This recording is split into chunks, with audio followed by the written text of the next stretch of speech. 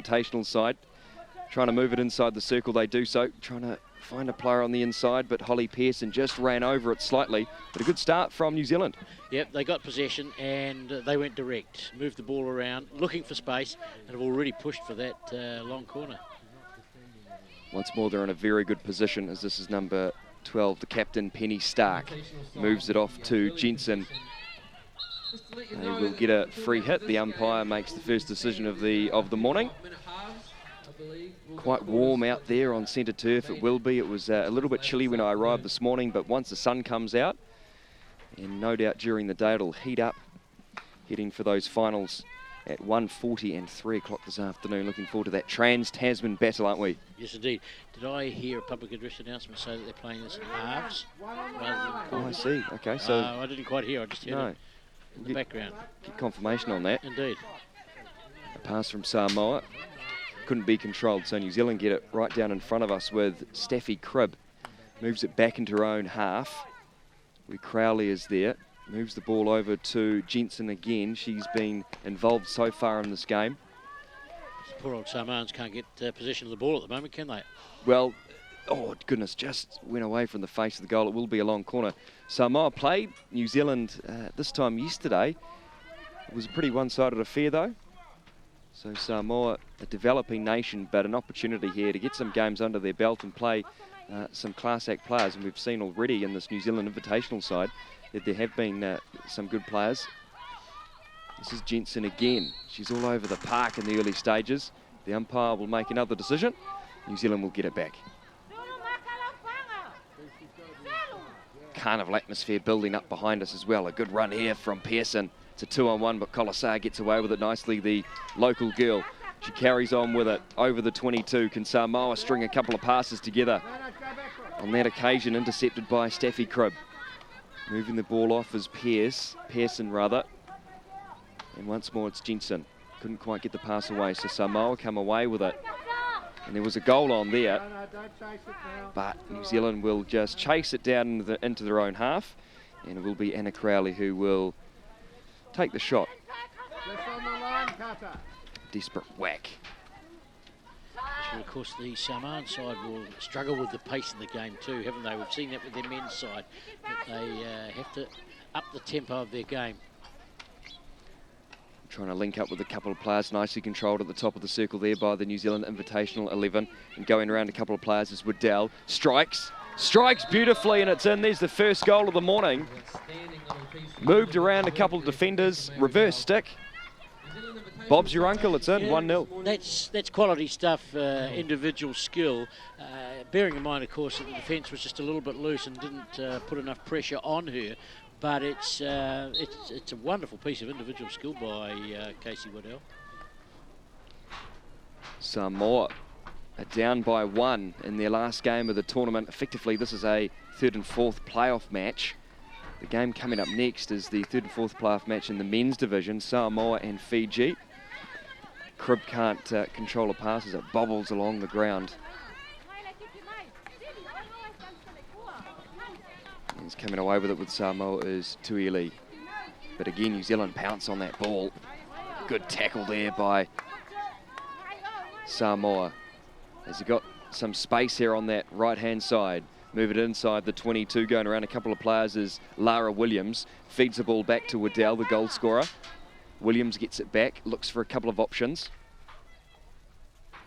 Across the face of the top of the goal. D, and here's the shot. Nicely deflected by the keeper. And in goal for Samoa is Sharon Afasia. Slick skills there from the New Zealand invitation players. Holly Pearson just a little bit isolated on that occasion. You don't get that long corners anymore. You get attacking 25, ball comes out. So, in fact, it will be a penalty corner. So Samoa will give it away an infringement, and New Zealand have their second opportunity to strike back in the early stages of this half. Yes, we've already seen the goalkeeper struggle in the defensive area, almost conceding a goal before that one that was the opening goal for the game. So she needs to get her defensive pattern sorted out. Talking to her players, getting their face masks all Set up. So 2 players are back. They've got 1 here to shoot. They get it back to number 8. That's Catherine Van Woekom. Double blast on the whistle from the umpire. Yeah, foot just outside the circle. Once more New Zealand. Oh, what a shot. Second goal of the afternoon. That's Van Woekom. Gets New Zealand up by 2. Samoa under real pressure as the changes come for the New Zealand Invitational 11. Yes, well, they'll be very happy with the way that started, because these young players have got a fair amount of talent, and they've had the opportunity to play against an international side, albeit one that doesn't have a lot of experience in these conditions. But the individual skill, very good.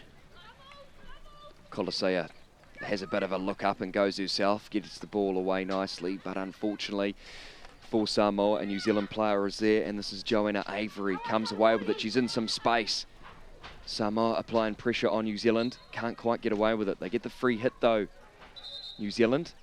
Umpire just calling them back to the mark. In fact, it was a New Zealand foot, so Samoa deep inside their 22 will get it. An overhead pass. They might come back to the mark. In fact, it is another turnover. Yes, I don't know how much this invitational side has played together, but they seem to have good understanding, good teamwork. And I guess it's brought about by the fact that the structures that are in place for development of the game in New Zealand are pretty similar, so they're all working under the sort of same routines. Beth Norman got a great ball on the inside of the circle to Trish Ross. She tries to find a player on the inside, but it's just away to the left-hand side. No real control in that shot. But I suppose for this New Zealand Invitational 11, an opportunity to play against an international side. Of course, they played against them yesterday, as we know. So they aspire to be at this level anyway. A good opportunity. Here's the second goal scorer, almost the deflection from Holly Pearson. Samoa, in fact, it came off a Samoa stick, so it'll be a 22 for New Zealand. They've got the reverse stick under control, haven't they? Yeah, it's working really well so far in the game.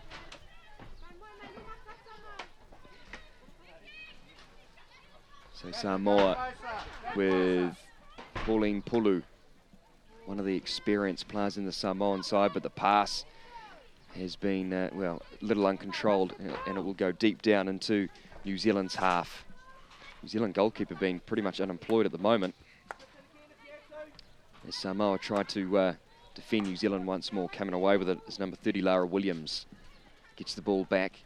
So New Zealand at the moment just under pressure, so they're just moving it back inside their own half, just to bring the press up. Just watch the line. Coming up nicely, and a good pass there from Beth Norman, but Colisea getting, applying the pressure against the goal scorer, Catherine Van Woekom.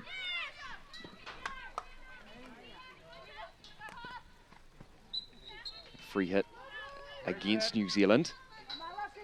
And placing it back to the mark, in fact, yeah, placing it back to the mark is number 11, Tania Tuieli. They're inside the circle, Samoa, but the defence coming up really nicely, and coming away with it is Catherine Jensen, fires it downfield, and Ralph is running after it. Yeah, good opportunity missed there. Samoa might have been able to create something more from that if they had just stronger skills close on the top of the circle. New Zealand were all over them like a rash, weren't they, in that circle? But this time, New Zealand in a familiar position, off the foot though, but it will be a turnover. They're exiting quite well, Samoa, aren't they? But they can't quite manage to link up with the passes in centre field. No, they, there's a lesson in everything for them, I guess. New Zealand once again getting an opportunity just inside that circle there. I think the ball came a little bit quicker than expected for Lara Williams. Important to note that the coach of this New Zealand Invitational side is Grant Boyd, who joined us in commentary on the first day of this tournament. He's part of the organising committee here at the turf. So Samoa can't manage to find players as they ran out of space. Here's Norman, gets a nice pass off to Ross, feeding the ball on the left-hand side to Williams again, back on the inside, and cleared away from Samoa. So their defence so far, yes, they have let through 2 goals, But at the moment, it's going pretty well. That's better from the keeper too. Much more positive and assured, and didn't just rush into the charge on the ball.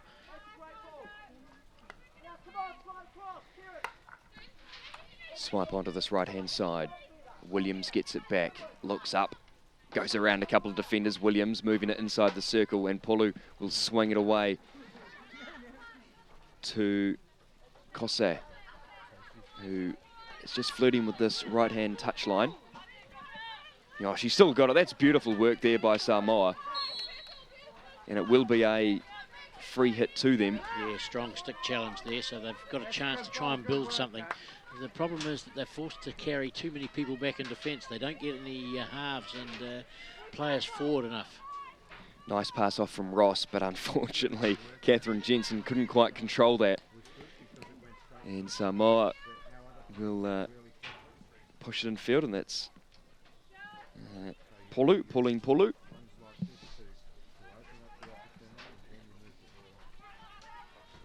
And just another pass that was uncontrolled from Samoa, so New Zealand will have a good tussle. It's a 2-on-1 on that in that corner. Coming away with it is Rodbean, Annika Rodbean. Move it inside the circle they go. Keeper's coming up. Penalty corner for New Zealand.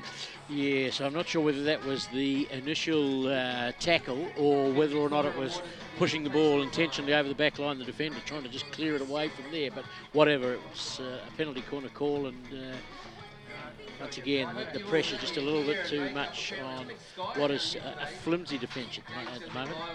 But they've had their moments. No excuse to stay at home. To be honest, you're here already, so...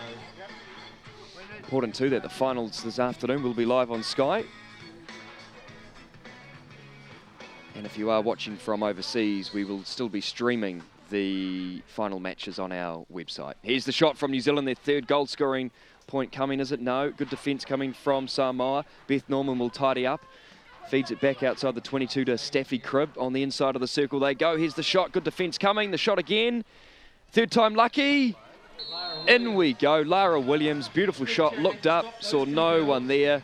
And she's a local girl. Lara Williams. New Zealand Invitational 11. Get their third goal.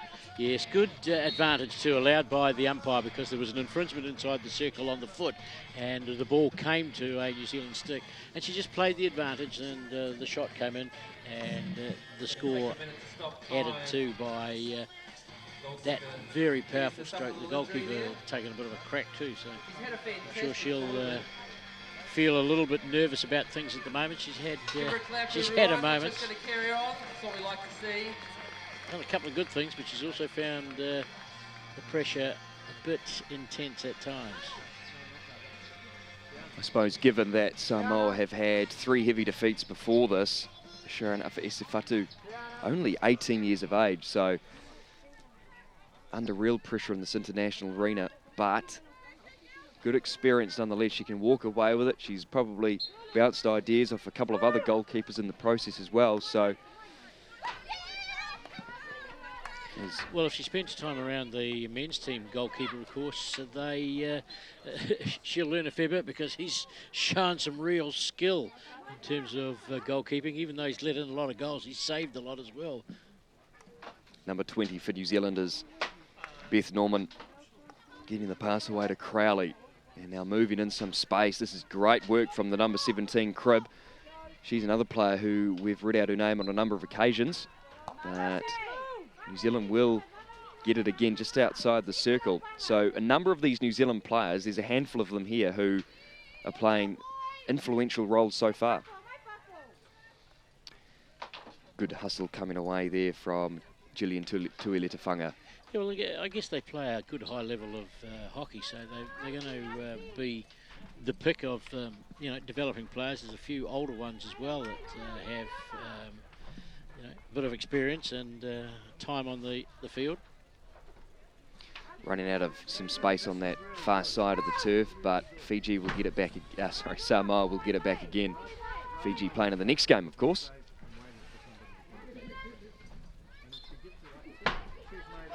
So the second scoring opportunity for Samoa, as we are playing halves, around about 16 minutes to go. So 2 20-minute halves, I believe. Desperate swipe to get it inside the circle. The defence coming up nicely for New Zealand. Here we go. And unfortunately for Hayley Melander, couldn't quite control that pass. It may have been a little bit too quick for her. Yes, but they've exited the defensive zone pretty carefully and effectively, haven't they? Which is the issue that Samoa struggle with. Comes off Hayley Melander's stick, and I think it was caught in the crowd. Caught by the photographer. Yeah, brilliant. Well done, Ned. He'll make a appearance in the New Zealand cricket team, I'm sure. He'd like to, probably. I'm not sure that he'd be fit enough. Here's the local girl, Nikita Kolasaya. Wins the free hit. Clever use of the defender's foot. Playing in the number 16 strip for Samoa is Jenica Hay for Samoa. Coming away with it is New Zealand again, in number 12. It is Penny Stark, the captain of the side. Looks up, sees some options, goes down, and good ball control there from Melander. Yes. And just couldn't quite get it. Yeah. Good vision though again, seeing that space down the narrow right wing side. Just a little bit too hard for the receiver.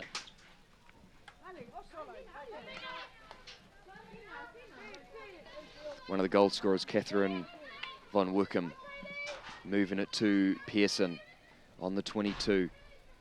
No one was there. Samoa will pounce, and that was Katie Taylor in the number 1 strip for Samoa. They get away with it here. Nice hustle right down in front of us, and that's beautiful defensive work by Catherine Van Wickham, but Samoa win the free hit.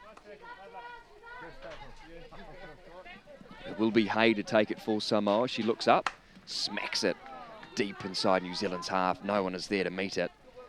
And Sakaria couldn't quite put the stick out and control it. Nonetheless, New Zealand come away with it again, and they're in some space here. What can they muscle up on this occasion? Overran it just slightly, and the stick goes on the ground, and a desperate exit play from Samoa. It was Jensen who couldn't quite manage to control it. But you've got to take those opportunities though, don't you? But they've effectively got the ball into the attacking area as quickly as they possibly can, and that's the difficulty that Samoa are facing at the moment in trying to counter the attackers. Penalty corner for New Zealand. Waddell will be the injector, looking for Penny Stark in the number 12, and they might go to her. That's my bet anyway. And it will be Stark to swipe. They move it in again. Stark gets it back. Gets her own player. Free hit taken. So just off the foot. A great carnival atmosphere building and outside, out the back of the commentary box. The markets have come down from New Plymouth from the weekend. There's been food stalls there all weekend, music as well. So great off-field entertainment for the crowd here to enjoy. Samoa come away with it. And it's Gillian Tuileta-Funga. Good hustle there from Van Wickham. She's in the action again as Hay gets it away for Samoa. But Melander wins a free hit. Comes off a foot though. Yeah, just good pressure being applied by defenders. Va'auru, Dora Va'auru swings, and once more. That's Sunita Sakaraya couldn't control that. As we welcome in our online viewers as well, it's good to have you here. The viewership base on the Hockey New Zealand website or other platforms you're watching on has been really healthy throughout this tournament. It's good to have you with us.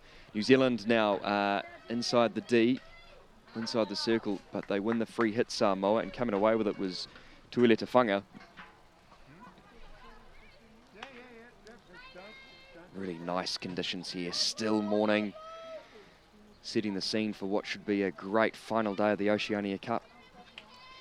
And this is the playoff game for third and fourth between Samoa and a New Zealand Invitational 11. Of course, mentioned at the top of the show that Fiji women's pulled out, so they had to put a team in to fill the spot, and they've done that nicely, haven't they? Yes, it was disappointing that they weren't able to make it here, but it gives just some of the younger, developing New Zealand players a chance to get some hockey together and work in a pattern. Samoa running out of space, trying to get it on the inside of the circle, but coming away with it again is Vanuatu. And running out of players. Yes, she is. And Hay feeds it in the circle. And if Whangalilo controlled that, it was danger time for New Zealand, but tables turn as Norman comes off a stick and it will bounce out. Came off a New Zealand stick, in fact. So, sorry, a Samoan stick. So Ralph, who just came on, full into the action, gets it inside the circle. New Zealand trying to move around the defender. And a block called potentially by the umpire. Yep. Obstruction.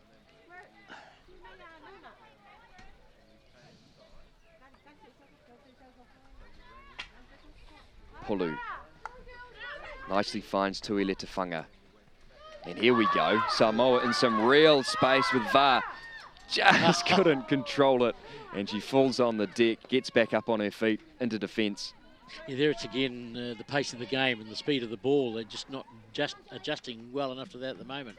They're getting opportunities though. They're starting to create some opportunities. There's a unforced error onto the foot, so the Samoans getting another chance to get the ball inside the New Zealand territory. It's VAR once more, who this time controls the pass. Umpire was playing advantage. They're going to come back for it. Umpire on the far side is Anna Billing.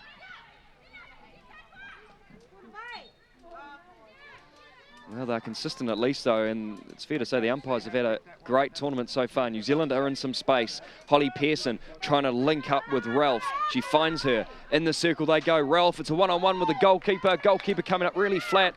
Desperate swipe to get it out. Williams will control it and pick it up, pick the pieces up, which is nice. Here's the shot just away to the left-hand side, but good pressure on attack by New Zealand.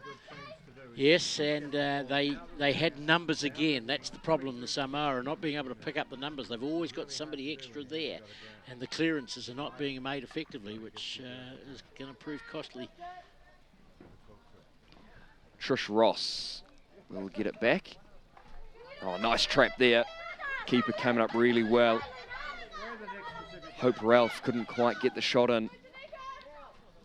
As Afa Esafatu comes up nicely on defence and goalkeeper. But Samoa really applying pressure in the later stages of this half with 8 minutes to play. Anna Crowley, famous Taranaki name. I'm not actually sure if she's from here, but the Crowleys are synonymous here. Well, she shouldn't be playing hockey if that's the case. No. That doesn't apply normally. No.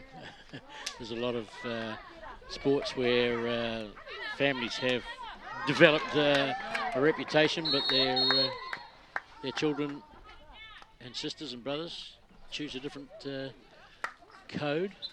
Well, of course, the Crowleys heavily involved in rugby here. Both Leo Crowley and his brother have been involved in the Canadian Rugby World Cup squad of late. And they put some good performances together during that tournament. But here at the hockey, New Zealand 3-0 up over Samoa. And nice hustle down in front of us. So Samoa in some space. And this is number 13, Sakareya, coming away with it beautifully. But it was a great defensive play by Norman. Running out of space. And Sakareya just dives on the ground. The free hit goes against her. They'll bring it out just a little bit.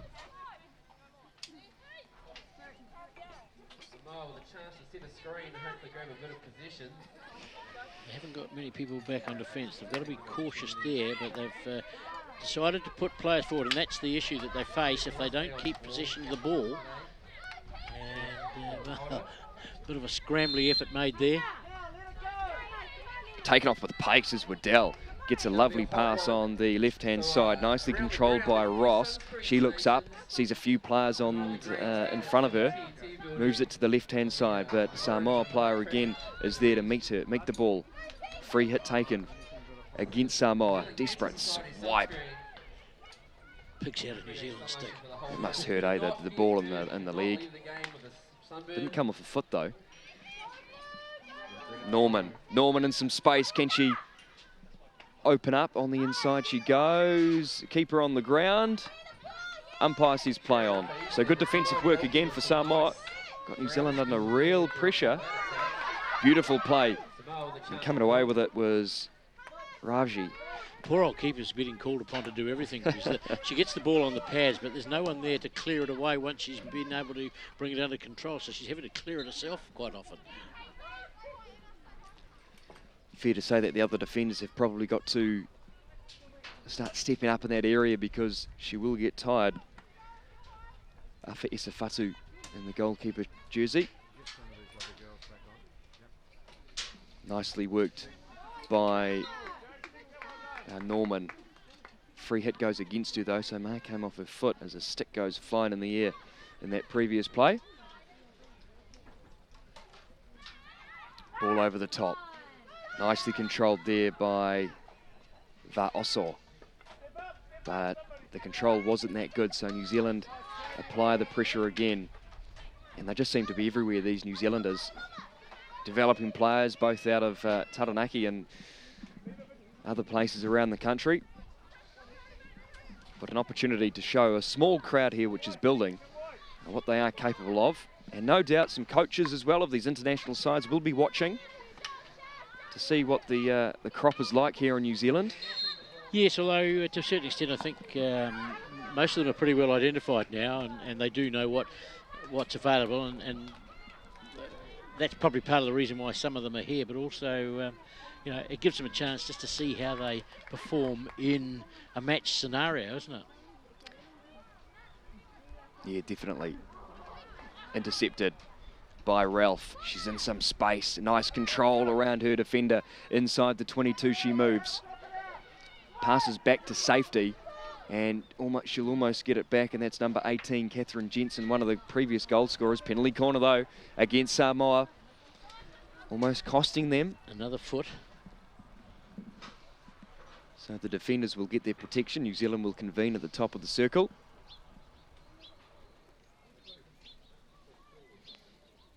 Umpires really haven't made too many decisions so far in the game. They've been fairly quiet, but that's just the nature of the game at the moment. It's very quick. Players just want to play hockey rather than infringe.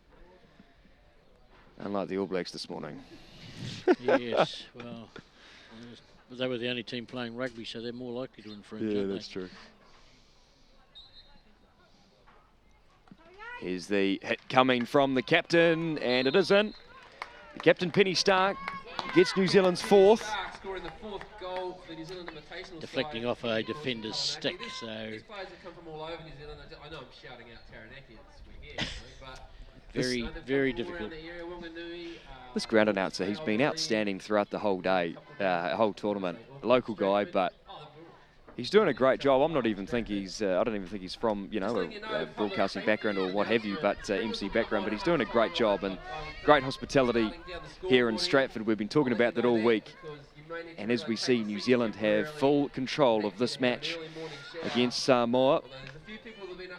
Good hustle inside the circle, but the defence is good. Pulu will have a desperate swipe away, but it's being picked up by Ruben. Working it away in the corner. Ruben gets it back nicely. A good interlink play there, but the defence is nice, and coming away with it for Samoa is Hay. Sorry, in fact it is Elisa Raji. Played that nicely.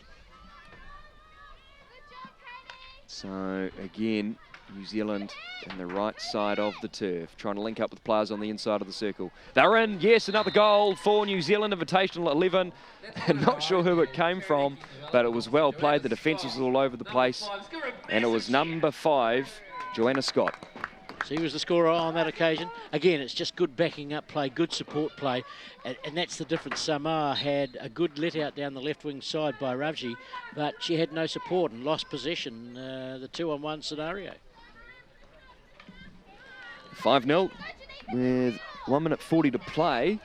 They're playing halves today, and the other games we will see they'll be playing the regular quarters, which has been a change in the last couple of years. The other game is underway at around about... what time is that game? Well, it was supposed to be 10:40, I think. Might get there. Probably will get there. This will finish in time, I'm sure. Yes. With the women's final at 1:40. And the men's final at 4 o'clock this afternoon, and Stratford will be hoping for a very good crowd, and we saw a good crowd yesterday for the New Zealand-Australia women's game, which ended up in a draw, and that was very entertaining. Both teams will be a little bit disappointed they didn't get the win, but New Zealand had a lot of chances in that game, Brian. You called it, and they would have been a little bit disappointed with their attack. They created it. Was same with the the men's game. That's the big one, of course, today is the men's final, because New Zealand needs to win to qualify for the Olympic Games. Ball down in the goal, but came directly from the field of play. The big, powerful hit of captain Pelosi. As the hooter goes. The hooter sounds. So half-time they are playing 220s by the looks of it. So New Zealand have the dominance in this first half. 5-0, as we just confirmed that that other game coming up is at 11:30, the playoff between 3rd and 4th. And Brian, what did you make of that first half? Well, it was dominated again by the New Zealand side. I guess you sense that the Samoan side have struggled to organise a good, effective defensive screen. They've not been able to get players up in support at times when they have created the attacking situation. And generally, I think they've probably learned some lessons here, but they need to just try and up the tempo of their game. I'm impressed with some of those invitational players, and I'm sure that the hierarchy of hockey and the selectors and those who are identifying the talent will also be pretty happy with the way they've performed. Absolutely. Some players that have been standing out for the New Zealand Invitational at 11, Lara Williams, Anna Crowley, Beth Norman, just to name a few. So we're looking forward to starting in the second half, moments away at the TET Multi-Sport Centre in Stratford. We'll be back in a moment.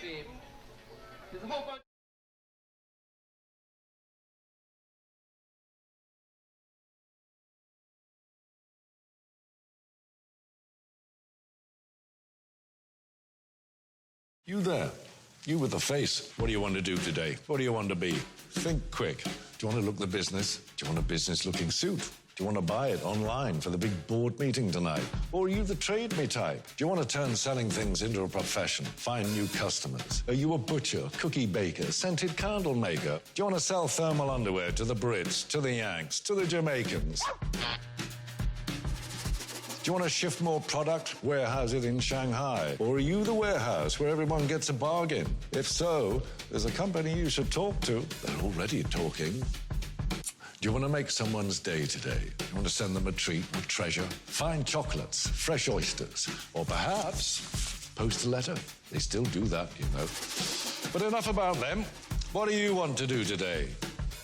Because whatever it is, you can. You can.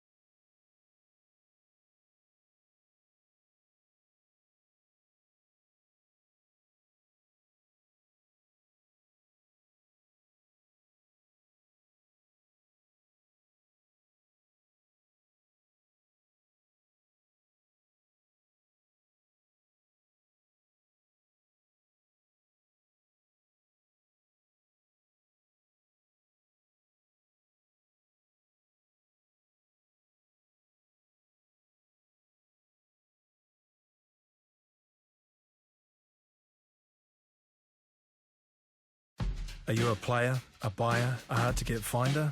Want your hands on what no one else has? Now you can. My passion comes with strings. I looked the world over, searching something new. I checked mags, malls and shopping halls. Then there she was, my baby.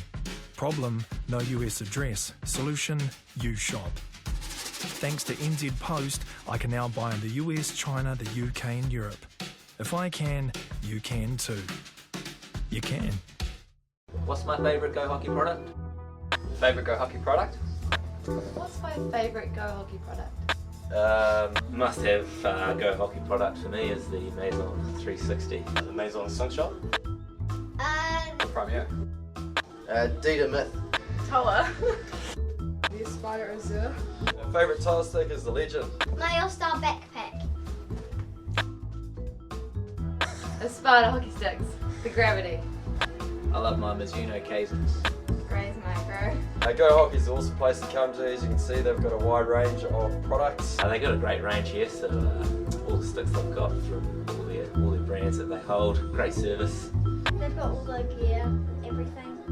Well, I don't know, I love the sticks, I love the people, love the shoes though, love these gazettes.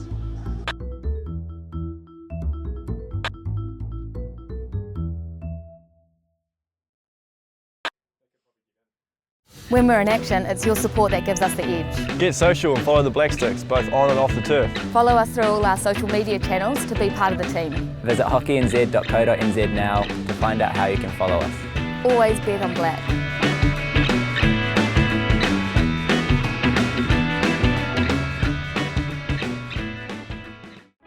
For the early mornings, the hours in the rain, the sun and the moon,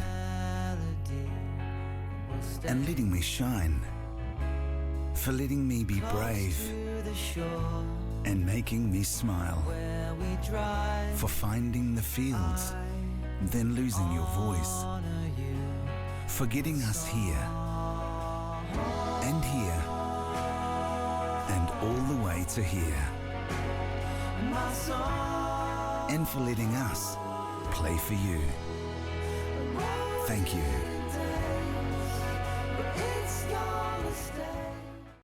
Make sure you're back in black by wearing Black Sticks official apparel.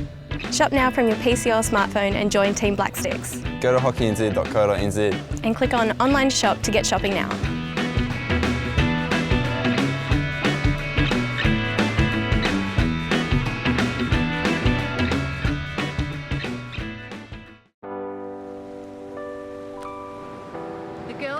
Booked their Olympic berth. But our last shot to qualify is the Oceania Cup, where we both tackle arch rivals Australia. Let's push off from our black sands and hit the golden beaches of Rio. Can you feel it right now?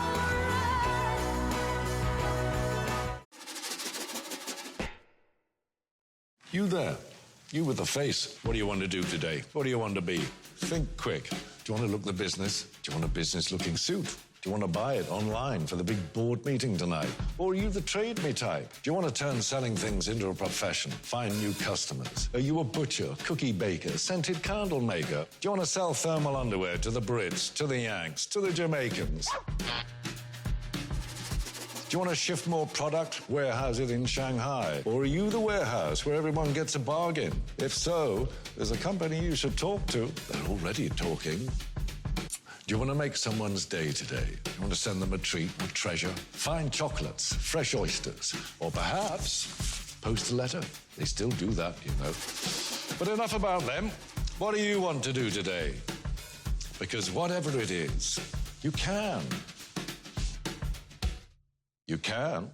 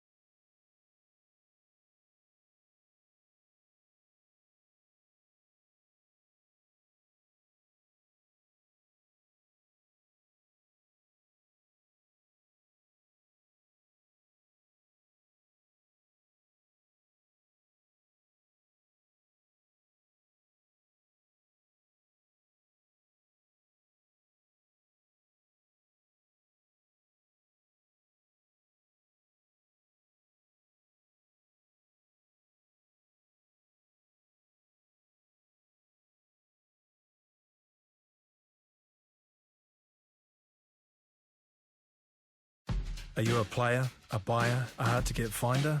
Want your hands on what no one else has? Now you can. My passion comes with strings. I looked the world over, searching something new. I checked mags, malls and shopping halls. Then there she was, my New Zealand Invitational 11 playing in the black and Samoa in the traditional blue. This is a playoff between 4th and 5th as we're on here. Yes. We're underway. Just a little bit of confusion on that far side. But New Zealand have the ball back. So New Zealand moving it inside the goal, inside the circle, but it will be a penalty corner. New Zealand's first scoring opportunity of the half, Brian, and it really came out of nowhere, didn't it? Yes, again, it's just an unforced error really inside the circle. New Zealand, all of their players convening, apart from one at the top of the circle. So it will be interesting to see who they use. They've got Stark there, who played a key role in that first half, scoring one of them. She's the captain, of course, and giving the orders. So here's the penalty corner, the first scoring opportunity of the half, New Zealand. And it will be Stark. Here's the shot, and it's in, beautifully done. Across the ground, it was bouncing along. The defence couldn't quite manage that. Yes, nice strike, and unusual too to see a hit at goal rather than a drag flick or a sweep at the goal or a scoop at the goal. That was a straight out and out hit and pretty efficiently done by the captain of the side. Leading from the front. We haven't seen in this game, in the big games, we've seen the coaches relaying messages onto players on the field and then running over to the meeting that they have. But we haven't quite seen that in the penalty corner situation in this match. Players probably haven't seen much of each other, I suppose, and they're probably going for just a straightforward penalty corner scenario.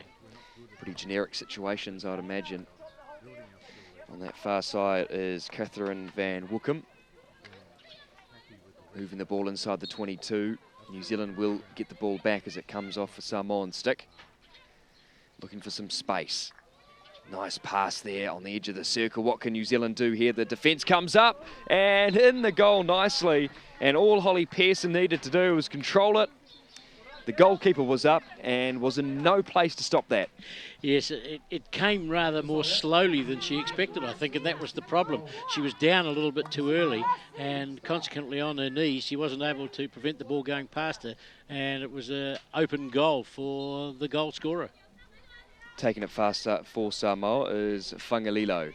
Passes the ball back to Nikita Kolosea, the local girl here, moving around a couple of defenders nicely. Samoa, their first opportunity of this half.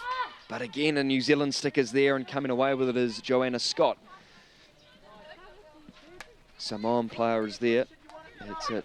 Pereira pushes the ball out as the defence came from Holly Pearson. In fact, it's Melander who takes it.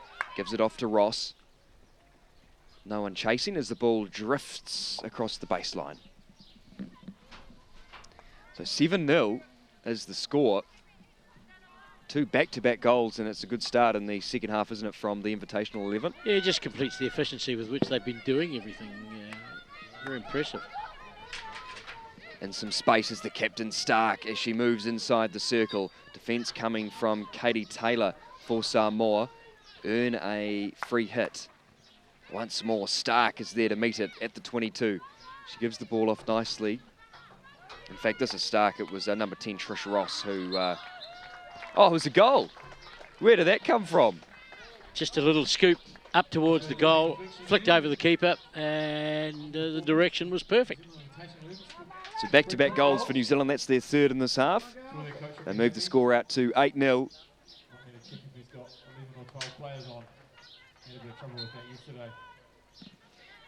Plays underway. Kolosea smacks it and tries to find Ravjai for Samoa, but the ball will win the race, as it always does, doesn't it, Brian? On these kind of turfs, yes. Yeah.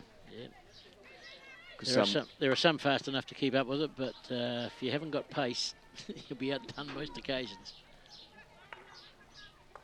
Van Woekom Gets it past beautifully. New Zealand are in some space with Waddell inside the 22. They move it inside the circle, just off the right-hand upright.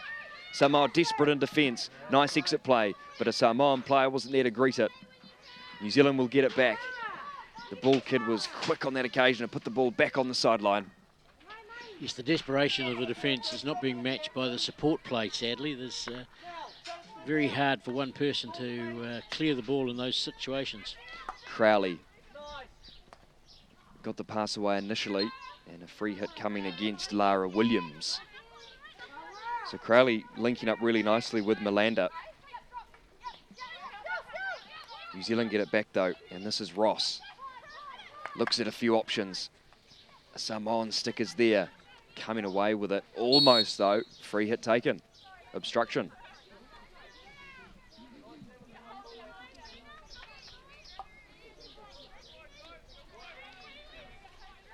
Kita Kolosea just looking around to see who was available. For the second time in a row, couldn't quite link up with Raji. Stark will just tap it back inside her own half to another player. She'll get it back. That's number 21, Anna Crowley. The ball just to the right-hand side of Rabin. Samoa's defence coming up nicely though. And a free hit taken. This is Kelsey Bailey. So a couple of New Zealanders playing for the Samoan side. Kelsey Bailey just smacks into Williams, but Williams won't apologise. She wants to get the ball down on the right-hand side of the field. Pressure coming. That was good work there by Tuieli for Samoa. Just at the moment, New Zealand's attack a little bit static with the defence coming up nicely from Samoa. Yeah, they're not getting the rhythm into the attack that they had in the first half, and I think that's being brought about because they're looking to try and go individually, dribble the ball around defenders rather than use the pass to great effect, and sometimes that's the reason why. Back to it, that's a better situation there. Yeah, nice pass from Lara Williams. She gets it back. And this will give time to reorganise New Zealand's attack. Cribb back to Williams. Obviously organising the attack. There were no options there. And Joanna Scott just couldn't quite reach out, and chasing it on the far side is Annika Rubin. Just keeps it in. Could have been close to a long corner from down inside the attacking area. Imagine that, they wouldn't be happy with that. Yeah, but here's Samoa coming away now with that opportunity because they've got the ball downfield without their own efforts involved. Nice work by Nikita Kolosea, and she was just a little bit annoyed with one of her players on the inside, but New Zealand come away with it in great space. Lara Williams manages to tap the ball back unintentionally, I think, to Ross. Good hustle there by Pereira. Trying to find some players on the inside. There was no one there to greet the ball, but if a Samoan player was in space there, it was danger time for the New Zealand keeper. Yes, they aren't able to commit enough numbers forward. That's the problem. While they've got their defence under pressure, they're not getting enough numbers forward. This is Waddell. Reverse shot on the inside of the circle. The referee has the arm out for advantage. Penalty corner. It was against Kelsey Bailey. In fact, Gillian Tudleta-Funga, the brother of Mark, who will be playing in the game coming up next. Samoa and Fiji. Yes, good family. Sorry, she's the sister. I said the brother. Yes, the brother. The brother's coming up later. Yes. I'll be a little bit concerned if the brother was playing in this game. Exactly. Well, a chance to increase the score. The penalty corners have been pretty efficient. They haven't been too varied. They've really gone for just a straight hit. We'll see if this is a hit from New Zealand again. Looks like they'll use Penny Stark again. In fact, it goes beyond Penny Stark. Here's the shot from Williams. Defence coming up nicely. Bit of vibration on the stick potentially.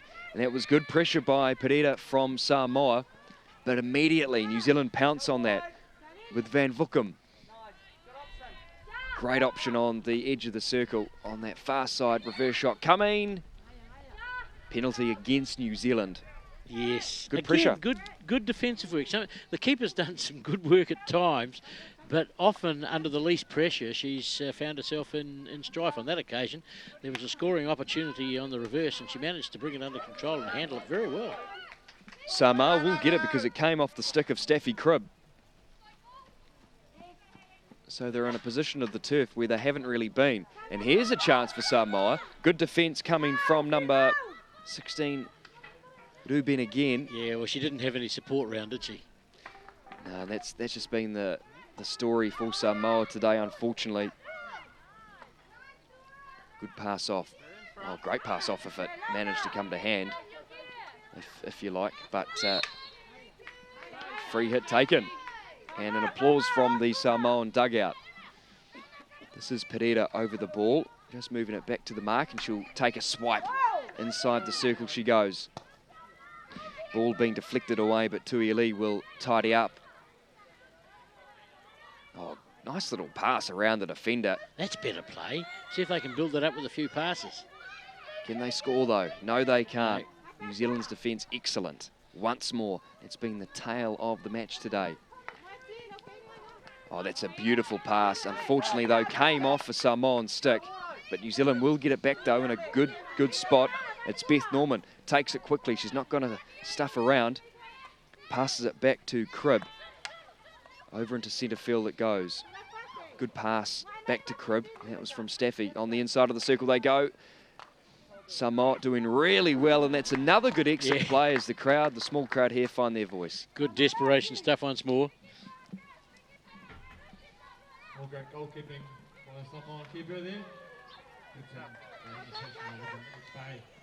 Free hits. Wasn't on the mark, I don't think. Make sure we give these two teams a lot of support for these final. So the crowd's slowly building, and the grandstand just to the left-hand side can probably hold about 50, and that's almost full, which is good. Cheap seats? Yeah, potentially, yeah. I'll certainly be there probably watching the games a little bit later on. Oh, yeah, you want to get in early for the big games this afternoon. They're big games. The quality of the competition between New Zealand and Australia. And tickets are reasonably good too, which is nice, and that entices people to come on down. Penalty corner against Samoa once more. Players are getting tired, so you've got to start revolving it, and you've got to keep it out there. Takes, I think this is the first stoppage of this half. So a chance for both teams just to relax a little bit, sort out their defence. We've got around about just under 18 minutes to play, according to the ground clock.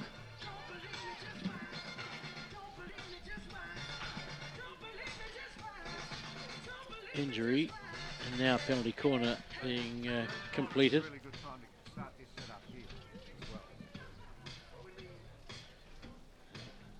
Same battery at the top. The real alternative that they've had, the variation, is just letting the ball go outside the circle. Here's a slight variation. It was Penny Stark who got the pass away. Reverse shot coming, looking for the top right-hand corner. Beth Norman was the one who attempted to drill it into the goal. Danger call. Who needs to go on? But the defence is coming up nicely from Samoa, so New Zealand will be aware of that. 8-0.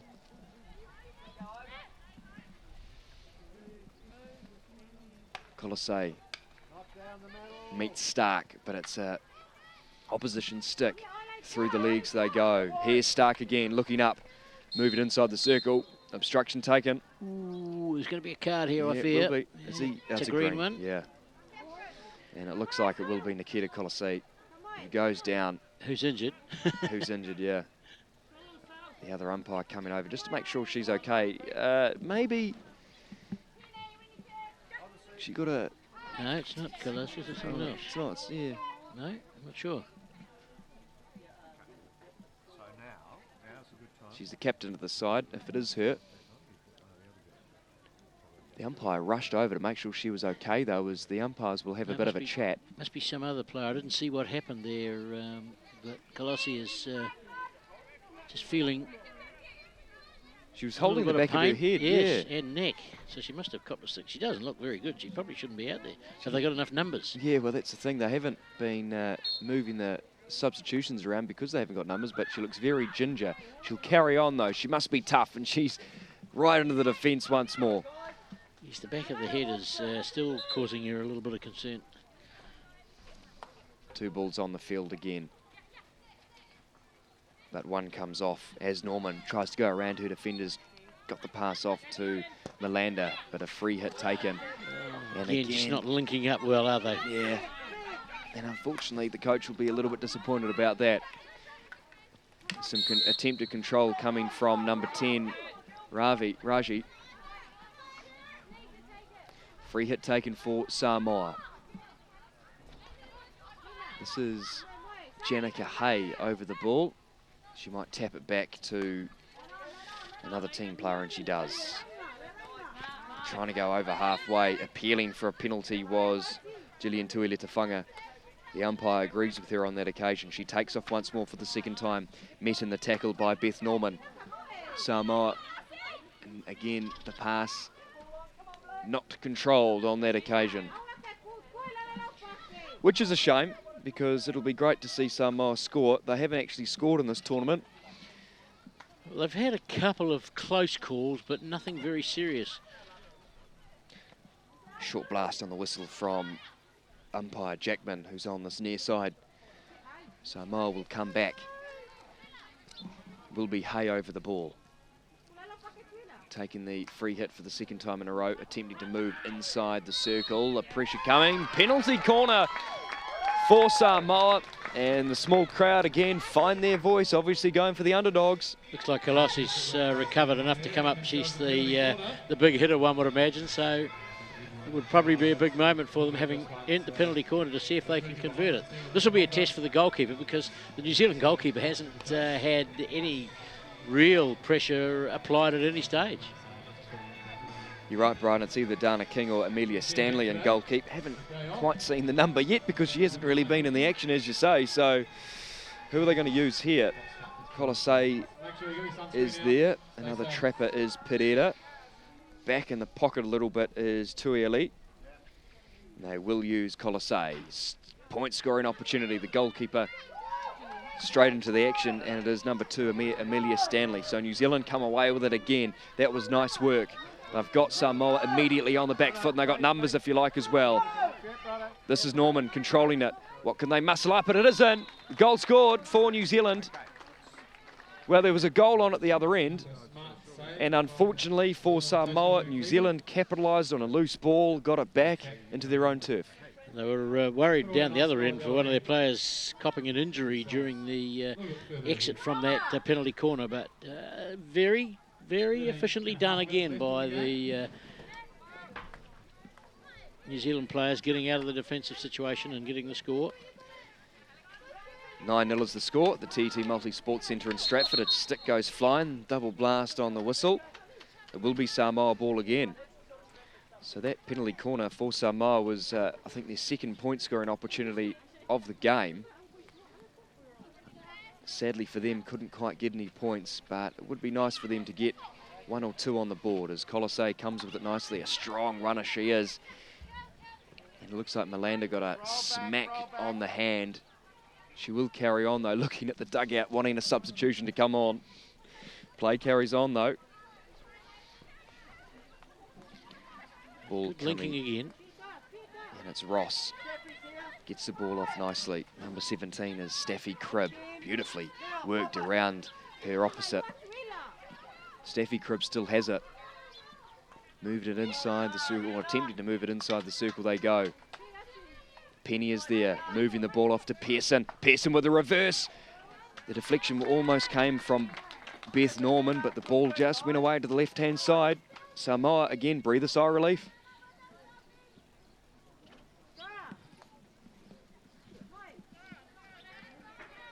In fact, it has come off a stick of long corner Samoa, yeah. Here's Pearce with a shot, second time round. Nicely deflected by number 14, Tina Whangaia. Okay, so you've got 10 or 12 minutes left to make sure everybody is... Just under 12 minutes to play in this game. They're playing halves in this particular match. Not sure what they're going to be doing for the other game. I would imagine it would be quarters, Brian. Your guess is as good as mine, William. We'll find out. We've been flying by the seat of our pants a little bit this morning as it is. We have indeed. So Samoa have a chance to just reorganise their attack through Nikita Colossae, the captain of the side. Overhead pass. To meet it, though, is Cribb. Cribb comes away with it. No. She was within the area of landing and bringing the ball under control, so probably a little unlucky. It's a 50-50 call on those situations. The stick goes flying in the air. That was Beth Norman's stick. She needs that if she wants to score another goal. So New Zealand once more in some great space. Good pace too. That was Pearson linking up well with Lara Williams. A bit of a 2-on-1 on that side. 1-2 play. The shot inside, coming inside, but deflected away from Samoa. That was Trish Ross just trying to move it inside the circle. Samoa running out of space on that far side. It is a 2-on-1.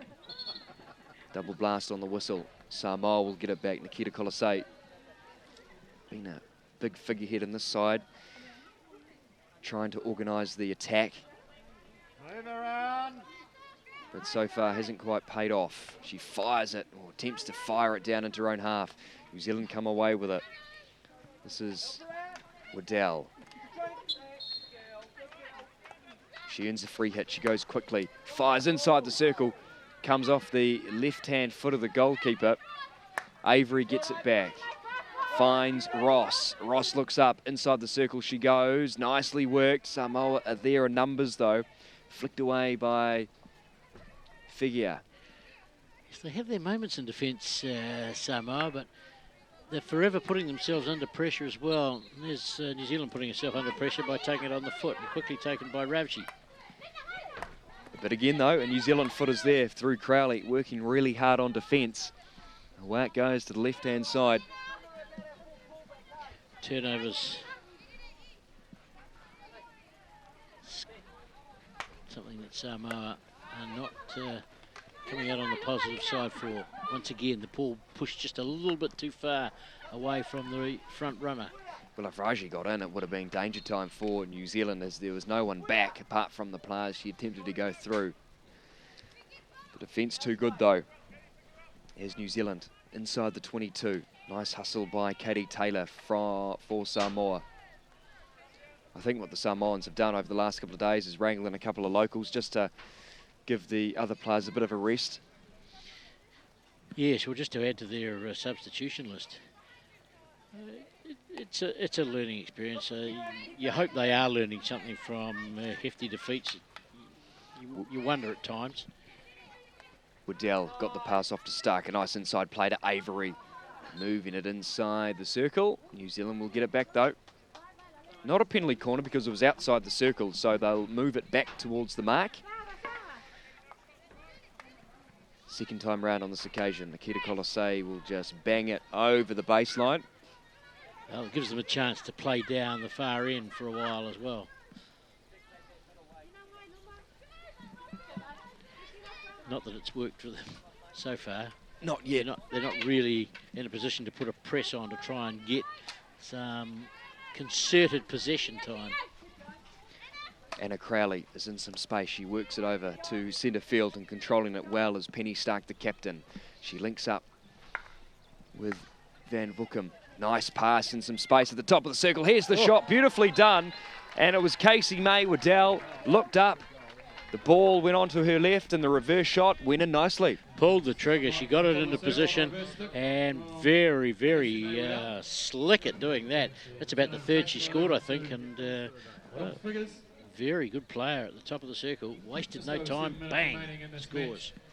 New Zealand move into double figures, 10 points to 0 with just over 7 minutes to play in this game. Third and fourth playoff match of the Oceania Cup. Probably not official given that it's the New Zealand Invitational team. Fiji Samoa men coming up next. Brian, you'll be calling that. It was a bit of a one-sided game in pool play with 17-0, I think, or 20-0. 20-0, yes. Yep. Yeah, well, that will be a test, I suppose, for Samoa. They're probably feeling a little bit tired. They've taken a bit of a hammering, but it's something that they probably want to try and improve on. Kolosei is good in defence. She wins the free hit, takes it quickly. She might just fire it back. In fact, she finds Va'asor. Nicely worked by Va'asor over halfway. A couple of players in front of her, though. Nicely done again. Got around the defence beautifully, but the defence, though, was too good from the goal scorer, Waddell. Over the far side to centre field. The captain, Stark, gets it back. Nicely worked to Van Vukum. Beautiful pass. Can she link up? Can she get her second? She can't quite do so. The defence coming again, and just off the left-hand side, that was... Keeper equal to that one. Got her work cut out for her, Sharon Afa Esefatu, the keeper for Samoa. And nicely worked there by Catherine Van Vukum, just to leave the ball. She could have controlled it, but a bit of breathing space for both the attack and the defence. Well, they're getting back onto the attacking area pretty rapidly anyway. Free hit taken. On another one, though. She's reversed it by the looks of it after that. May come off a foot in the process. Kita Colosei with the overhead. New Zealand's got to be 5 metres away from it. And here we go. Samoa in some space, and coming away with it is Fairly Go. It's a bit of a hustle with Anna Crowley. Fiji will get the free hit. Yes, but they haven't got enough players up there to take it quickly. That was called for a quick movement of the ball, but they just don't have enough players forward. They're sort of meandering into the circle, aren't they? Bit of fatigue coming in late in this tournament. And the fact that they've got so many people back in defence. Picked up nicely by number 13, Joanna Avery. She links up beautifully with Jensen, but intercepted. I called it a little bit too soon, but coming away with it is Pereira. Once again, though, a New Zealand stick is there to make the ball. Crowley with the pass. Williams gives away a free hit. So Samoa dug out, calling out the instructions to Nikita Colosei, who will take the free hit again, just on the left-hand side of halfway. Fires it over nicely to Figililo. Samoa will get it back. It was a good tussle. Coming up in defence is Van Vukum. Samoa trying to move through the defence, but can't quite do so.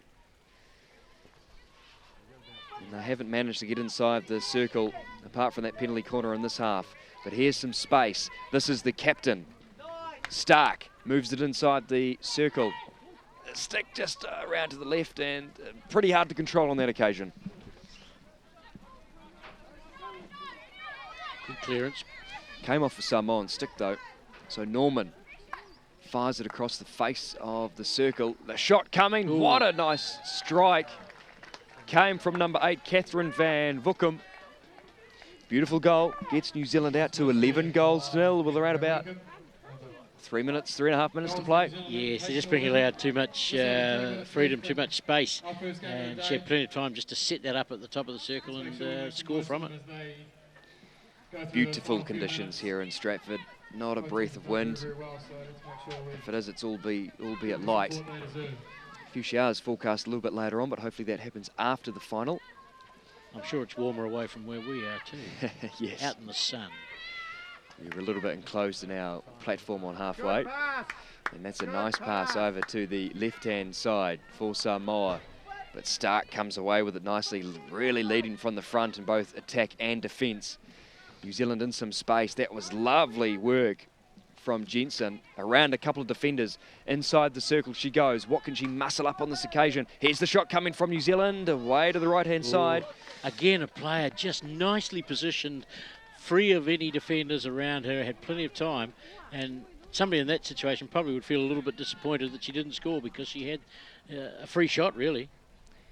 Beth Norman will be a little bit disappointed with that, but Samoa get it back on their circle. Nikita Colosei looks up. She'll go to the left, her right. Not long to go now. New Zealand Invitational. So Samoa desperate to get out of their own half, but a pass that wasn't quite controlled. And immediately Norman picks up on it. Can she strike back, make amends after not controlling that other pass? New Zealand get a free hit. A little bit of obstruction there coming though from Kelsey Bailey. Trying to move the ball on the inside in front of the goal, but couldn't quite do so. Yes, there's plenty of people around clogging that circle too. Week of hockey coming out, Fiji versus Samoa in the men's game. And of course the big dance a little bit later on, Australia versus our very own Black Sticks. A little bit of a discussion going on here with the umpire on the far side, Anna Billing. Lani Jackman is here with her back to us. Don't come into the media area, but I've got a whole swag of those that I'm quite keen to hand out. Just away to the right-hand side. The keeper for Samoa came out of goal, and that's the risk you take, though, isn't it, Brian, when you come out of goal and when the attack's right inside the circle. Yes, it only takes one pinpoint shot to beat you, really, because you're trying to recover your position. Nicely controlled by Charlene Fangalilo. Samoa on this right-hand side, just about the 22. No space to work with. Oh, she gets through the defence. It comes off a New Zealand stick. It's Beth Norman's stick. So Fangalilo will get it back. She just takes her time, though, because just trying to look for some players on the inside of the circle. Can she manage to link up with them? Players on the ground there. Beth Norman, she's been a star, actually, today, scoring a goal early on in defence. It pays off on that occasion. Here comes New Zealand. A pass couldn't quite be controlled by number 3, Hope Ralph. A nice pass back to Trish Ross. Links up nicely with Stark. Trying to go on the far right-hand side. And that is the game, in fact. The game is over. An applause from this crowd, which is building slowly. And New Zealand Invitational 11 have the dominance. And they had the dominance throughout the game, winning by 11 goals to 0, Brian. Yeah, pretty impressive performance by the New Zealand Invitation side. As I say, they haven't been together that long, and they've formed a reasonably good combination, but very impressive performance by them. Hard to make a judgment of the Samoan side because they're kind of hiding to nothing to some degree when they come into these circumstances, but you know, they put up a good battle, and you can you know, come away from that and say, look, we put a lot of effort into this. It's a learning experience. Hopefully, as I said before, they have learnt something from coming here, even though they've been hammered, and they've just you know, had an experience of playing on an artificial turf. Players hug, shake hands, high fives all round, coming from the coach of that New Zealand side, Grant Boyd. And we're all done and dusted in the first game of the last day of the Oceania Cup. So coming up next is the third and fourth playoff for the men's division, Fiji and Samoa, with the big finals coming up, the women's at 1:40 and at 4 o'clock this afternoon, the men's final, both of those trans-Tasman rivalry between New Zealand and Australia. If New Zealand don't win in the men's division, they won't qualify, but Ireland will qualify as both teams meet in the centre of shot there. We're all done and dusted. New Zealand Invitational 11 having the dominance, 12 goals to 0 in this match.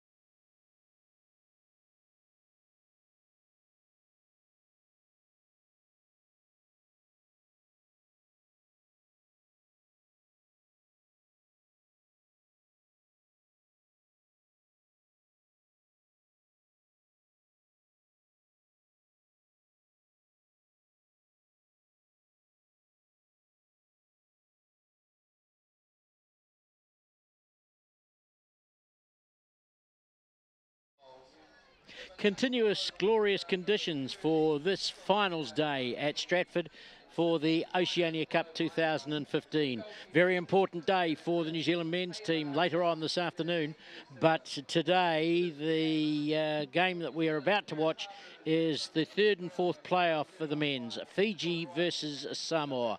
And the Fijian side lining up alongside their Samoan opponents. And I would think that the Fijians will be strong favourites after beating Samoa 20-0 in their first up match a couple of days ago. Let's have a look at the two teams. The Fijian side have well rested a few of their key players in terms of Denzel Mock, Sakakala, Fabiano and Ladua. They've all sitting out, but they've got a lot of experience there. Levan Dutta is the key goal scorer, outstanding player, and the Smith trio, Hector, Adrian and Alsace, all very key and influential players for Fiji. And of course they've got Martin Fong as well. Samoa, well, Lulu Mark Tulu Fatafunga is the captain. He is very influential. Nokis, a lot of play goes through him in the midfield. Teo as well. And the hard work that is often done by Talavar, number 14, and also Paolo and Pio as the players come out for the national anthems of Samoa and Fiji. And of course there probably will be the Fijian Challenge as well to watch. Not a good crowd here at the moment. William Johnson is with me, having seen one game already, kept his eyes open for the hour since that game after watching the rugby. And we'll have comment from him in just a moment as we hear the national anthems.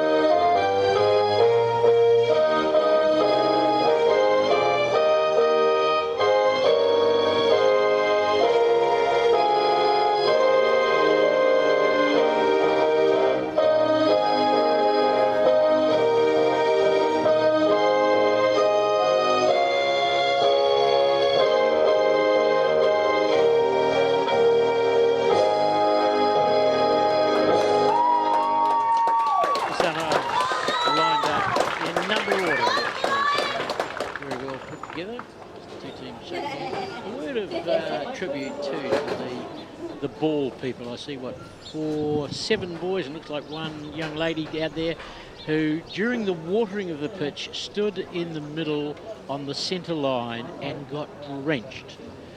Above and beyond the call of duty, I would say, but well done. Yeah, feel sorry for those kids. The boy right down in front of us was the big tall boy in the picture there. He was the one who got absolutely drenched. We asked. He was going to ask for another T-shirt, but they might not have another one in the size. Unfortunately, I think they probably should have been told that they didn't need to do their duty there, but they've done a good job. Not an easy job to do. One of the things, of course, that they've had a problem with is getting 2 balls on the field, and they get yelled at times by the players. But they've done an excellent job. The young kids from local, and I think they've had a whole lot of them. Some of them sitting down behind the goal away to our right. Now the challenge that we will see from the Fijians. They start with their sticks raised in a very menacing way.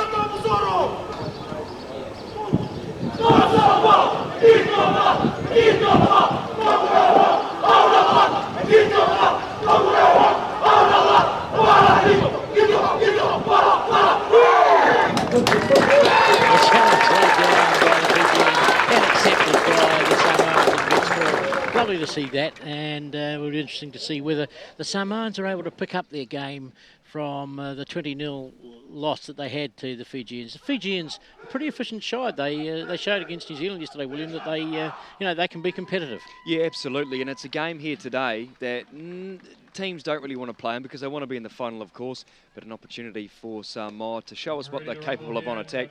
And that challenge that was laid down by Martin Fong for Fiji, we're used to seeing huckers around in this part of the world, and I'm sure it laid the challenge down and scared, intimidated our Samoans as well. Well, the 2 umpires today, Kieran Pabu from New Zealand, who's done a couple of games here, and James Uncles from Australia, and we're back to 4 15-minute quarters in this game, and Levin Dutta, the first man to receive the ball as the Fijians go onto the attack towards the goal to our right. Looking to build up, and immediately there's an intercept by a loose pass, but turned over by Samoa. They won't want to do that. They'll look to try and get themselves into a better position as immediately Dutta gets the ball onto his reverse stick, and then a couple of shots, both saved by the keeper. Fiji still coming forward down on the right-hand side of the park. Right wing, they're going to get a long corner. Ben Latua, the Samoan goalkeeper, right into his work straight away. Yes, indeed. And the Fijians coming forward, but good outlet now from Samoa as Teo takes the ball down towards the 25, then just can't quite control it, bubbles away from him. Fiji have the ball in from the right wing side. Walter Heritage, the man who makes the start of play. Some big boys in the Fijian side, and they've played pretty well. Here's a free hit for Fiji as Nokis, the playmaker in the centre of the park, just gets the foot in the way. Fiji coming forward through Smith towards the circle. Chance, sweep towards the goal, bit of high and wide. Out of the line from the shot taker, number 9, Tavita King. That should almost cleaned out Martin Fong as well. He had to move away to his right-hand side just to be, away from the ball. They are fired at pace on the odd occasion. Well, here's Fiji back in their half at the moment. Heritage using another defender behind. Forward to one of the Smiths. It's Hector Smith, the captain. Strong drive towards the circle. Gets it inside the circle. Chance for Dutta, and on the reverse, it goes over the top again. Samoa really need to set the standard on defence. They've been defending in pretty much all of their games so far this tournament. But immediately we see Fiji pounce. Free hit for Fiji. Back inside the 25. Chance at the top of the circle. Fed in nicely. Good defensive effort there made by one of the defenders. Diving forward was number 12. And Pio managed to get the ball clear and gets a free hit as well. And the Fijian players just tying up his shoelaces. Jerome Edwards. Yeah. Tui Tafunga. Goodness. Clears the aerial ball away to the left wing side. Paolo. Tavita King now. Sweeps it towards the centre of the field. Unmarked is that player in Corrie. But Samoa managed to get the ball clear up towards halfway. Under a bit of pressure. Smith comes with a good little run, the captain of the side, but gets a free hit against him.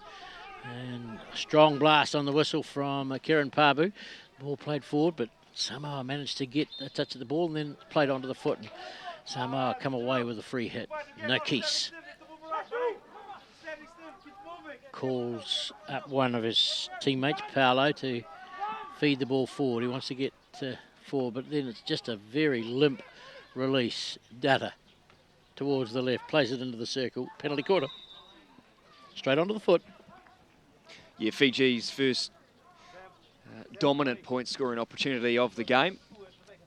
As they convene at the top of the circle, have a conference if you like. We're used to seeing that as the game goes on, or as the games go on this tournament, and it will be Fong to feed. Martin Fong will feed, and I'm sure that we will see Data having an input. Adrian Smith perhaps is another who's standing there just waiting for the option.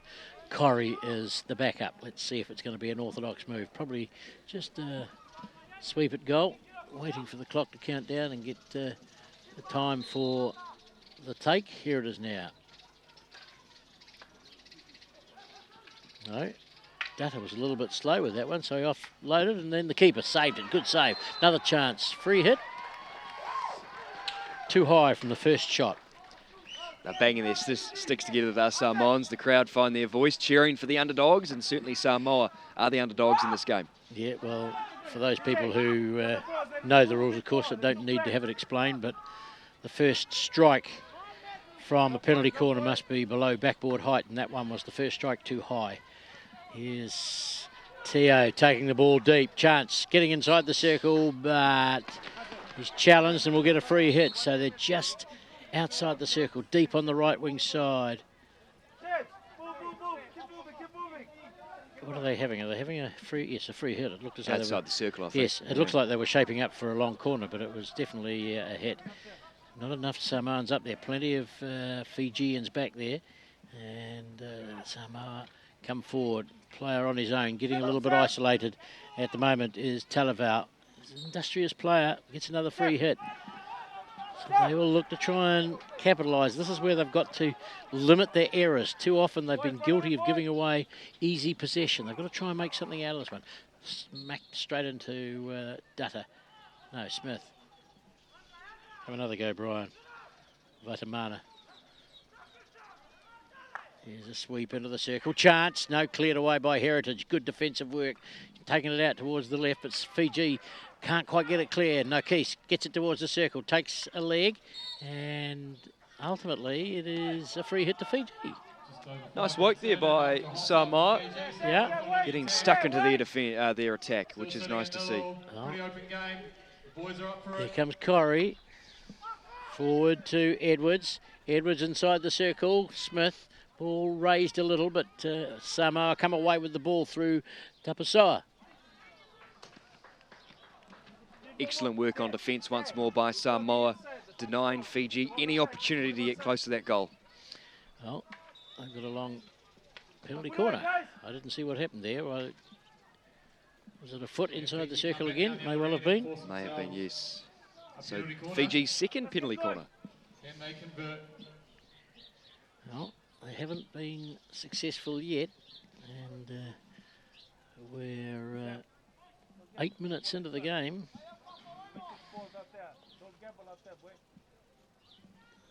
Clock stops, of course, for the setup, the 40 seconds that they're allowed to get the penalty corner taken. Kieran Parber will give them the signal, ready to go. And the clock starts counting down again. Here's the feed out from the back. And the stop is made. Dutta sweeps towards the goal, wide. And a fair bit of power behind that. Long corner. The Fijians claiming for another penalty corner, but no, says umpire Kieran Parbu. Here's Dutta, the man very dangerous on the reverse when he goes towards the left wing side. Free hit earned for him as the defence is just a little bit untidy. Dutta will take it up to 5 metres out from the line. Then he's got to run it 5 metres before he can foot into a circle. He hasn't done that, and it's given away a free hit. Simple mistake, basic error. You're so right, often Brian. happens. It does, and Fiji will be a little bit disappointed with that on attack because so far they haven't quite managed to score. As we've got about 8 minutes to go in this first quarter. They'd like to get a goal soon. Nokis has his pass cut out by Heritage, and Fiji retain possession in the turnovers that occur. Heritage goes back, challenged there by Patello. So he's forced to push it away, and we're seeing a lot of aggression coming in the defensive structure for Samoa. Perhaps they've saved themselves for this game. So far, the Fijians haven't been able to get themselves into scoring situation. Nice piece of work, one-handed, but stick clash, and a free hit comes to Fiji. Outside the 25, centre field, then take it in and then swept towards Dutta. Doesn't control it very well, and it's cleared away. Given a good old crackdown field by PJPO. Here's Walter Heritage. Across the field, that's going to be cut out, and is cut out effectively too by Talavau. Goes on a bit of a run, links up nicely with Teo. Chance as they go out towards the left, a man unmarked, and a bit of an obstruction there. Almost a third-party obstruction, not picked up by the umpire. And so Fiji were able to come away with the ball, but a promising chance. Missed again. Here they come forward once more. Dutta, he's the go-to man. Cleared away by Samoa. Finds the player on the left, Patello. Pushes it straight at the stick. That wasn't clever. And it'll be King, who then sweeps towards the goal. Defensively, taken out the ball. And no Keys. King again, Dutta. Goes on a bit of a run towards the top of the circle. Here he is in reverse. Oh, powerful shot, scores. Brilliant goal. Boy, he can take them from that area. And the keeper had no chance. First goal to Levan Dutta. It's that reverse shot that Levan Dutta's so good at, but Samoa, there was a goal on at the other end as well. An unmarked player was actually pointing out to him. I wanted him to pass out to him, but he just couldn't quite do so. But Fiji capitalised on that occasion. One goal. Well, they've got to keep the ball away from his reverse side, don't they? Because he's lethal. Here's Teo looking to try and find a way into the defensive area. They need to push a few men forward, but they haven't got too many options because they're keeping their defence under control. Dutta's standing up there, so they've got to put men back to take out. Fijians back their defence to contain the Samoan side. Then a raised ball, and he's not very happy with himself. It's Nokis. He plays a pretty hard game, does a lot of work for that side. Ball played forward. It's picked up there by Nokis. Loses it there to Edwards. Edwards sweeps towards the goal, finds the stick of a Samoan player, and it's raised into the circle. So danger, gives them a free hit. 5 to go, counting down on the clock. And Samoa again, back in their own area, looking to try and clear. And they do with the aerial ball. Well played downfield, just out of the reach of the players running on. But it's kept them back there. They want to try and peg the Fijians down there if they can. They haven't got enough options open to them. So the ball comes out through Corrie. Holds it down the right wing side. Links up with his teammate, Mock. Across to Hector Smith, the captain. And sweeping towards the goal. Takes the foot and hurts. Not the first time Talavau's been copped on the foot either. Here's Dutta going towards the circle, getting it on that lethal reverse. Chance for him. He gets it towards the back line. Cleared over the back line and is a free hit for Samoa from a third-party obstruction. It was 3-on-2 on that occasion for Samoa, so good defensive work. Playing the game with pace though, Fiji. Yeah, free hit, just 5 metres from the circle, get it inside the circle and get a penalty corner. Stick clash there. Third penalty corner here for Fiji. One of them has worked, but they want to make the most of this point scoring opportunity. But the goalkeeper for Fiji, Ben Latua, he's been in goal for Samoa. He's been in goal for Samoa for most of the tournament. Saved some stellars as well, and can he save another one?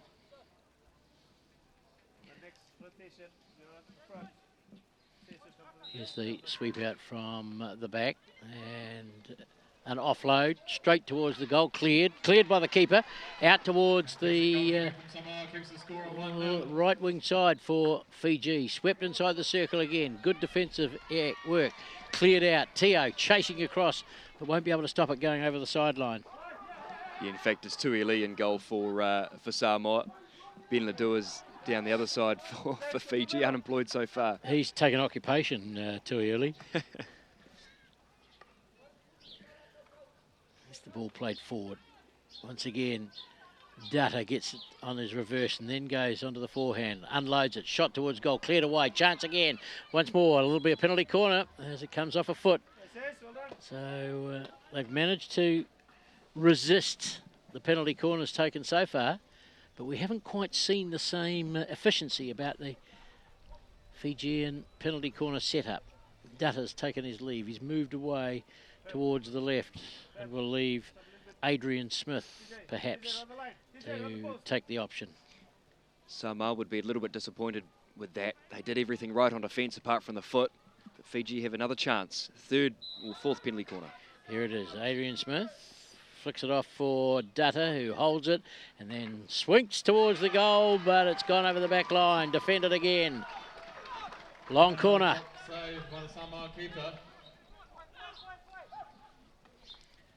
Into the circle, very quickly played into the circle, hit over the back line. It'll be a long corner once more. Mock is the man. Back to Smith. Out towards the left wing side. Data takes a little run towards the circle, finds his man too, cleared away, off the foot, free hit. It'll go from the sideline, they'll take it.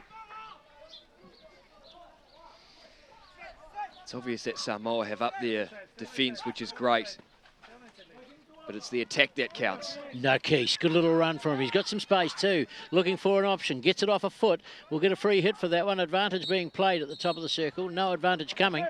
So no Keys will get the free hit. They've got players up there now, a few more forward. One on the loose is Paolo, gets the ball, can't quite control it down the left wing side. Here they come, and take the ball, keep it in the field of play. Heritage is back there, links up with the right back, played forward, deflected over the sideline, and they get out as far as the 25. They do that pretty efficiently. Heritage comes up to take it. Aerial ball. Down and not controlled by anyone in particular, just let to fall. It's cleared away there by Pio. In the centre field, a lot more structure about what Samoa are doing at the moment than we've seen from them in the earlier game. Here's the next run, or push in the back. That'll be a card, I would think. Yes, the card's going to come out. And a green one for the skipper. Not clever, and certainly didn't hide it either. So I think he knows too, because he had a bit of a smile at the umpire. But good decision nonetheless. Mark Tui Litafunga, and they get a free hit out of it. But playing without one man, Samoa, they struggle a bit at times to get their defence organised with their full team. So, but we've certainly seen a change about their play and their efforts. Reverse, aerial ball too high. Ball boy. Bit slow providing the ball. Data takes it. He's got a chance. Goes on a bit of a run, then whacks it into the circle. Cleared away by the keeper. Chance of goal and scored. Just a one-on-one, and the ball falls comfortably for the Fijians to get their second goal, 2-0. And the man doing that, I think, was Sakakala, was it? I think number it was 4. Yeah, number 4 Sakakala, or was it Martin Fong? No, it's number 4 Sakakala. So 2-0, half-time approaching, the clock counting down, 45 seconds to go. And We watch the restart. Samoa challenging for the ball. A little bit unlucky there for Samoa. The ball was bobbling all over the place, and the keeper did all he could, but the ball just spilt out of his grasp. And fortunately, there was a Fijian player there. Cleared nicely and controlled by Samoa off the stick of Heritage over the sideline. He'll get the ball fairly quickly from the sideline, takes it, feeds it into Tio. Tio goes round one player, that's number 12, Hector Smith, the captain. Another free hit for them, taken quickly, going towards the circle, towards the left wing side as well, just controlling it, looking for some support. Half-time comes just as they were building towards an attacking option, and they are denied that chance by the half-time hooter. 2-0 at half-time. The goal scorers are Dutta and Sakakala for Fiji, but a much better performance, I think, from Samoa. They've got to be cautious about getting players sent off because they need everyone that they've got, but they've certainly had more structure about their game, haven't they? Absolutely. A game like this, discipline is the key to the third and fourth playoff. But given that Samoa have been defended for the previous 3 games, they'd be used to knowing what their defence is about. They would have got better and better as time goes on, especially playing against teams like New Zealand and Australia. As we know, those 2 teams, we'll see it a little bit later on here today, love to get into the circle and fire that ball at the goal. So, no, they've had a couple of attacking opportunities that they weren't able to create in the previous game that they played against Fiji, haven't they? Yeah, that's right, and I think they've had 3 or 4 attacking opportunities, and I suppose it's their inexperience, especially in this tournament. They haven't managed to get into their own, into Fiji's circle, but maybe just running out of options just slightly, but they're getting better and better, which is great. I mean, they don't have a turf in Samoa, so playing on conditions like this is a dream for them, really, isn't it? Yep, 2-minute break counted down, and they're about to resume. The ball boys in a circle in the middle, probably dried out now after their drenching pre-match. So it's not an easy job to do. You've got to be pretty slick to make sure that the ball is dispersed. They see the clock change, so they head to their various positions, and they've done a good job. And they're all local too, which is great. And we've been saying all tournament, aspiring for this level. It's good to rub shoulders, if you like, with some of the international players. But they better watch themselves during the finals coming up a little bit later on this afternoon, because we know how fast those balls can travel. Luckily, there's no one behind the goal, Brian. Otherwise, just like ball boys in tennis, could be a few injuries. Well, is the skipper back on for Samoa yet? No, he's still off the field. As play resumes, so they've got 10. Fiji set things going quickly, and lose possession of the ball as Tio is challenged and gets a free hit in his favour. Papavu says bring it back a little bit. See when the captain returns. He's still sitting in the naughty boys chair. And the ball is played forward. Tio gets it raised. So it's deemed a raised ball. And they need to take it back to the mark. Said umpire Uncles. Thank you, Uncle. Just that accuracy from the umpires, which they've been striving for this tournament. Been doing a great job. There's another nice ball played forward for Adrian Smith. Gets it inside the circle. That's much more precision about the Fijian shot, and the keeper manages to clear the ball away. The defence not able to get it out.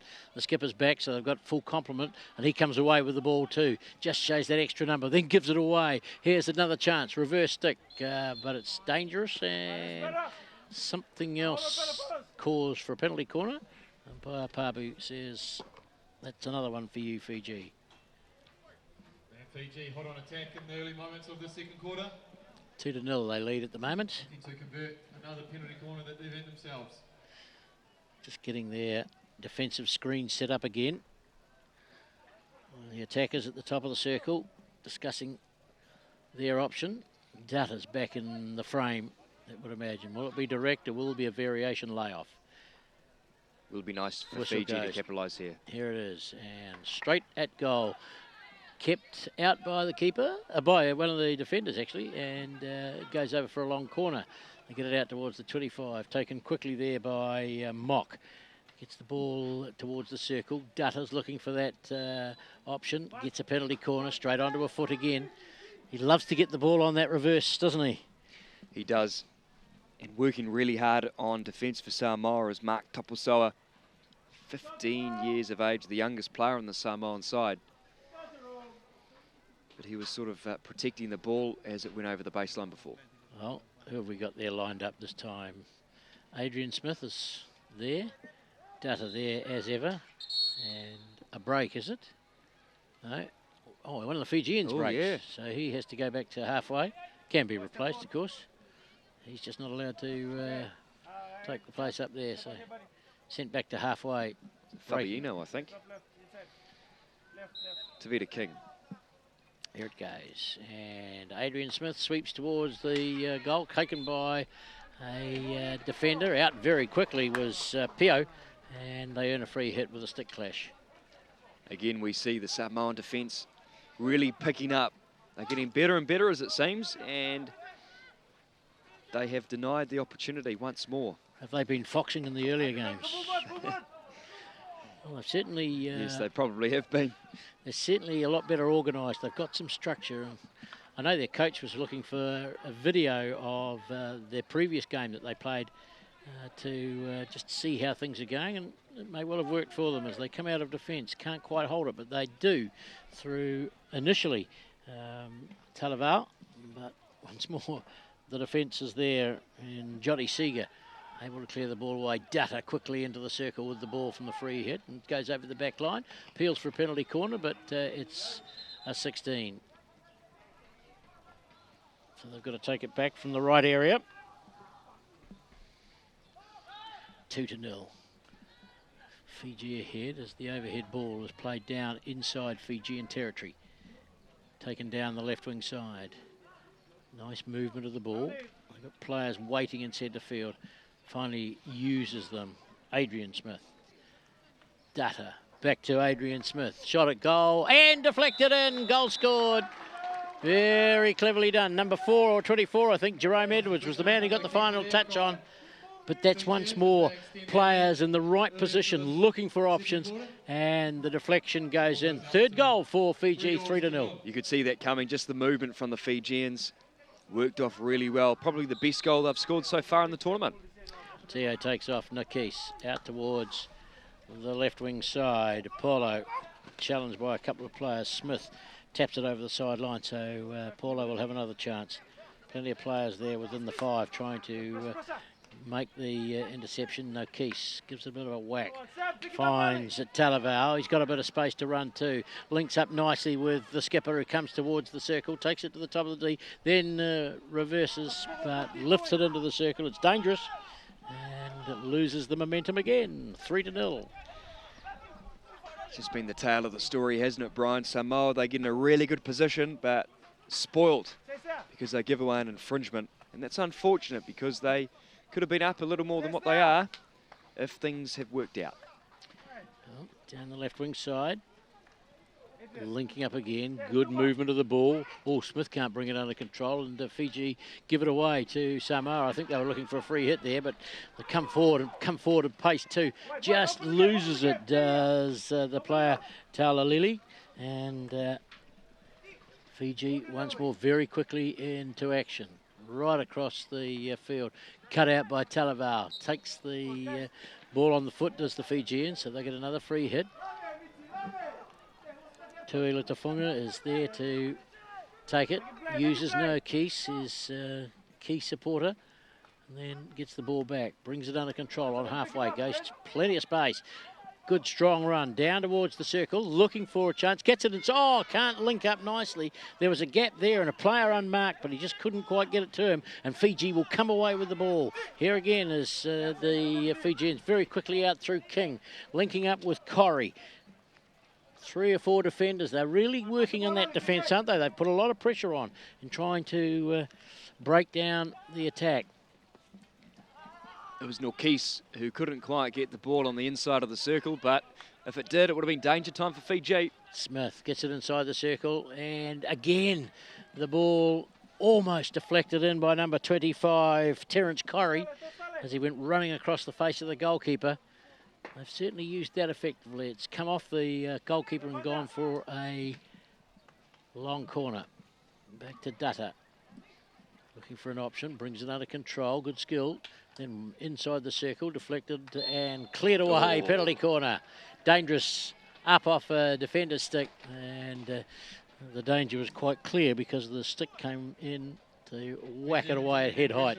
It's a pull shot, wasn't it, or a hook shot in cricket? You're familiar with that, Brian. Yes. It worked, but unfortunately you can't do that in that situation. Almost took the head off.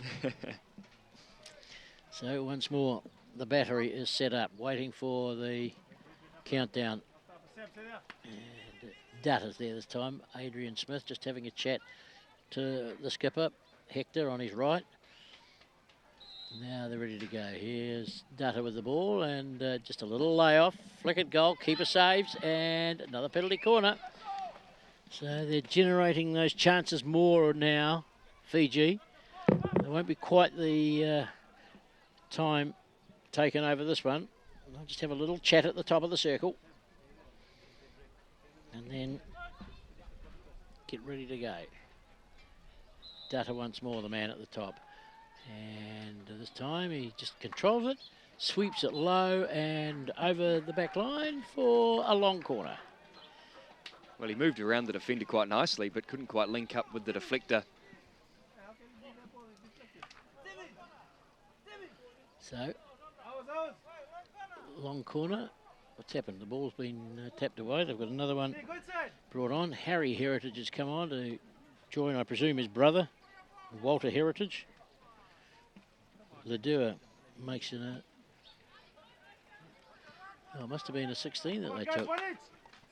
Yes, well, that's off the knee, but not seen by the umpire. And coming forward, chance now for Samoa, getting it towards the circle, challenge, shot at goal, kicked in the air, out towards the top of the circle, brought under control, but Fiji challenged for it and win it. Good opportunity. Here's Nokis chasing after it, still going, a little bit of pushing and shoving, gets the free hit, and the Fijians think it's theirs. Little boy just a little bit slow putting the ball on the field. Right, played towards the centre of the field. Another free hit for Samoa.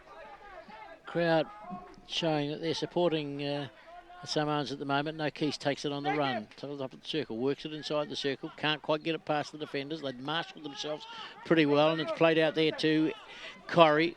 Corrie forward for Adrian Smith. Cross towards the left, sweep towards the goal. Keeper is able to bring it under control and scored. Again, another good deflection off the keeper. And this time I think it's number 15, Christopher Mock. No, number 25, Terence Corrie. Nice work from Fiji. Again, the ball all over the place, but it's been quite common throughout this game, very prevalent that a Fijian stick has been there at the right time. Yes, they've worked those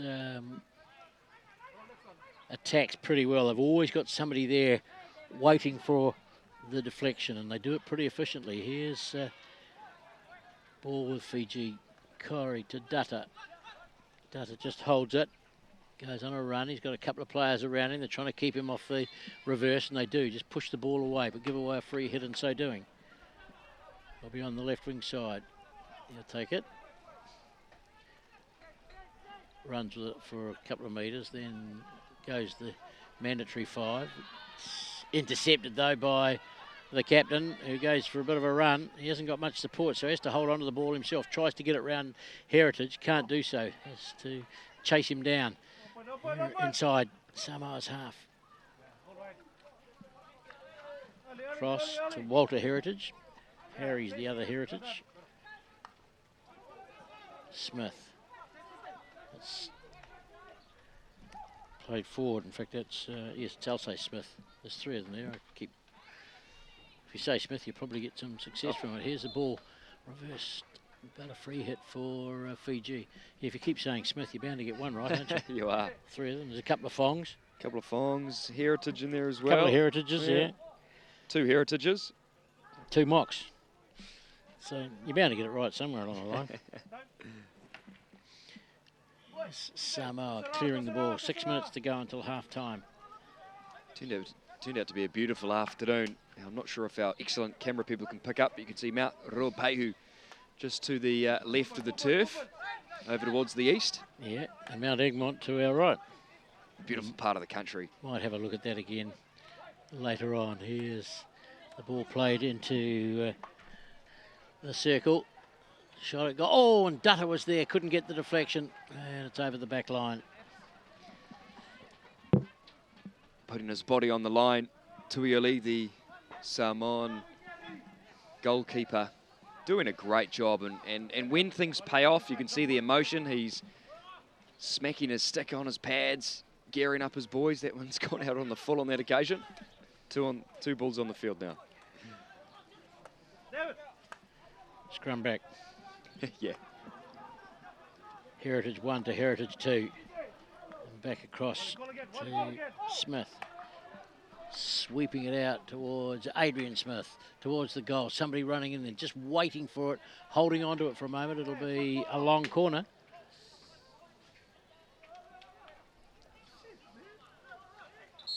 Another chance here for Fiji with about 4 minutes 40 to play to get another goal. Get their fifth, in fact. They've got a good chance. Ball inside the circle, but cut out there by the efforts of Pio. And then hits the ball. Fabiano into the game. Loses the ball to Nokis, looking for a runner out of the right. He hasn't got one, so he has to come back left and go straight into the traffic for the defence. Here's Fabiano with the ball. Plays it forward to Adrian Smith, key playmaker, out towards the left. Can't find his man. And it goes over the back line for a 16. Well, a rare pass that couldn't quite manage to be controlled from Fiji. They're usually pretty accurate in that area.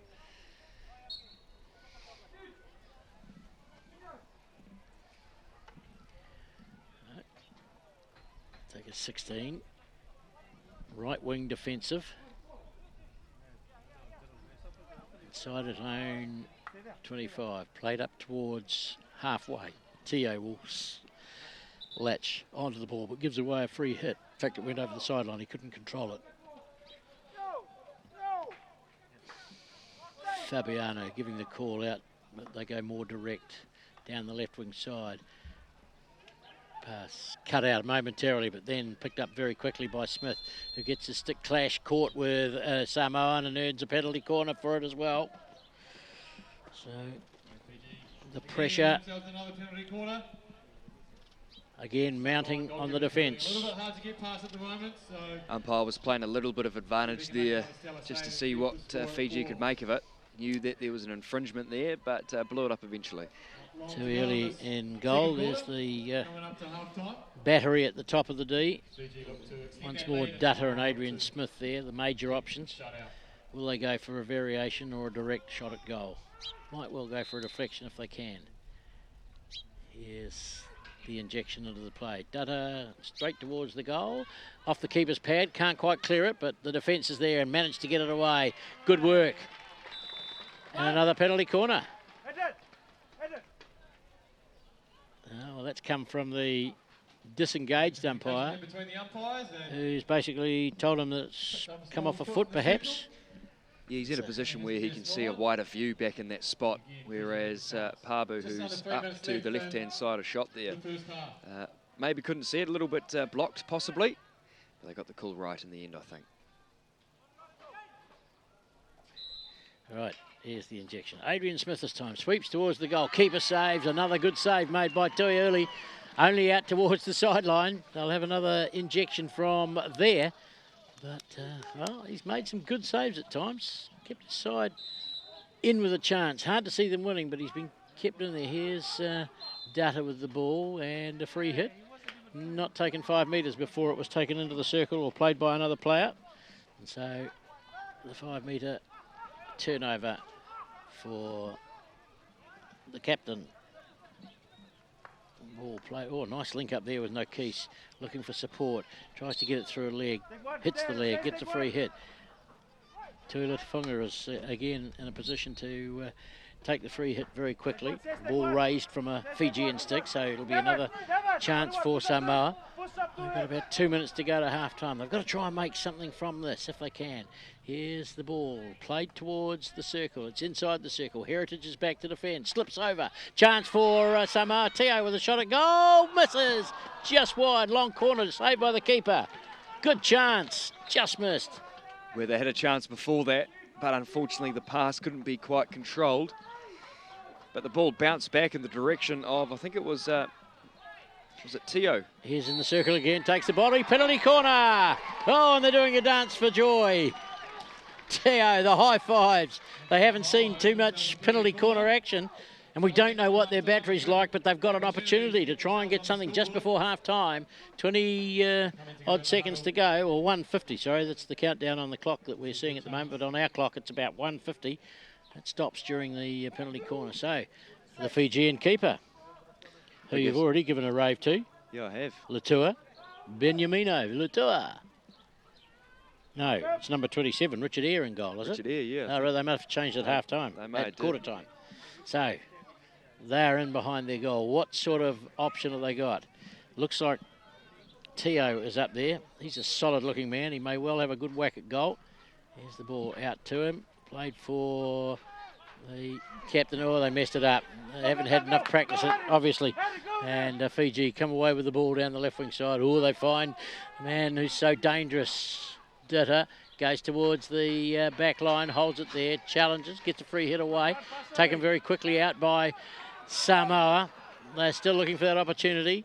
Captain gets control of the ball, challenge, still keeps hold of it, pushing and shoving, gets a free hit, takes it quickly in centre field. Looking to go towards the circle, sweeps it into the circle, chance, no cut out there nicely by David Ladua, but they've still got the opportunity as Christopher Mock is called upon to perhaps play a part. The clock under a minute to go. Fiji coming out of defence, holding the ball, sweeping it forward off the reverse and over the sideline. Half-time approaching. Good period of play for Samoa as they sweep the ball forward. Falls for Talavau. He goes on a bit of a run. He's looking for Teo. Finds him too. Oh, just stepped over the top of it almost. Trying to get his feet out of the way. Stepped over the ball and it went over the back line for a 16. Yeah, lost his balance slightly. But the crowd getting right into this game as well as Samoa create some good opportunities. So the ball forward. Have they got one more chance before half-time? Adrian Smith challenge, gets a free hit just outside the 25. Takes it up towards the left wing circle area. Tries to feed it in, takes a foot outside the circle, so it's a free hit. The hooter goes for half-time, so a good passage of play there, and Samoa certainly got involved in that, but they weren't able to get a score, and the half-time hooter means that Fiji are ahead by 4-0. The goal scorers being Dutta, Sakakala, Edwards, and the fourth one was Corrie who scored it, and they have finished the second quarter. Half-time, 10-minute break. Fiji ahead by 4-0. We will take a short break and be back for the second half very shortly.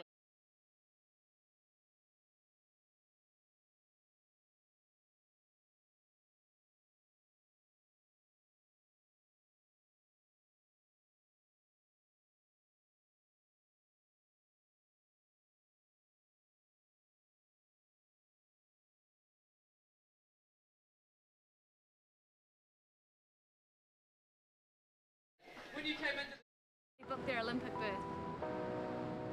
But our last shot to qualify is the Oceania Cup, where we both tackle arch rivals Australia. Let's push off from our black sands and hit the golden beaches of Rio. Can you feel it right now?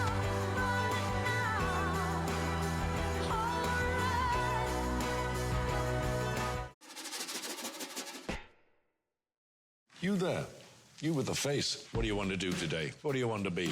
Think quick. Do you want to look the business? Do you want a business-looking suit? Do you want to buy it online for the big board meeting tonight? Or are you the trade me type? Do you want to turn selling things into a profession? Find new customers? Are you a butcher, cookie baker, scented candle maker? Do you want to sell thermal underwear to the Brits, to the Yanks, to the Jamaicans? You there, you with the face. What do you want to do today? What do you want to be? Think quick. Do you want to look the business? Do you want a business-looking suit? Do Do you want to buy it online for the big board meeting tonight? Or are you the trade me type? Do you want to turn selling things into a profession? Find new customers? Are you a butcher, cookie baker, scented candle maker? Do you want to sell thermal underwear to the Brits, to the Yanks, to the Jamaicans? Do you want to shift more product, warehouse it in Shanghai? Or are you the warehouse where everyone gets a bargain? If so, there's a company you should talk to. They're already talking.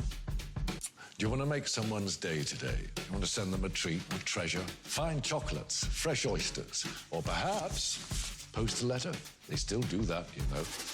But enough about them. What do you want to do today? Because whatever it is, you can. You can.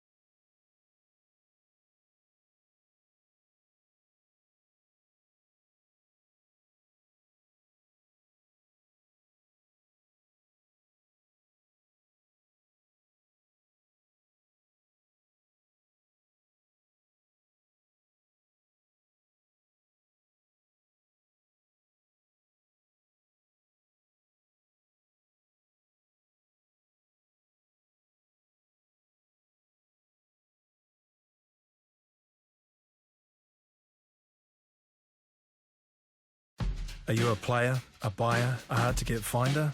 Want your hands on what no one else has? Now you can. My passion comes with strings. I looked the world over, searching something new. I checked mags, malls and shopping halls. Then there she was, my baby. Problem, no US address. Solution, you shop. Thanks to NZ Post, I can now buy in the US, China, the UK and Europe. If I can, you can too. You can. What's my favourite Go Hockey product? Favourite Go Hockey product? What's my favourite Go Hockey product? Must have Go Hockey product for me is the Maison 360. The Maison Sunshot? Premier. Dita Myth. Toa. The Aspire Azure. My favourite tile stick is the Legend. My All-Star backpack. Aspire Hockey Sticks. The Gravity. I love my Mizuno cases. Gray's Micro. Go Hockey's an awesome place to come to. As you can see, they've got a wide range of products. They got a great range here, so all the sticks they've got from all their brands that they hold. Great service. They've got all the gear, everything. Well, I don't know, I love the sticks, I love the people, love the shoes though, love these gazettes.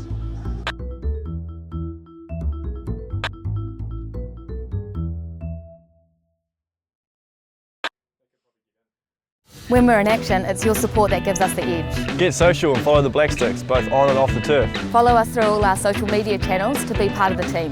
Visit hockeynz.co.nz now to find out how you can follow us. Always bet on black.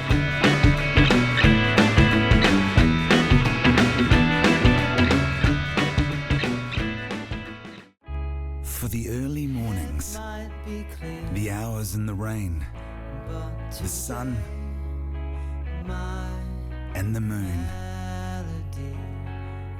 and letting me shine, for letting me be brave and making me smile, for finding the fields, then losing your voice, for getting us here and here and all the way to here, and for letting us play for you. Thank you.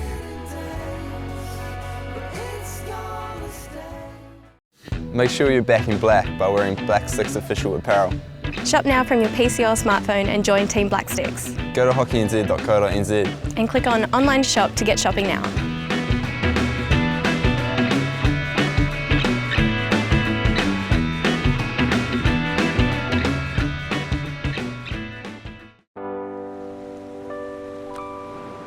The girls have already booked their Olympic berth. But our last shot to qualify is the Oceania Cup, where we both tackle arch rivals Australia Let's push off from our black sands. and hit the golden beaches of Rio. Can you feel it right now?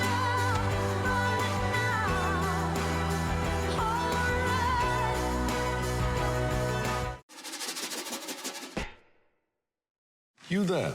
You with the face. What do you want to do today? What do you want to be? Think quick. Do you want to look the business? Do you want a business-looking suit? Do you want to buy it online for the big board meeting tonight? Or are you the trade me type? Do you want to turn selling things into a profession? Find new customers? Are you a butcher, cookie baker, scented candle maker? Do you want to sell thermal underwear to the Brits, to the Yanks, to the Jamaicans?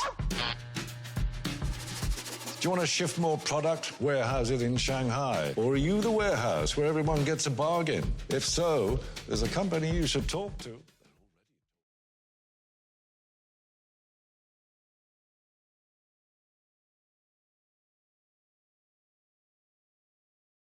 Players heading back out for the second half. Samoa playing from our left to right as we look at it here now. Lovely day in the Taranaki region here in Stratford. Very warm. I'm sure we'll be able to showcase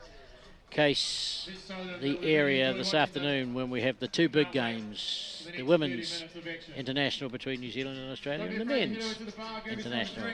So Fiji, I think, Samoa have the head off. Getting ready to resume. 4-0 they lead, Fiji.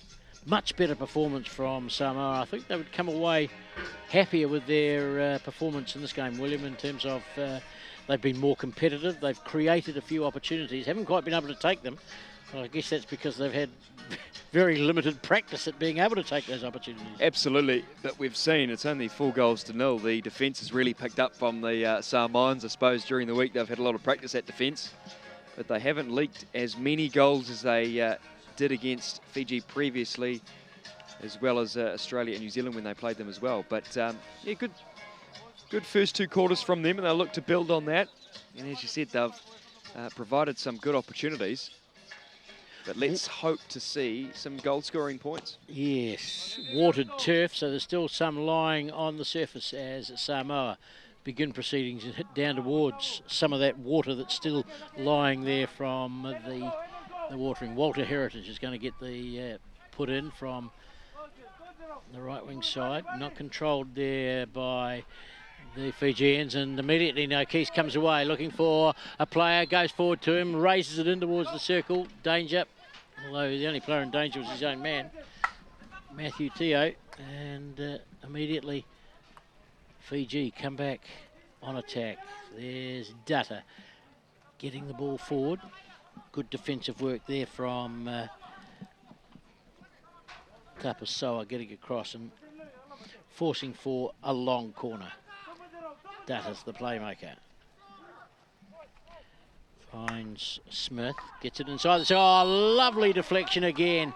Perfect piece of play. Hector Smith linking up with the man just to the left of the post. And I think that might be Harry Heritage, is it? No, number 16. That is Alcé Smith. So the brothers managed to combine, but very slick work. Yeah, nice work. Stuck the stick out at the right time. The ball deflected it nicely, and that's, I think, their second deflection. But a good start in this third quarter by Fiji. Well, here's Keys can't get the overhead, so goes straight to the stick of Dutta. Once more sets the attack in motion out towards the right wing side. Plenty of defenders back, as there has been for much of the games that Samoa have played.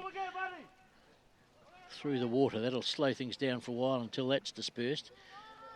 The ball laid forward. cut out by the defender. It's slowed down and set up nicely for the man overlapping down the left wing side. And strong run, one hand on the stick. That's the captain, but he loses it as he finally gets it inside the 25. Here comes the next one from Fiji. But the ball tipped up to the leg of the attacker. He was hardly 5 metres away either. And another free hit signalled by Kieran Pabu. Down towards Teo. Powerful hit, gets it back towards the circle. Chance, no, there's a defender there. Walter Heritage manages to latch onto the ball and play it out towards the right. Corrie, long ball, cut out there by Polo. He goes on a bit of a run. Nice linking there with Nokis, who's been a very, very hard worker. Loses the ball, but gives away a free hit at the same time. Here's Fiji coming clear. Ball down the right wing side. Smith taps it over the side, just as he's looking for a bit of space. The umpire was right there, vigilant as ever. Yeah, they've had a good tournament, all of them. Experience coming as well from John Wright, who had one of the games yesterday. He'd probably no doubt have the final, Brian. Out of South Africa, of course. Yes, well, interested to see what happens this afternoon in the final. Here's Teo with the ball, but he had two players around him, so he loses it. A very organised defensive pattern that the Fijians have, and they've got the ball too. On the reverse stick, chance for a shot at goal. Oh, almost another deflection as the bad man coming in was Jerome Edwards, but didn't lay a stick on it. So they come forward again. Fiji with the hit in from the right wing side, then they concede a penalty corner, Samoa. Penalty corner for Fiji yet again. 5-0 they lead. Just the previous opportunity in that play. I think the ball was just a little bit too quick for, I think it was the number 24, Jerome Edwards, trying to flick it back into a deflector, and the ball just went in front of the deflector by a couple of inches. But just need that accuracy to make them pay off. Such a beautiful afternoon here in Stratford. Edwards taking this penalty corner sweep towards the goal, looking for the deflection, but didn't find his man, and it's gone over the back for a 16. Tavita King, who tried to deflect it. He's been quiet today. He played a key role when they played New Zealand yesterday. Of course, they did lose, but he was outstanding nonetheless.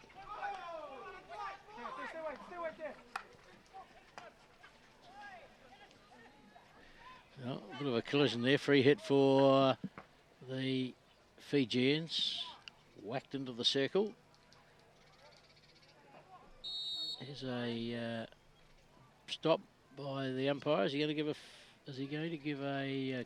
No, he's giving a talk to the Samoan captain Mark Tuila Tafunga. Basically over a push, I think. Saying you can't do that. Walter Heritage. Ooh, chopping effort with the stick there by number 24, Jerome Edwards. And down the left wing side, here's the captain again going on a run. Challenged there by Heritage, and it's a penalty corner too. And I think probably fair enough, the call. He was impeded a couple of times by the stick of Walter Heritage, who was intentionally looking to slow him down, and intentional infringement inside the 25 can be given as a penalty corner. I think it was the right call there by umpire Kieran Pabu. Yeah, nice work, Tuili Tafunga. The captain showed real pace on that left-hand side, and that's not the first time we've seen it in this tournament. He's obviously one of the quickest guys in the Samoan side. So it'll be interesting to see who they use. Can they control the injection from number 16? That is Johnny Seeger. As the Fiji defence is ready to go. Well, they've got their battery up there, and it looks like Matthew Teo again. Just waiting for the clock to count down, and it is, so they can now take the penalty corner. What can Samoa do? The defenders in position. Here it comes from the back. Johnny Seeger, the injection, and finds the mark. Teo for the goal, just wide of the mark, 16. PJ Corey. Poi just slipped a little bit, attempting the deflection. Oh, danger too as Dutta got on that reverse for a moment, flicking across the face of the goal. It's gone over the back line for a long corner.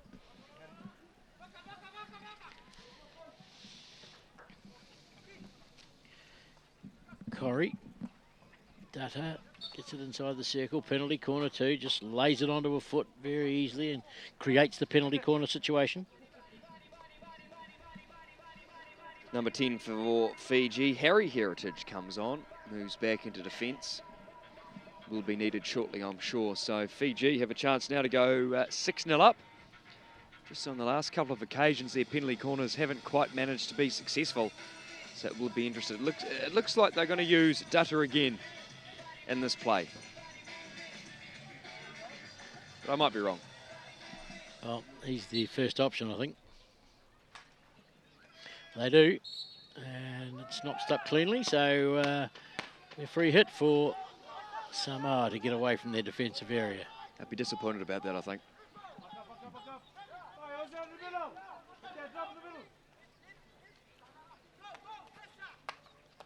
Played out, and play on, says the umpire, as the man who's done a lot of hard work there, wearing number 14, Talavau, gets the ball upfield, but Fiji regain it again. Once more, the Samoans find themselves in a situation where they can't retain possession long enough. They've had some isolated pockets where they've been able to do so. But generally, they struggling to string those together.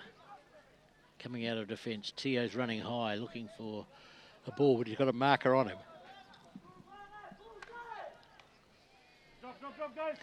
Chase down towards the back line, goes over the sideline inside the 25, and it'll be Samoa's ball.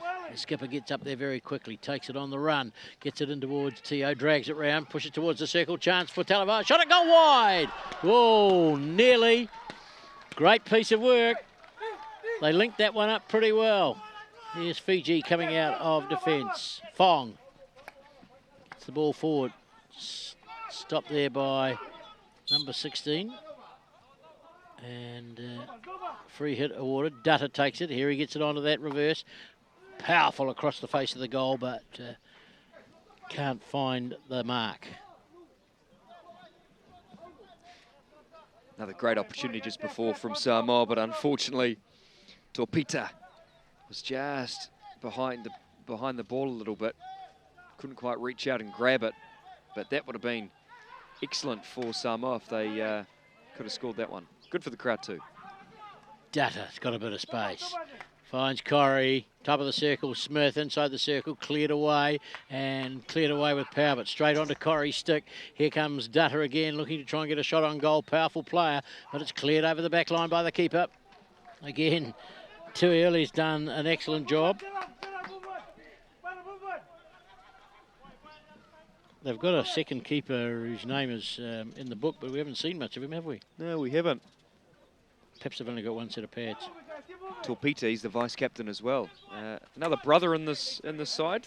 3 sets of brothers. Talavau finds the captain, but he just can't trap it and control it. Third quarter, still 5-0. Bearing in mind they went down by 20 goals in the first game between the two sides. It's been a much better performance by Samoa.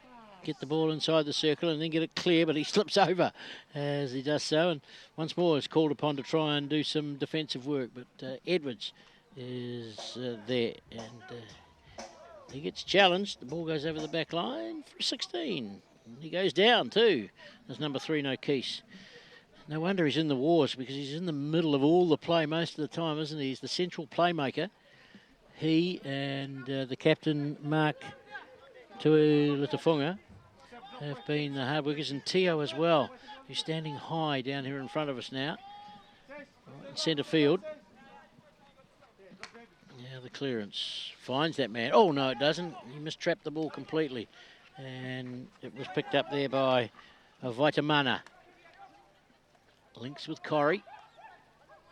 Smith. Fong Brings the ball up towards the circle. Chance. Penalty corner. Block called by umpire Uncles on the far side. So Fiji just now have a chance to reorganise their attack. The two previous penalty corners haven't quite managed to be successful. Just lack of ball control, Brian, and unable to get that drag flick and the shot through. Well, let's see what we've got. Edwards is up there now along with Dutta, so they've got a double battery. They've got Adrian Smith off to the right in his green shoes. Let's see how they go about it. Umpire says play on. Out towards it. No, stop it, he says. Oh, and quick break. And he sends the man back to halfway. Went early a little bit. No, Keith wanted to go up there. Stepped over the line before the sweep out came, so they've now got 3 to defend. That makes it tough. Tuimau, the one pushed back towards halfway. Right, there we go. And shot a goal, cleared by the keeper's pads. Good piece of work too. The defender clearing it out with his helmet on. Manages to find a player up by halfway. There's 4 of them up there too. Links up nicely with the captain. Down the left wing side, challenged by Heritage. Can't quite get it past him. Oh, got it inside the circle, but there wasn't anybody there. And so Fiji get it clear once more. Yeah, they'd be very disappointed with that, Brian. Needed to capitalise there. Here's Dutta, the man with the lethal stick, gets it inside the circle in reverse. Oh, it scores again. Boy, he hits that like a bullet. And the keeper, who's done such a good job, had no chance of stopping that one high in the net. And the man who scored a number of goals for Fiji, Levin Dutta, gets their 6th. And that's his 2nd as well.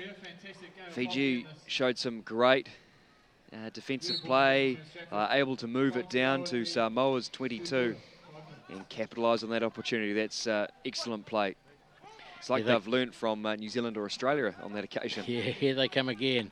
And power inside the circle, cleared away, and penalty corner, danger ruled by the umpire. Ball in the air, congested circle.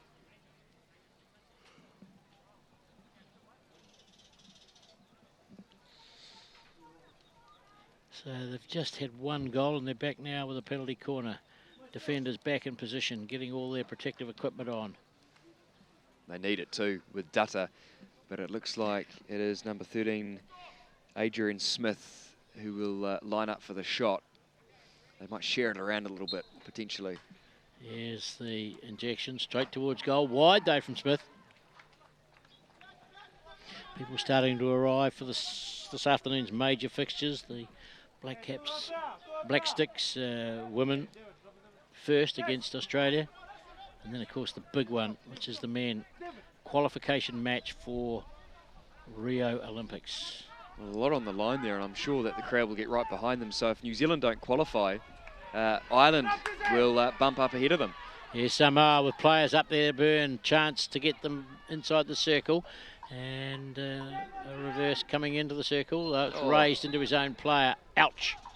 And he hit his own player.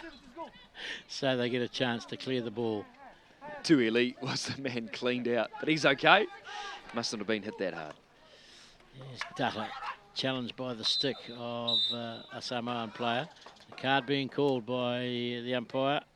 Had enough of those challenges, and so the man to go is Tapita. He's a smile at the umpire as well as he came off.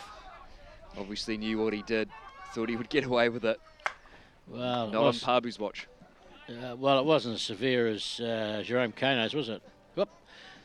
There's a big one over the top of the goal. Didn't park there. Well, Kano, I'm a rugby referee myself. Can't comment, really? Can't comment on that. Go on. Worth a penalty. Penalty only, of course. Here comes Dutta with the ball. Good close skills too, and just eases it into the keeper, who kicks it over for the, oh no, I think it's a long corner. Yes, indeed, long corner. He said 16 initially, but then got a help from the Fijians, and also his disengaged umpire. Quickly played towards the circle. Can't quite clear it. Looking to try and get it away. Penalty corner. So they've got a bit muddled again inside that circle. So third penalty corner opportunity in this quarter. As Fiji look for their 7th.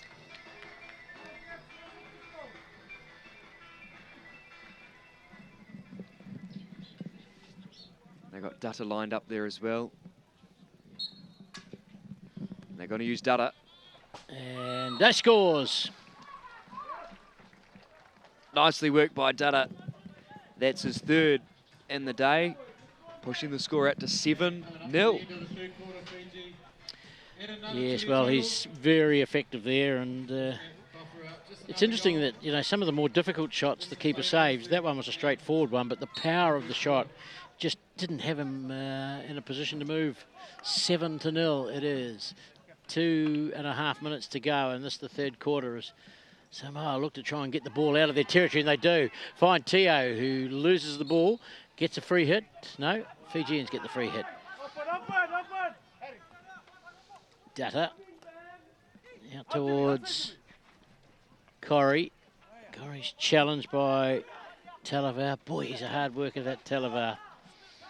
Into centre field, and then swept towards the goal off a foot or a stick. No, stick. Keeper was able to clear it over the back line. Again, it'll be a long corner. Calling for defensive resources. They're down to 10 men again, Samoa. Dutta be looking to get it onto his reverse stick. Does. Gets it inside the circle, and then it's cleared out towards the right wing side. Nice exit play there from Samoa. Just giving them time to reorganise their defence. But Fiji got them on the back foot once more. Ledua. Back to Vatamana. Is the player back, is it? He's done his 2 minutes. Yeah, I think he is. Haven't seen him come on though, but he might have snuck on. Can't see him down below us where the benches are. The overhead ball tipped over the side by number 15, Christopher Mock. Here come Samoa momentarily, but then lose the ball, and then once more an attacking opportunity for Fiji. Get it inside the circle. Smith challenge, gets a penalty corner too again. Challenge in the tackle, too much skill, and they had to infringe to get the ball clear.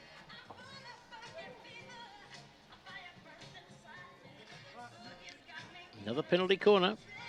Yeah, they'll probably use Dutta again, I'm sure. But they might change it up because Smith is there as well. Right, let's see what they've got. Dutta's at the top. Edwards. Smith. Their major options are there.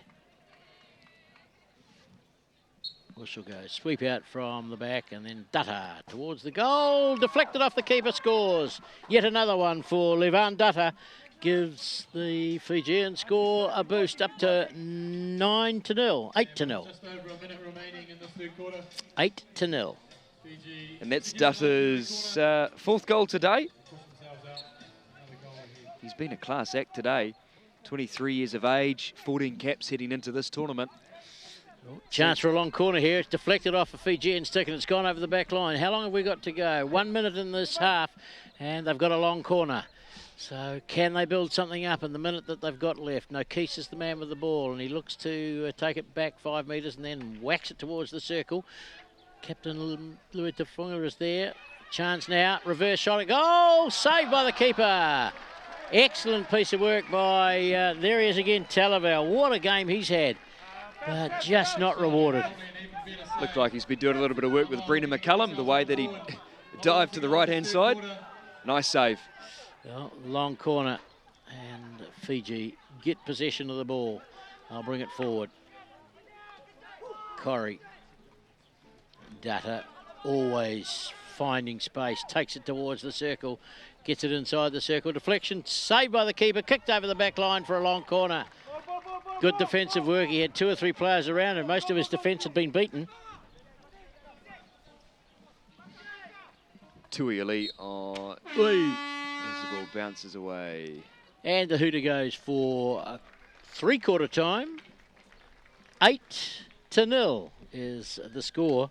But looking much better for Samoa, and they, I'm sure, will be happy with some of their performances in the third quarter. Yeah, absolutely. They've scored 4 in that third quarter. Adrian Smith and then Dutta scoring 3. So they push it out to 8-0 as the ball boys and girls will meet in the centre of field, as we can see. And then they will disperse to the various parts of the turf. Just a beautiful afternoon. The markets came down from New Plymouth. And there's Mount Taranaki or Mount Egmont, depending on your preference. It's a nice shot there. Not many people... Mount Egmont, isn't it? Mount Egmont, one of the two. It's amazing because when people come to Taranaki, they don't actually realise there's a mountain here unless it shows. And the visitors here from overseas have been spoiled. You don't often see it with that much snow on it this time of the year. This time of year, exactly. It's been pretty chilly apart from the last couple of weeks, but there's a saying in Taranaki, if you can't see the mountain, it's going to rain. Now, if you can't see it, it is raining. If you can see it, it's going to rain. That's the old classic saying here in Taranaki. And I get a little bit of stick about the mountain as well. And just a quick story, I had a grandmother come down here. She came down here for 20 years, not once saw the mountain and thought it was false. She lived in Tauranga, so they used to see the sunshine. Yeah, well, they don't have too many mountains there, do they? No. Only Mount Maunganui, which a couple of 100 metres high. As the teams come back onto the field, Brian. Yes, the Fijian side have had their talking to. I don't think that they would have too many issues to deal with. But been a much improved. We've had a look at this Samoan side. They've worked pretty hard to get themselves into a position on a number of occasions, and they've been able to do it. But I guess that lack of experience has just counted in their ability to finish off. Absolutely. They used to be playing finals hockey as well because they were issued gold in the 2015 Pacific Games. But again, playing against weaker opposition. And I don't think that... in fact, it was Fiji who got the gold, I apologise. But they were playing against weaker opposition. New Zealand, of course, not playing in that tournament. Hector Smith, we haven't seen a lot of him today. It's mainly been Alsace and Adrian that have done the work. Now they come forward again, free inside the circle, chance in front of the goal, gets the foot, and it'll be a free hit for the Fijians. Uncle's telling Edwards just to calm down a little bit. The whistle had blown and he attempted to smack it into the goal afterwards. Penalty corner awarded. But Samoa, I mean, they've had a lot of experience in this type of tournament. They were runners-up in 2009 in Invercargill. They were 4th in 2013 in Stratford, and they'll get 4th again. And last time they were 4th, they were beaten by Papua New Guinea 3-0 in penalty shootouts on that occasion.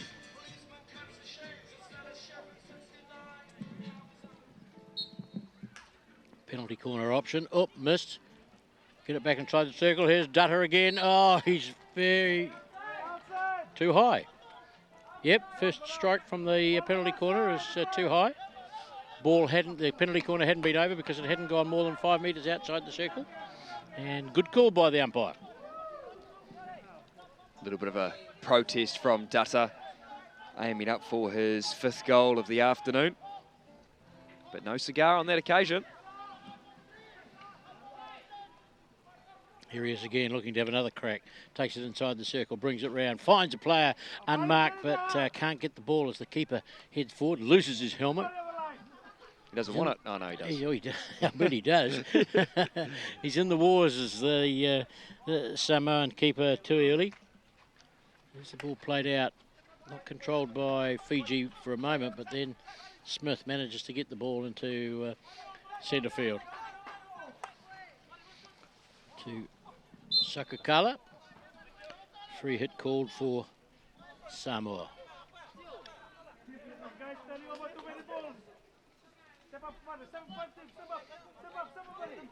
No Keese. Can't quite link up with Talaval. Very impressed with Talaval, number 14. He has a chance inside the circle. And a penalty corner. Talaval has improved with every game that he's played, and he's worked pretty hard. Trudges off towards the halfway mark, not for the first time. Having to watch there as a penalty corner comes the way of the Fijian side, and his goalkeeper is put under pressure again. But he's one of the players who really has performed consistently throughout this tournament. Here's Fiji out to the top. Edwards towards the goal, deflected from the keeper's boot over the back line. Long corner. The music has started up behind us out in the village green, where they've had plenty of action. Here's the long corner taken, cleared by Nokis, right down the far end of the park.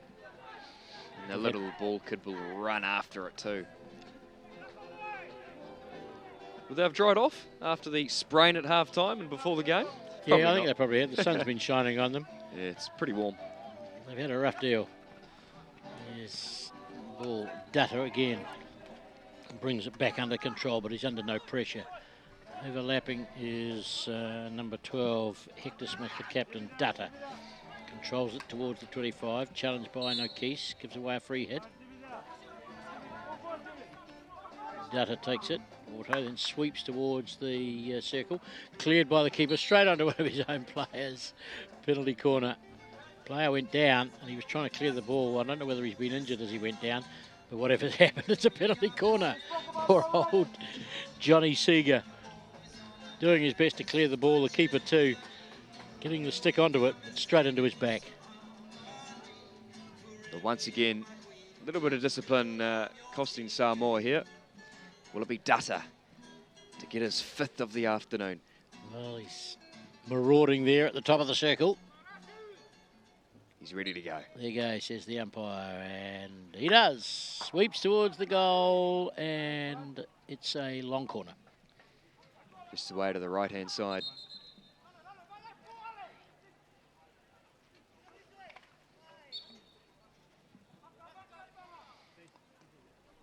Fiji continue to attack the circle.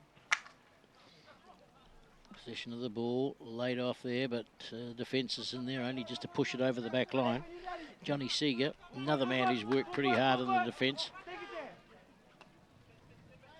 Back to Heritage. Under no pressure, he still manages to mistrap it, but there is no pressure on him, so he's able to regather, restart the momentum. Good interference there by Nokis, who managed to clear the ball away. Still in Samoan territory, Fiji holding the ball.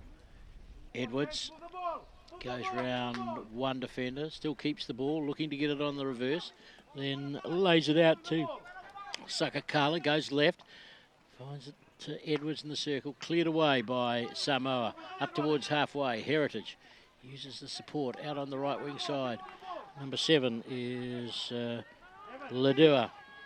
But Samoa come away with the ball. Good movement down the left wing side by the Samoan captain. Yeah. Pushes it over the sideline and they lose the possession. I think Matthew Teo is on the ground now. He may have just tweaked a calf muscle in that last play. Seems to be in a little bit of pain. Umpire just monitoring that. Getting support from one of the defenders. Cramp possibly. He's probably got the cramp and he'll stop time just to see how he is. But Matthew Teo has run his heart out today. There's still 10 minutes to go. Quite clearly he's got some cramp there. And he's been one of the players that's had constant momentum. It's just getting the physio on, perhaps to give it a bit of a rub. It's the ankles, shoes and socks have come off. Ooh. So that's going to take a bit of time. He's got that ankle strapped up anyway. Yes. Left ankle. But he was holding his calf, but he may have done his ankle at the same time. Important to note too that the Samoan team are using Hawara physio for their help. And the physio on the left-hand side has got the all-black jersey on, which is great to see after their victory this morning. Yeah, well, a round of applause there for Matthew Teo. He's done his dash, I think. He's run pretty hard, big, solid man. And he's now being assisted from the field. Been a tough time for him. And now the penalty corner comes the way of Fiji. Edwards is there waiting to strike this one, and it's stopped for him. No, it's laid off to Smith, and he lifts the ball into a defensive player, and it'll be 16. Nice decoy there, wasn't it? Hmm.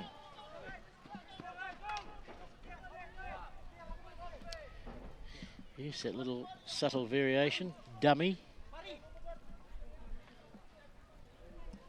Crowd starting to build up for the afternoon's big matches. Look forward to the first game, I think at 1:40, isn't it, between New Zealand women and Australia. Haven't seen them warming up. The New Zealand women are here warming up on the back field.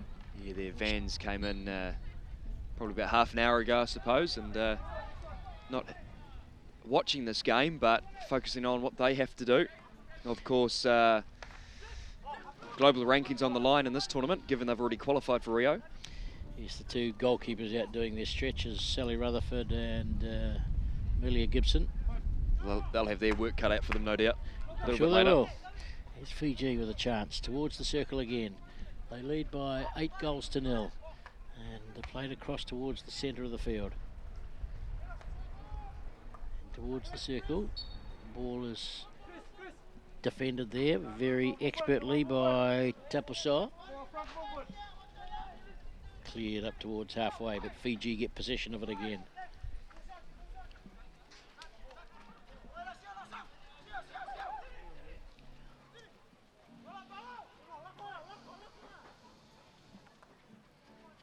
Yeah, nice run that by that Sakakala. He's been fairly quiet today. He showed what he's capable of yesterday and throughout the week, but maybe just taking it easy as the game goes on today.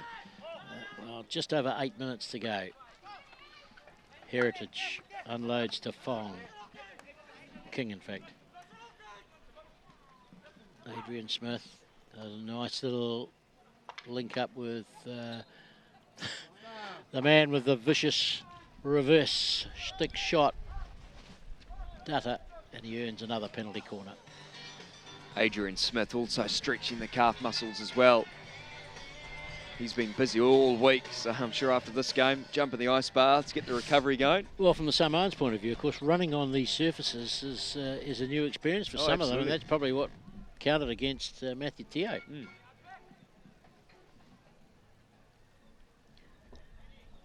Penalty corner.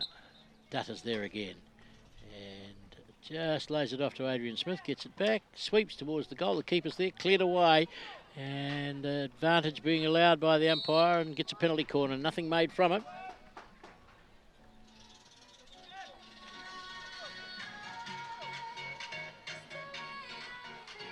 So another penalty corner. 7:42. About 1:40 to go.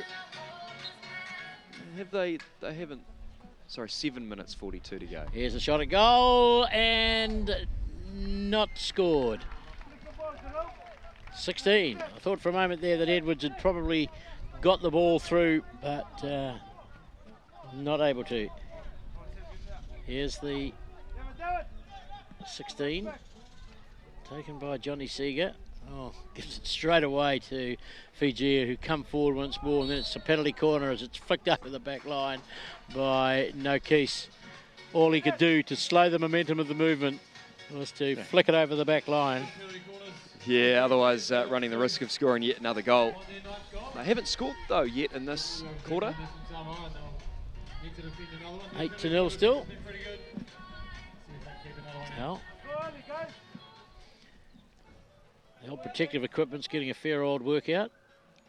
Edwards is there, Dutta is there. They may well go for a layoff variation. And no, straight towards the goal. Getting out very quickly was the defender. And another reverse shot at goal. And followed up there by number 4.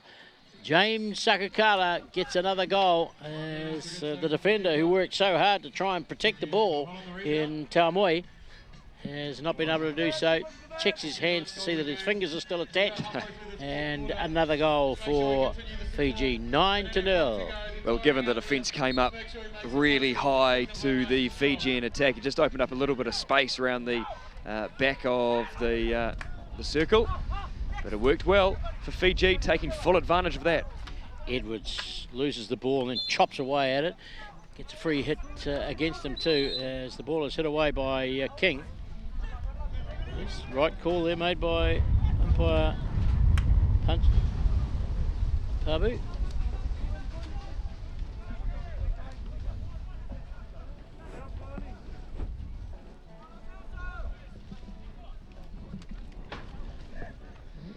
.16 taken out towards Walter Heritage. Oh, missed completely.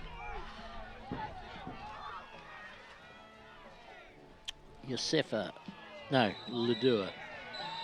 And a penalty corner and a card. Yellow. Yellow card for the defender. So that'll be his game, pretty much, I would think. And called a penalty corner. To number 7, might be David Ledua. Yeah, 6 minutes to go, so it'll be most of his game will be spent 5 minutes. Got a yellow card, pretty savage sort of attack, and there's another penalty corner for Samoa. Can they finish off with a goal?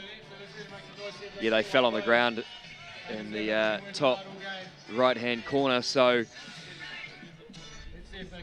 maybe the defence possibly a little bit desperate on that occasion, but this time Samoa, another point scoring opportunity. They haven't got one yet. Can they grab one? Talaval is there because Matthew Teo is off. And goes to the short one to the skipper, and the skipper hits towards the goal. Chance, scores! They've got a goal! Oh, delight! That's the biggest reaction from the crowd so far during the tournament. Their first goal. They're so ecstatic. Look at them. Just trying Number 16, I think, was the man who scored it. Might be Johnny Seeger. Just a tip on. And the crowd enjoy that. The Samoans have got their first goal of the tournament. It's 9-1. Let's see if they get themselves another one. Well, they've only scored one in about 3 or 4 games. The ground announcer wants them to get another one, I think. Probably one would make them happy for the rest of this tournament. Talaval, what a game he's had. Can't quite bring the ball under control. Neither can Nokis, but they've got a defender there, and he's challenged, gets a bit of a shove, earns a free hit. Dutta, the man who's been the dominant feature with the ball. That was Talmoy, and he's gone down. So we're going to have another hold up with 5 minutes and 40 remaining. 5 minutes 40 remaining. 9-1. Pride's hurt more than anything else. Picks himself up. I think that was the guy who had to check and see all his fingers were still on previously. Yeah, throughout the week we've seen a few shots on the fingers, sandwiched if you like, when their hands are on the stick. No, Keys plays it out towards the right, swept forward, but can't quite get the accuracy required. Fiji take the ball in, looking for double figures. No Keys, challenges, gives it away to Edwards. Edwards goes towards the 25, out towards the left. King's there. Good tackle made there by Johnny Seeger. Ball in centre field. Here's Dutta. Lethal man with the stick, but he's away from the scoring zone at the moment. Gets the ball back as the challenge comes in. He's still got it. Gets a free hit, messes around with it a bit, then finally takes it, hits it in towards the circle, bounces up, cleared away from the post. I think that might have deflected off. And here's Samoa coming to get clear. Down the right wing side. Pushed over the sideline by Sakakala. No case. Played forward. Controlled there by Talaval, but right into the path of Heritage, who taps it over the sideline, gets a free hit because it came off a Samoan stick.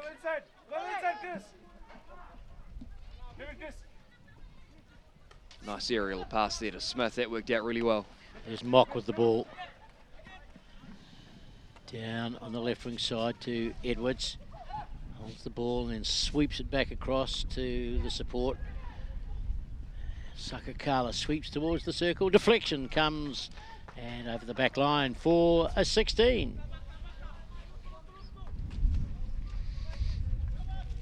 Fiji just, I think, lost their way a little bit in the last couple of minutes. Obviously Samoa continuing to apply that pressure. Game's over for them, I suppose. Well, It's easy in the bag. Bronze medal in this particular tournament, 3:50 to go. Well, can't quite get the ball out of the defence. Trying to get it onto the reverse stick. Challenge there from one of the defenders. Chases him towards the circle. No Keese is there to try and get the ball clear, but it's very quickly shot at goal. Dutta. No, it's not Dutta. It's Adrian Smith. Very good reverse again. That's double figures for Fiji. 10-0. And Adrian Smith, well, excellent piece of work. Very quick. 10-1 after Samoa scored earlier, but yeah, nice work there by Smith. Moved his way around a couple of defenders, showed his experience, showed that he's learned a thing or two during this tournament. 3:20. Here's Keese coming away with the ball, looking to play it forward. Talavau takes it on the foot, so they'll get an advantage and keep the ball because the advantage is over. Here's Samoa over the sideline. He's not back 5. Don't play that ball at range. Dutta gets another chance. Centre field. Pushes it away to the right. Sakakala. Over the 25. Takes it towards the circle. Adrian Smith. Shot at goal. Power. Oh, another great goal from Adrian Smith. Boy, he hit that one ferociously high into the net. And that's number 11 for Fiji, 11-1. And the clock continues to count down. 2.5 minutes to go in this, the fourth playoff bronze medal game, which Fiji have got. But I guess Samoa will come away with the knowledge that they picked up one of the goal, the only goal they've scored in this tournament. And they did it. Here's the ball given away by Samoa, still looking to try and put something together in terms of an attack. Challenge from the defence, gets it round one of them. A second player goes past a third, still got it, going towards the circle. Free hit inside the 25. Can they get 2? The crowd would love to see it. Taking the 5, takes it back again. Challenge, gets another free hit, pushes it away to the right, takes it to 5, then sweeps it inside the circle, gets a foot, wasn't carried to 5, and so the turnover. Fiji coming out of defence. 2 minutes to go. Out towards the right. Further out to Adrian Smith. Has he got another one in him? Brings it in very quickly in towards the circle. Over the back line for a long corner.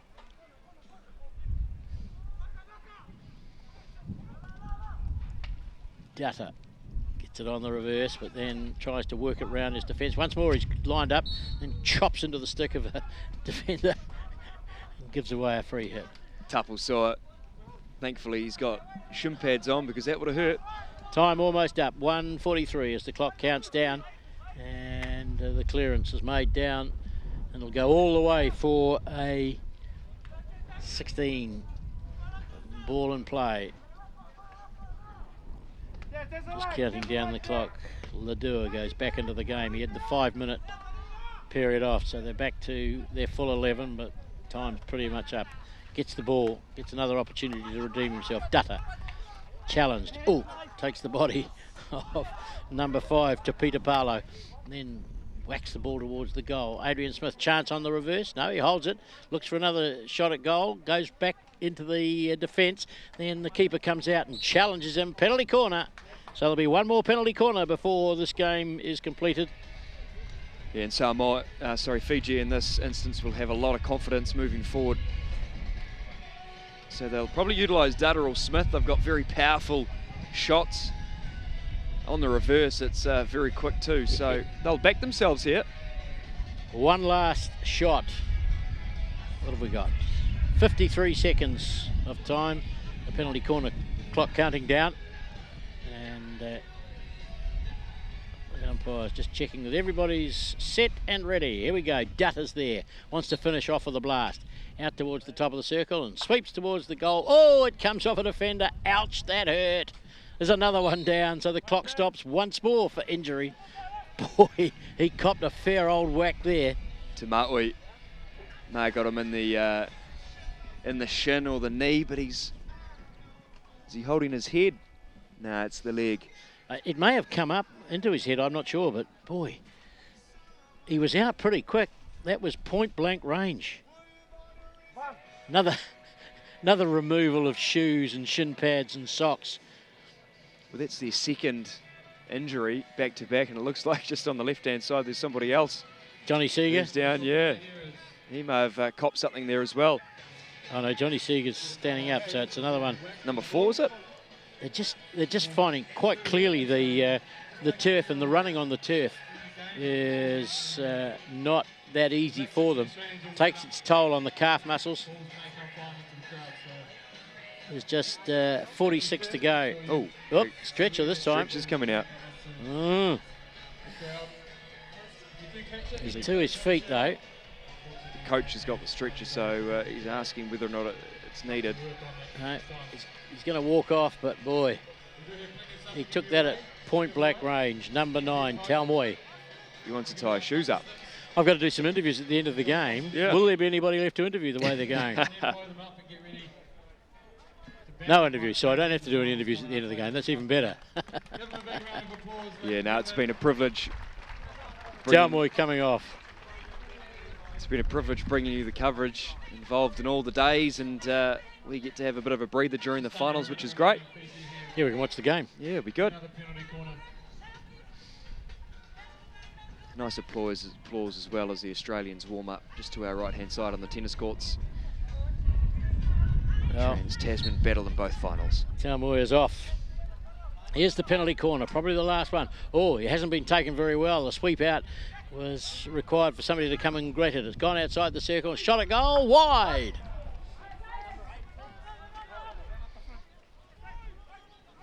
Talanoa comes into the game, substituting for Talmoy. 30 seconds to go, and the ball cleared out towards the left wing side. Flick, not taken cleanly. Paulo gave it away. Here's Fiji with one more chance as the clock counts down. Smith takes it towards the back line and then gives away a free hit for obstruction. So it'll be taken out to the 16. They'll count down the clock.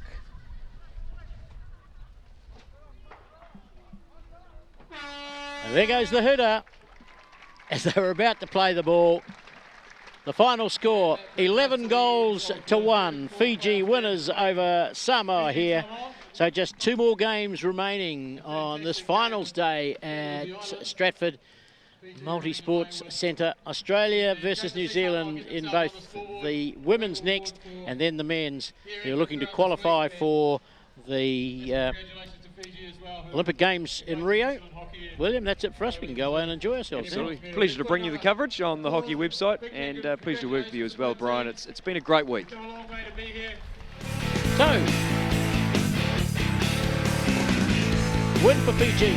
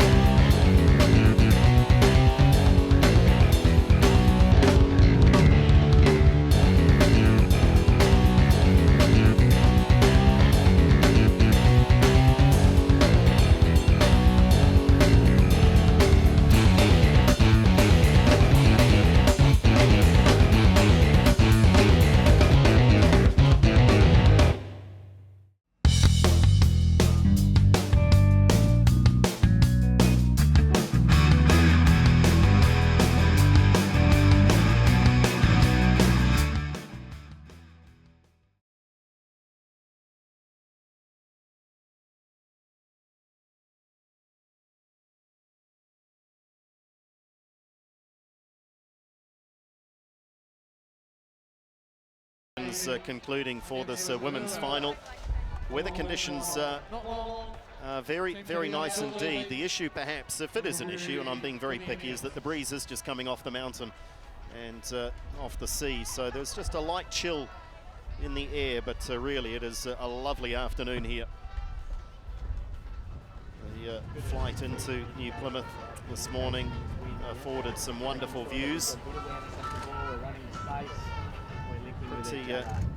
Pretty happy plane load of people too, I have to say, after a certain Rugby World Cup semi-final this morning.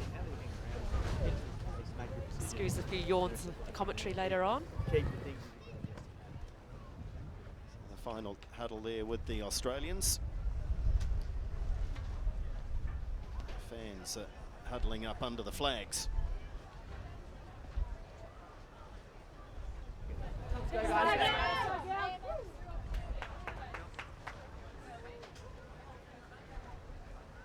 The final instructions have been delivered. It's a name we expect to see plenty of during this game. Brooke Harris is 22 years of age. Sarah Cooksley, captain of the Taranaki girls volleyball team, who did exceptionally well at the tournament this year. Make sure you give her a big, massive round of applause. Welcome both our sides to the final. Black Sticks women versus Australia, the gold medal match.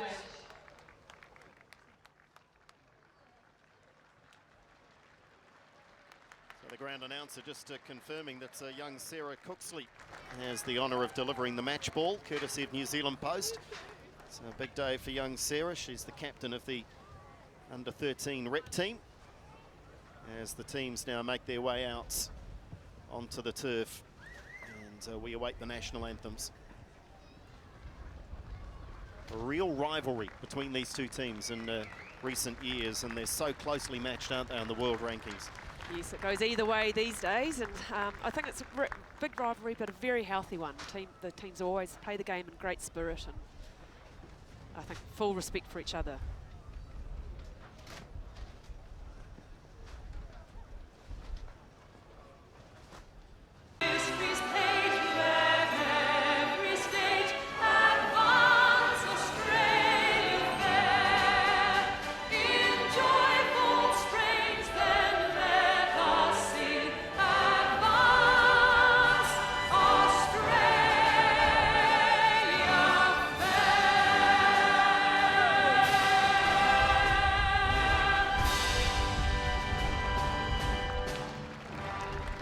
Australian anthem ringing throughout Stratford. I think that might have just about rung right throughout the New Plymouth district.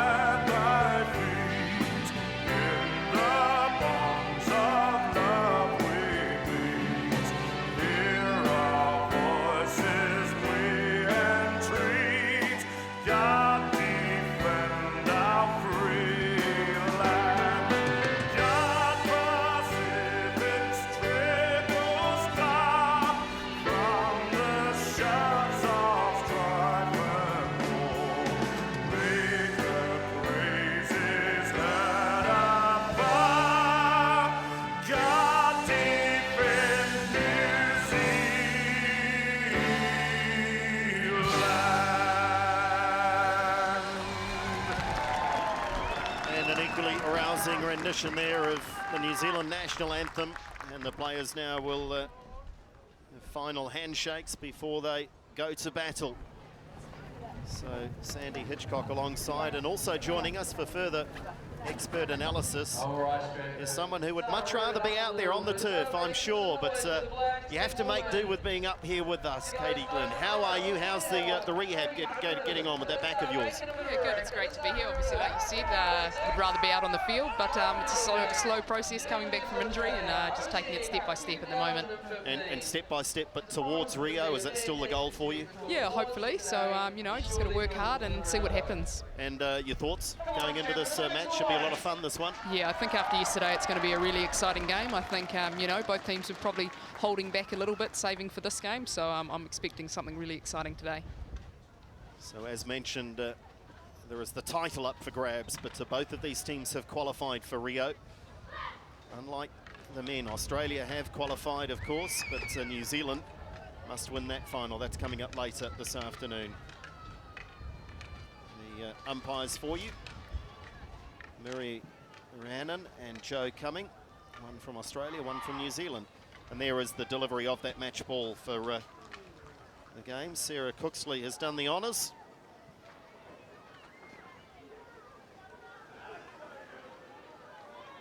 Just about ready to get things underway. The New Zealand captain, Anita Punt.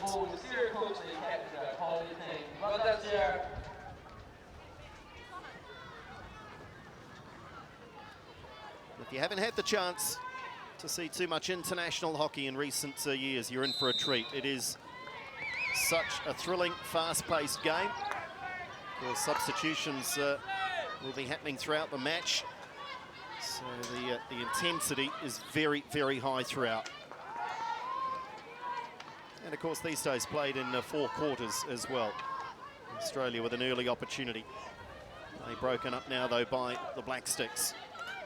Down the right wing side. Cox. It's intercepted, though.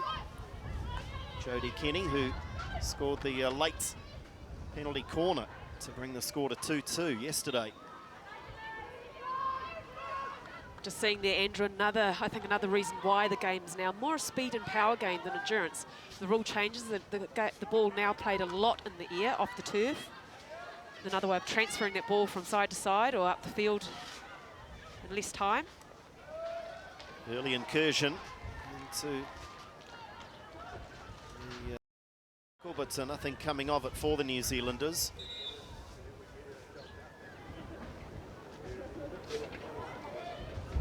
Been a little while since we've seen hockey. Recent rule changes. Is there any hints of any experimentation at all from Mark Hager? Katie, what can you tell us from inside the camp? Or is this very much about a performance today? Win the match, win the Oceania Cup today? Yeah, I think one of the big work-ons is, you know, winning finals and winning important games, and today that's an opportunity for us to work on that. I think they'll be, you know, playing with a few combinations and different structures in preparation for Rio as well.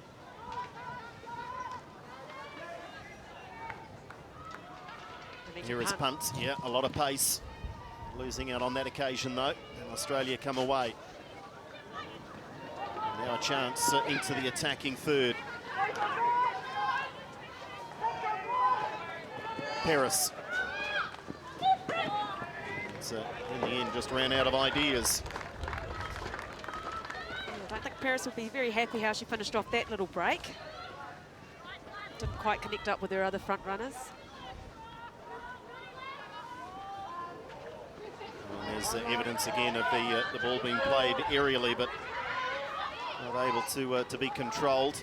Paris again for Australia. Forces the free hit.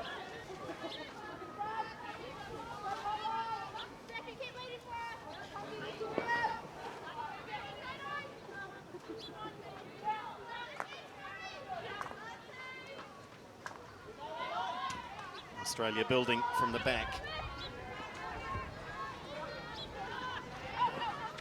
Probing down this right wing side. It's important for New Zealand to just maintain their defensive structures and shape here. Both teams, just like the heavyweight stoush that this is, they're really just teasing each other through the early stages of this one. Thompson. Australia setting out a pretty good attacking defensive line, if you like. Here's Mickelson now. Chance for punt. Attacking through the middle. Shooting chance, New Zealand, and it's a very good save at the near post. Well, that is a good incursion for New Zealand on attack. Great vision by Stacey Mickelson, putting that through ball, cutting the defence, finding a needed punt.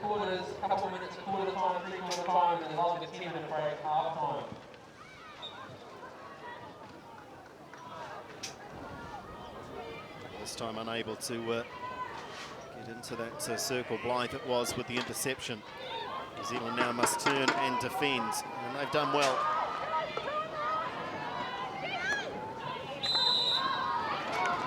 A little bit off the ball there, a little bit late, so New Zealand with the chance to attack again.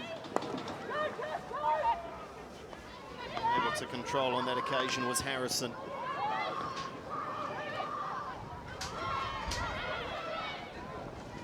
Long strides there of Brooke Neal, the Northland defender.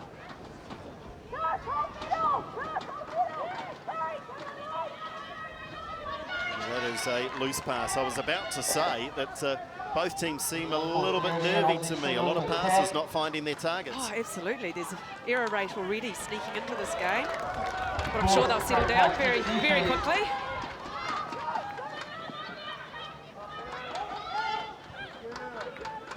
Pippa Haywood surrounded. Actually forced back, support from Thompson.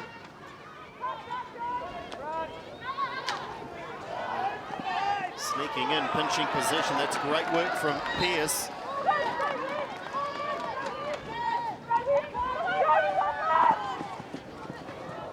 And another loose pass brings that attack to an end. Just a bit nervous though, Katie, isn't it, from both sides? Just struggling for a flow through that midfield at the moment. Yeah, similar to yesterday. The first quarter was a bit shaky and a few errors, but I was actually impressed yesterday's game and in the following three quarters how good the basics were and how little turnovers there were. So I'm sure they'll settle down soon.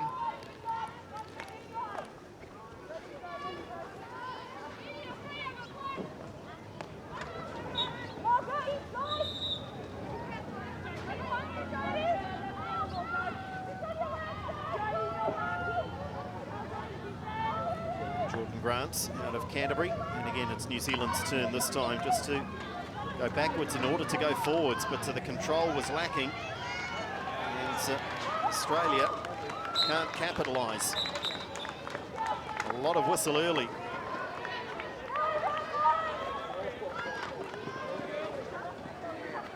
New Zealand going wide this time. Now chance in the circle. Have they got numbers? No. Something of an air shot in the end.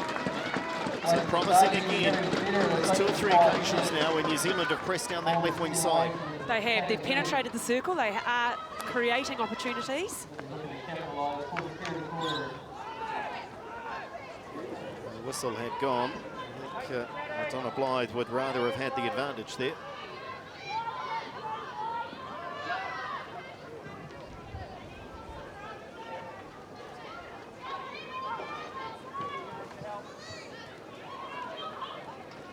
Cadell. And again, possession just given away far too cheaply.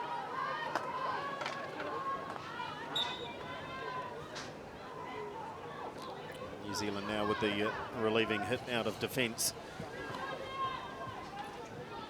I imagine, Sandy, when teams were named, dare I say it, in your day, there might have been a few nerves around dressing rooms. It's far from the case now, though, isn't it? I mean, really, you're in the squad. You're going to play your part. It's you're in the starting 11, but often that amounts to no more than playing the first 2 or 3 minutes of the match. It is vastly different now. We definitely... just a bit of a... Yeah, back in my day, definitely, once you're on the team, you pretty much played the full 70 minutes back then, whereas now with the rolling subs... Cadell, it's a good run down the right wing side. Into the circle again, great ball, great chance, goal! Great stuff, New Zealand. Well, they pressed early on down the left wing side, but this was stunning work down the right, initially from Rose Cadell, and a great finish. And just an absolute superb dive in there by Webster. Tria's trademark there, her dive. She's known for throwing her body around, and a great ball across and a great finish.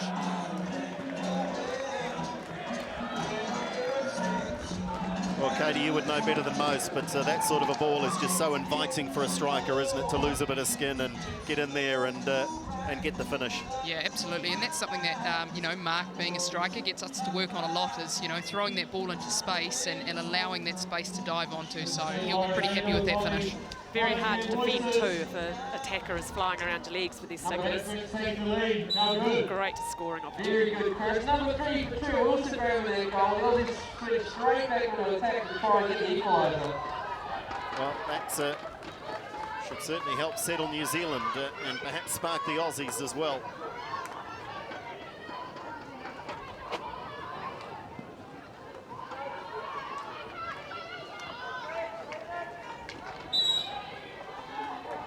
Just a little too aggressive in the challenge then was the goal scorer. Space on the right now for Australia. Good control. The dribble into the circle, promising, but just too many defenders. There's better control though from Paris, but here come the Aussies again. Need to force the penalty corner, and they do.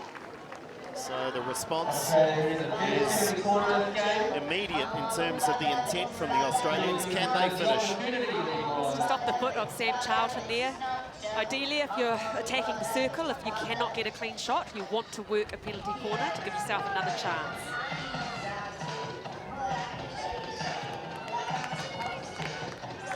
What are the options here for the Australians, Katie? Have they got 2 or 3 that they might turn to? Yeah, definitely Jodie Kenny at the top there, as we saw yesterday. They have a pretty lethal penalty corner bracket, so that's my pick for the first one here.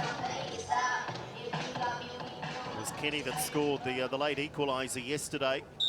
Can she score an equaliser here somewhat earlier in this final? And it is for Kenny. Drives, but the defence allowed to get out there. They rushed out very quickly. Still Australia in possession. New Zealand looking to clear.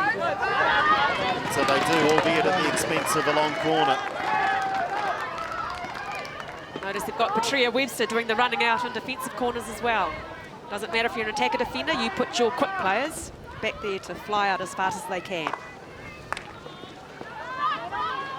Yeah, well, I don't know about you guys, but I reckon that'd be a moment where I'd be volunteering that I don't have a lot of speed, coach. I tell you what, it's better to run out and get out of the way than be the one standing in the net. Yes, I've been there, a lot of broken teeth, bones later.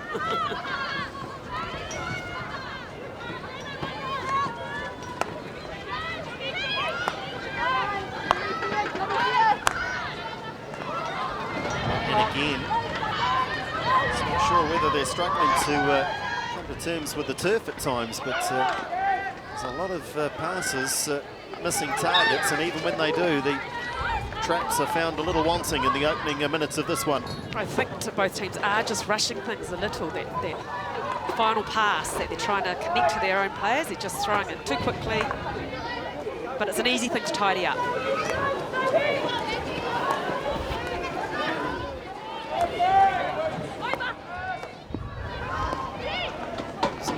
Pressing high here, they're really closing this midfield down, and that's the end result. Pick up possession, and now they've got numbers going forward to New Zealand, already with the lead. And a good ball at the near post on, and another air.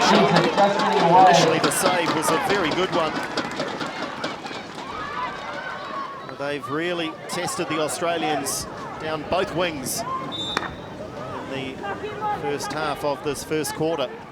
And you called it there, Andrew. I have noticed right from the start, the New Zealand girls have been pressurising. They haven't used a hardcore press yet. They obviously, at this stage of the game, they are forcing the Aussies into making mistakes. Encouraging skill, that's what we like to see. A physical challenge. It's one that was allowed to continue. It's Williams now. Good defence, good cover. Good patience shown by Kat Henry there.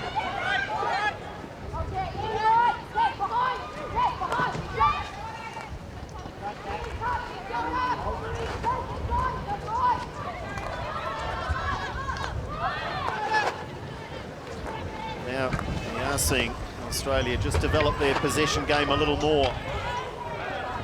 New Zealand perhaps a little lucky there not to give away the free, but so they come away with it. Here's Cox. The stick does just get hooked up a little bit there, so New Zealand, as Neil rushes on.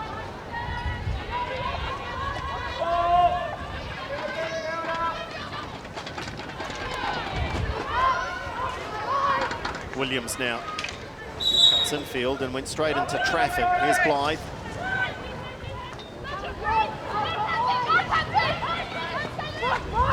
Your space on the right. Circle penetration with the pass, but not finding an Australian stick.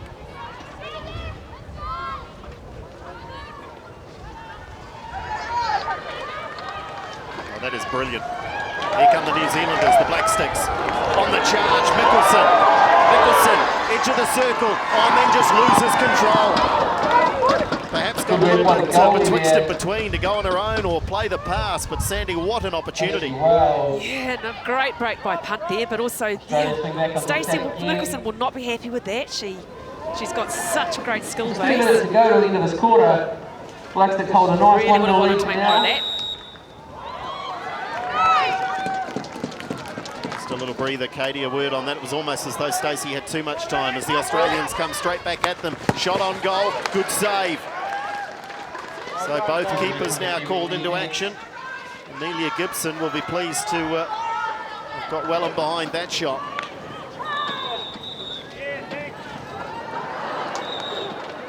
Yeah, I think it was actually well defended by the Australian. You know, Stacey was obviously in two minds whether to give the pass or take her on and have a shot, and maybe just a little bit too indecisive that she couldn't quite finish it off. Yeah, you're right, credit the defender forcing the attacking player into having to make a decision.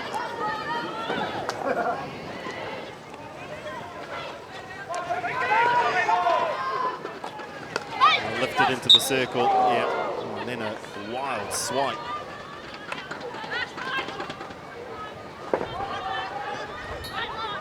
Ashley Nelson was not about to take any prisoners in there.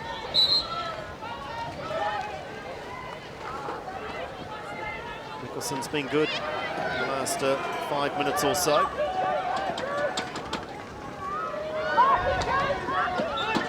Gunson. Here's Blythe. Just really holds that midfield together, doesn't she, the captain? In excess of 300 test matches, she would have learnt a bit along the way, so she's a vastly experienced player.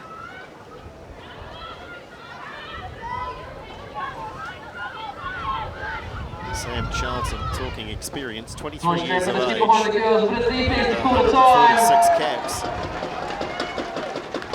It never ceases to amaze me, Katie, when I come and call the hockey matches, looking down the stats sheet and seeing the number of internationals that you and your current generation are playing these days. You are so busy in the game. Yeah, it's a very big year now. You know, so many more test matches that we play. So yeah, it comes pretty quickly counting up those games. So, but we do have a very actually a young team with a lot of experience. So that ends what was a scrappy first quarter at times, but New Zealand will be well pleased. They've got the upper hand. And deservedly so, Sandy. I mean, they didn't just have the goal, they had 2 or 3 other very good scoring chances. Yes, I think so. I think both teams equally will be not happy about their possession turnover, but New Zealand definitely created more chances, well, more scoring chances, I feel. It's always good to have a laugh at the MC. Saying that, some great saves, a great save by New Zealand goalkeeper. Let's have a look at some of the highlights, and this was the goal. Rose Cadell down the right-wing side. Really, it didn't have a lot of speed on at the cross, but the accuracy, Katie, was superb. Absolutely, and great timing of the dive by Petria there. Straight into the gap, that ball too. It was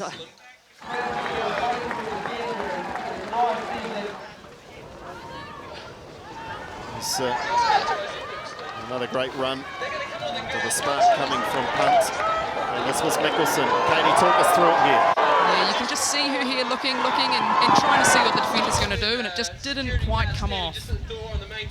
She looks, Sandy, as though she had made her mind up to play the pass and just missed it. She was doing that little flick, which she is brilliant at, and 9 times of 10 she would pull it off. Just didn't that time, but I'm sure we'll see a lot more of that during the game. So these international matches, of course, these days played in 4 quarters. which does give the coaching staff more opportunity to be involved. Is Mark Hager like that, do you think? Katie likes to have a word? It's a tough one. I think, you know, if you're the team in the first quarter who's got all the momentum, you know, it allows a break for the other team to regather and regroup. So, you know, if you're on top, it's not so good. But yeah, that first quarter I'd say was pretty even. So it's probably a good time to stop and have a chat. Of course, this match going to Sky Sports, so I hope you're all going to hear a make-up today. New Zealand's second quarter underway. I've got back to my they lead courtesy I don't of know that the 9th-minute goal to Patria Webster. Friends of the crowd. Black Sticks in position. It's fired up, Stratford. We need to start revving it up. When those men get out, we need to really get behind them. They need to win today, of course, to make it to Rio. They certainly don't lack for a good PA system here in Stratford. I'll give them that. They've done a great job with this facility. Tell you what, every time there's a match on here, the community will know.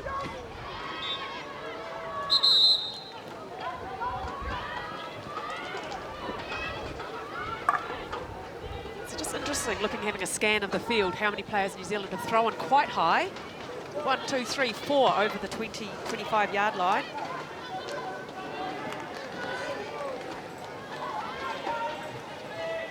Should note also that change in goal, Sally Rutherford is in goal for the second quarter. Do you expect there to be something of a rotation there between the goalkeepers, Katie?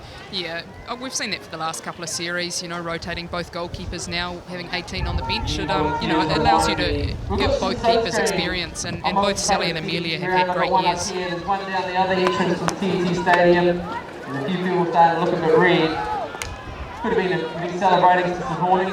Real scramble here. Which way is it going, New Zealand? Chance now again into the circle, and what's the call? Just lifted, I think it. Bit high, I'm assuming that was the call there. Might not have thought it travelled 5, maybe. Hard yeah, to say, true, it would have,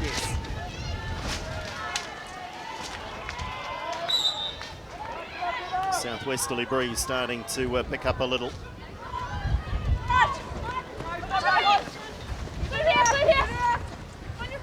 Nelson. It's a clever ball. It's, what's the decision? New Zealand. And they get on with it quickly. Not sure that there's any other way these days in hockey to get on with the game. It just goes so quickly.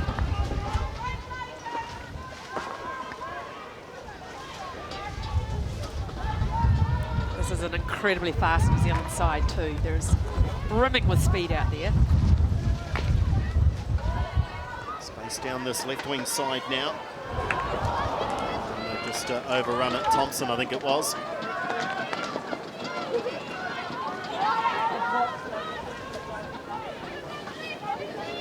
Liz Thompson coming off an incredibly strong NHL.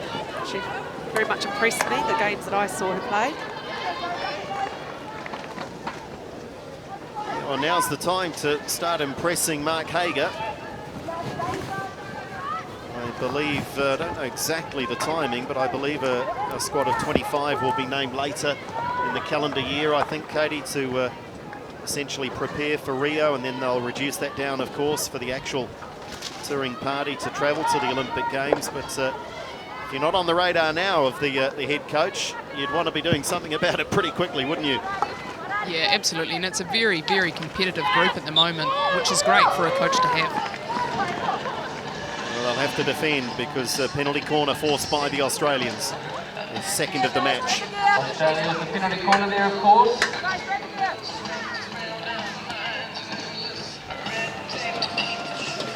So again, look for the tall figure of Jodie Kenny. Penalty corner now, there's a shot clock running. The girls have 40 seconds to get their drag away. Otherwise, the umpire will turn it around. I've heard over the public address system that there is a clock that runs. They have to get the drag away within a certain time. You cannot delay. Here they come, the Australians. They trail 1-0. Second penalty corner, though. Kenny it is with the strike, and again New Zealand out. Oh, and over the top. Well, that just sat there for an eternity, the second chance. Yeah, it was a great block from New Zealand's first runner. Missed opportunity for Australia, the second shot in, just high over the goal. Well, that's pretty basic stuff from both penalty corners too, Katie. Not messing about, not too much variety there. We might see a change-up on the next opportunity for the Australians because New Zealand just too quick, closing it down. Yeah, absolutely. And those first runners, you know, they really run the line and put their bodies on the line, and that was a great run out there. Claxton with the run.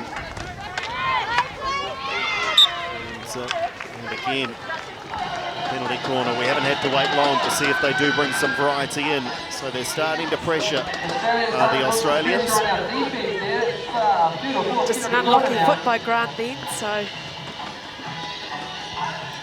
shows the importance of just keeping really agile, light on your toes back in the defensive circle as to try and not give away those penalty corners. Yeah, and we actually did that really well yesterday. We only gave away 2 corners, unfortunately, in the last quarter, but it was really good. Unfortunately, today we just haven't quite been as good. Well, let's see if we picked this right. Let's see if they go elsewhere. Or do they go third time lucky for Jodie Kenny? The drag, the trap, they do go wider. Shot on goal, off the post.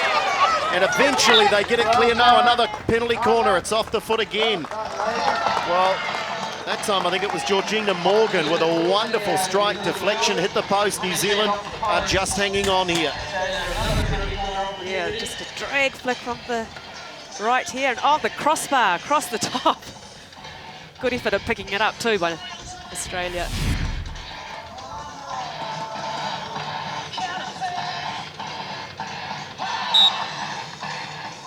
Penalty corner number 4. Where do they go? Wide again. Again, it's Morgan. Morgan. And the set play. Well, they clock up number 5. So, whilst they haven't yet scored, the pressure is mounting.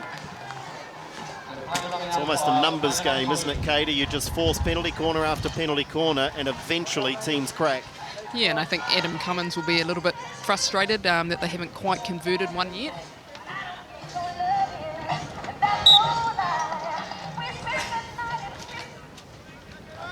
Michael Jackson just quietens down for the moment. Here's Kenny this time, and again. Let's make it number 7. Well, ideally, they'd be wanting to score 1 and 3, 1 and 4 at the very least. So statistics board won't not be looking too good in the Australian camp right now. There's outstanding running there by Stacey Nicholson, though. She's blocked about 3 or 4 of those now on the go. So, you know, she's doing extremely well. She thinks she's back in pre-season. She's just doing shuttle runs here. Sprint out, sprint out. Here we go again. Morgan it is. Morgan with the drag. And this time they'll get it away. Well, that is stunning defence from the New Zealanders. It really is. And whilst the Australians were building confidence and pressure, if you can keep defending them, what does that do for the defensive side? Well, it lifts your defensive side, but it also lifts the attack because they turn around, they're watching their players put their body on the line, and it gives them a bit of a spark too.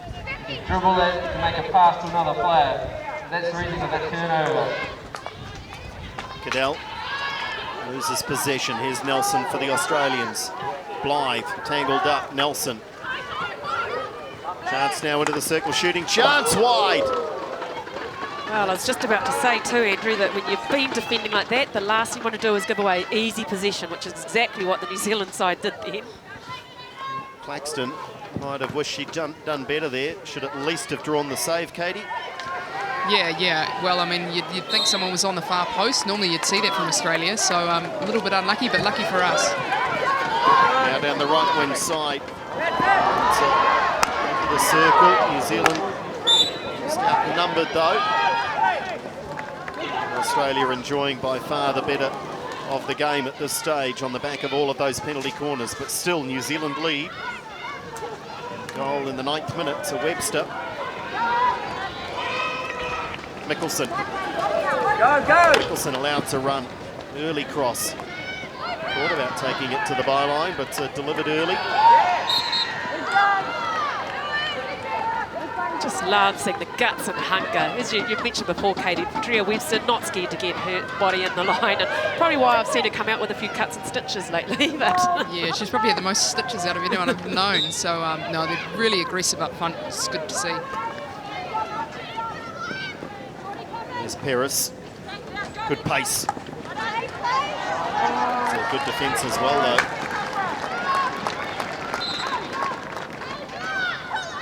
Quite see who it was. Was it Charlton? Charlton, good tidy defence, did it well. A bit patient, kept her body low, shielded her feet with her stick. All good textbook defending. That's deflected from outside the circle, so don't panic at home, folks. It's all of half a yard in it, mind you. Yeah, the ball must be touched by an attacker inside the circle to score a goal. Braxton. Oh, that's a great ball. And again, it's off the post, they've equalised. Well, it had to happen. The pressure was building. They hit the woodwork for the second time, but eventually the equaliser comes from Laura Barden. Got to say, I think 2 off the post, crossbar and post. They really deserved that. It was a great follow-up by Barden. Bang, back of the net. Hard to argue, Katie, that they didn't deserve that equaliser on the back of the last 6 or 7 minutes. Yeah, exactly. And as you know, as much as we think they've been defending those corners great, I think the problem is that we're giving too many away and just throwing a bit too much possession away at the moment.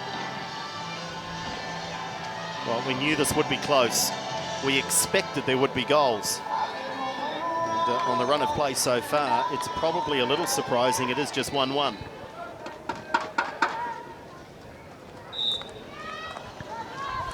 New Zealand now will regroup. We talked about the momentum swings, Katie, and it might be the New Zealanders right now that have got an eye on the clock and saying, let's get to half-time. Mark Hager might have a few words ready just to try and reorganise this team. Yeah, I'd say he'd have more than a few words at the moment, but yeah, that's exactly like I said with the quarters, you know, they can just change over so quickly. New Zealand's goal scorer was Patricia Webster, number 3. Thanks, Chris. Harrison drives it across and it eludes everyone. Just wonder that when New Zealand was enjoying that really good spell, we were seeing Mickelson, but also captain Anita punt. New Zealand shooting chance in the circle. It's going to have to be reverse stick. Ball played across and well cleared by the Aussies. They stayed composed. Stay with the live action for the moment.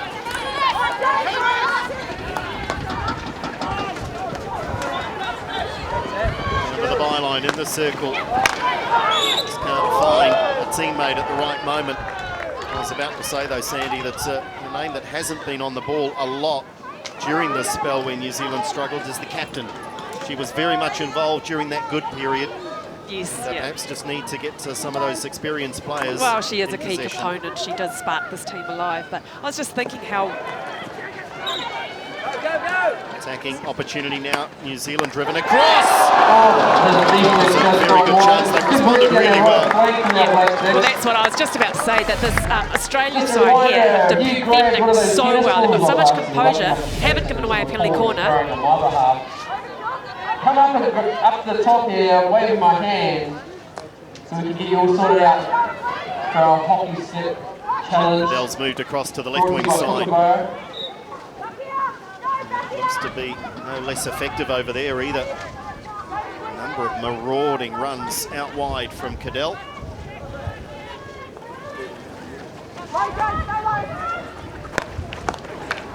Driven in, and again it's the Australians with the numbers, and those in the right place at the right time. On that occasion, Flanagan able to get it clear.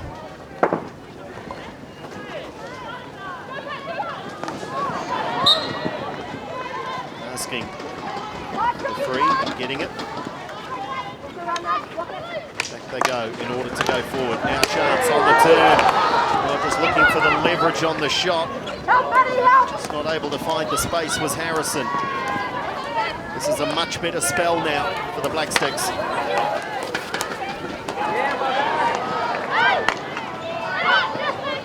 The umpires, I tell you, they've got to have eyes everywhere here.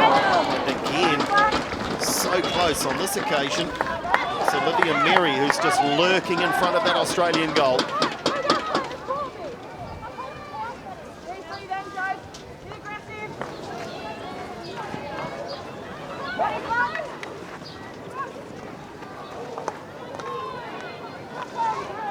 It's a scramble in that left wing corner. New Zealand somehow maintaining possession. Back they come, they'll reset, they might move it out wide on the right here now, through the middle they go. That's a poor pass, invites Australia onto the counter. Striding forward now, Williams. Good support on the left here, it's Barden, the goal scorer. Barden, has she got room for the shot? No, great defence. Again, great patient stuff by Samantha Charlton. Just waiting her time, probe tackle, very effective, just possessed. He's pumped.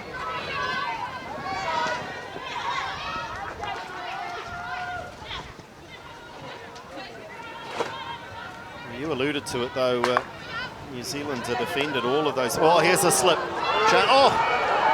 Well, not sure. It's like Christmas, they're giving each other. Yeah, could quite believe the gift they were given there. Punt. Such a feisty player.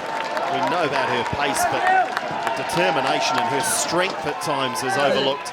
It's taken a deflection. Gone high. Punt looks small and petite, but by crikey, she's strong. She is incredibly strong. Well done, George. Elbow, good girl. It's just about to say that New Zealand had defended all those penalty corners, and you alluded to it, Sandy, that Australia's great strength is they've been under pressure, but not yet conceded a penalty corner. I was wondering whether they've got repellent magnets on their feet. It's just, can't believe that they haven't given a penalty corner away with the amount of ball that's been flying through their circle. Yeah, they have an extremely experienced defensive group too. When you look at the players they have back there, and they're really, really solid back there. King is on it right back at the moment for the New Zealanders. Could be called into action here too. Through the middle they go. It's taken a deflection off a New Zealand foot. And then they can't capitalise the loose control from Claxton.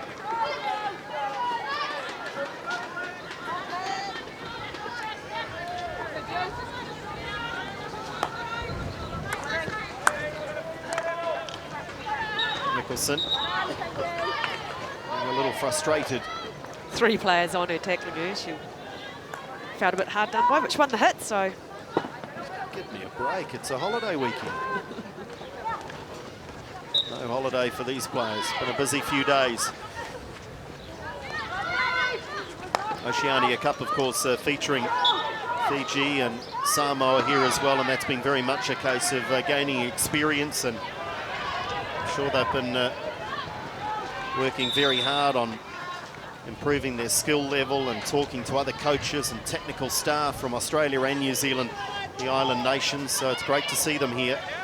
And understandably, somewhat off the pace of the 2 stronger nations, both in the men's and women's games, but in order to develop, Sandy, they've got to be playing against the better teams in the world. Yes, well, absolutely. I'm not even sure. I know that Fiji does have a turf, don't they? Because they have been held a few tournaments there.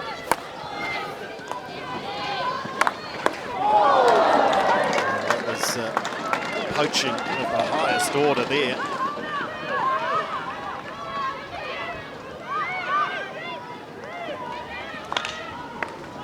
New Zealand again pressing, pinching possession. Can they force their first penalty corner before the half-time break? Not for the moment, anyway. Oh, yeah, I'd say harsh tackle on Stacey Nicholson there. The circle. All they could do to get out of the way. Grant leaves it here for Gunson. Wide for Grant, delivers the cross. Kenny.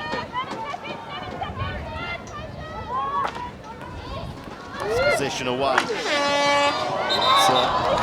Just as New Zealand are hot on the attack, there is the half-time hooter.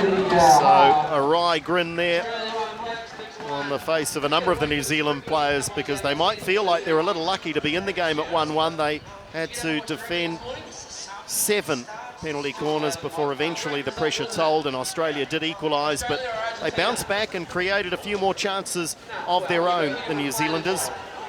So we go to the half-time break here at the TET Multi-Sports Centre in Stratford. It is the final of the Oceania Cup, the women's final, the men's still to come, and that is, of course, the big qualifier for the Rio Olympic Games for the New Zealanders. They must win in order to get to Rio. We're back in a moment to review the first half in the women's final.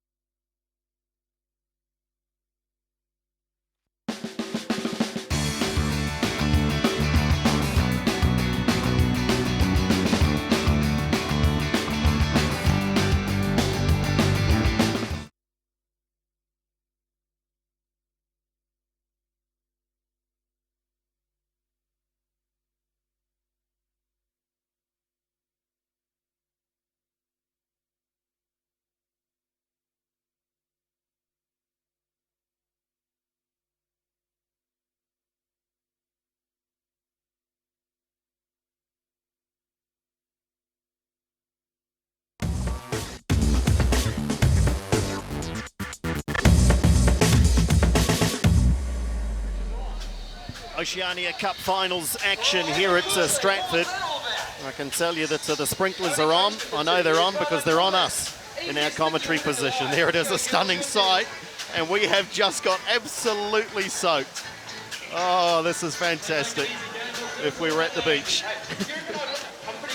It's a lovely day, that's the good news. It is a lovely day, so perhaps we can cope with a little dousing. It's 1-1 in a match that has been pretty rapid, attacking opportunities for both sides. New Zealand dominating the early stages, but coming back in the second quarter, the Australians forcing a multitude of penalty corners. But this was the New Zealand goal. Great work down the right wing side, and then the finish from Webster.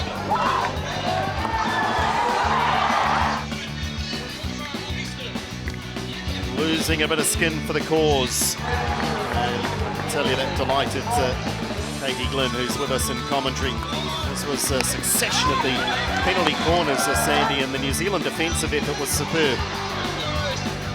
Yes, it's just their mental approach here. Defended corner after corner after corner. Bit unlucky for Australia. Eventually, though, the pressure told. This was the second time that they'd hit the frame of the goal. And On this occasion, Barden was there to follow up. It was a pretty quick reaction too from the Australian number 31. That was the least that they deserved at that stage of the game. New Zealand, though, responded well. And again, it's these balls played from wide areas causing all sorts of problems, Katie, in the heart of that Australian defence. Yeah, and that's something we like to practice, you know, throwing those crash balls across and like Tria did and Olivia Close there, just diving in and getting a touch to it. So the umbrellas are out for the sunshine. I wish we had some for the sprinklers, but we'll cope. It's a wonderful afternoon. We've got some wonderful hockey still in store. The men's final coming up later as New Zealand try and qualify for Rio. Up next, though, it's the second half of the women's final.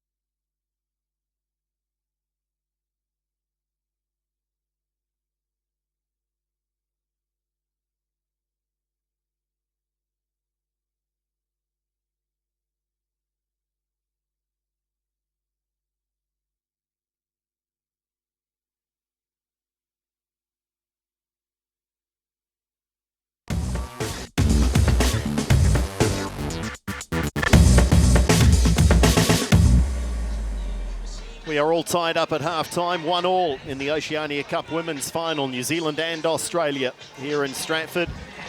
Live coverage here on Sky Sports. And without paying any disrespect to these two teams, they are ranked, what, 2 and 4 in the world at the moment, Sandy. I mean, this is world-class hockey, but there is this added edge. We keep talking about it with the men's match that comes up later. And Katie, I'm sure even you appreciate that they'll be very nervous right now, I'm sure, the New Zealanders in particular, knowing this is their last chance to qualify for the big show. Yeah, they'll be very nervous, but like Sandy said earlier, you know, they've just got to go out and work on the process and do the best they can. So Australia playing from left to right as we watch from our commentary position.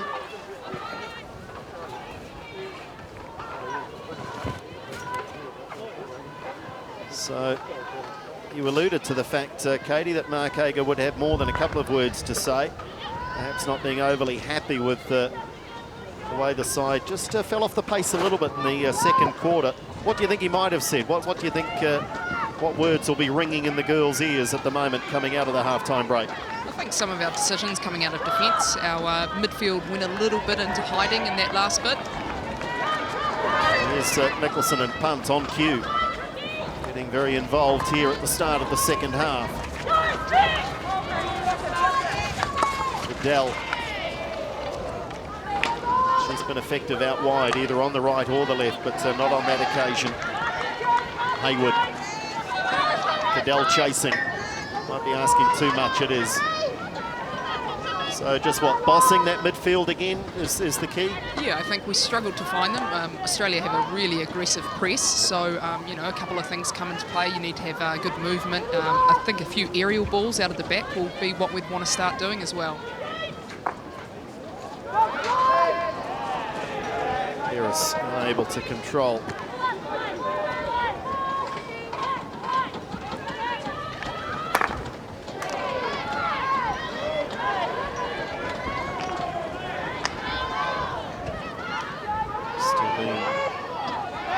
Out of the game there was Mary. Just got through one defender, but not the second.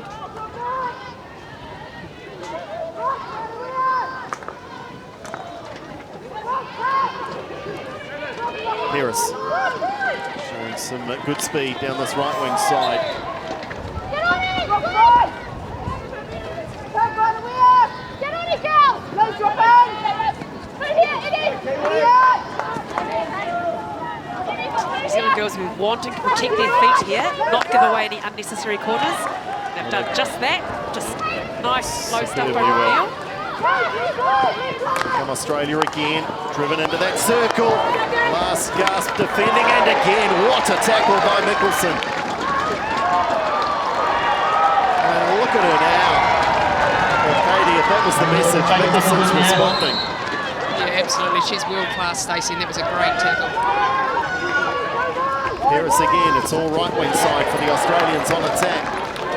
Good challenge, cut out effectively by Thompson. Here comes Punt, sandwiched, bounces back out of it, great pass. Eyes in the back of her head, Anita Punt. Into the circle, shooting chance, but just running out of steam right at the last moment. It was Liz Thompson.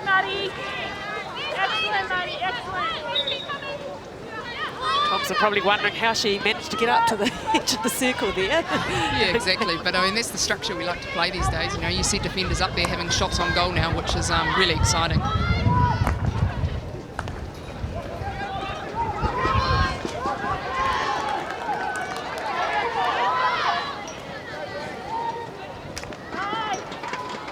Well, whilst there are multiple outlets on attack for New Zealand, it's clearly evident is that when the names Mickelson and Punt are involved, New Zealand often are going forward and are threatening. Well done. Yeah, both players are absolute game changers. There's Morgan. Back to Kenny.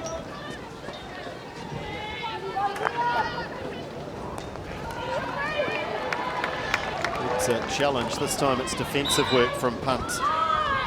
Captain on captain, and the New Zealand captain leaves the Aussie in her dust. Away she goes still, Punt on a mission. Mickelson. Edge of the circle, looking to return the pass to her captain, but it was cut out, well read. Perhaps a little telegraphed.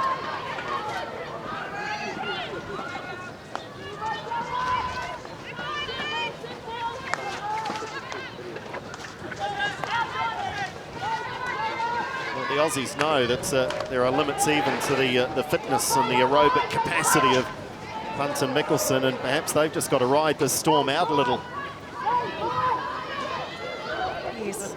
Well, I was just looking at the Black Sticks dresses. Of course, they've got a pocket in them for GPSs and just information gathering. And I was reading a stat that Drea Webster and Anita Punt had both been caught doing around 8.5 kilometres during 55 minutes of the game, so they're covering a fair amount of turf. 2-minute suspension.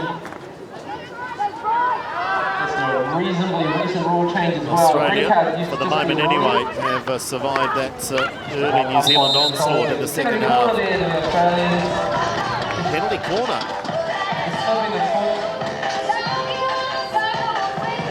There's too many complaints. There's a few quizzical looks from the New Zealanders, but let's have a look on the replay.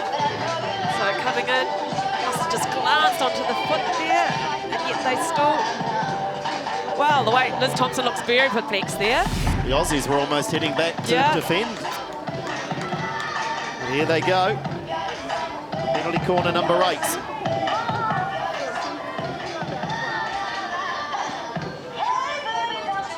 Kenny's had more than her fair share of opportunities and yet to score. Will they persist? The captain, Blythe, just at the top of the circle, is having the conversation.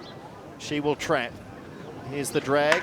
Blythe leaves it for Kenny. Drag, keeper, scramble, and another penalty corner. Well, on that occasion, New Zealand did not defend that one so well. Kenny had plenty of time. They pulled it into just a flat drag. Came off the keeper and just a little bit messy in there.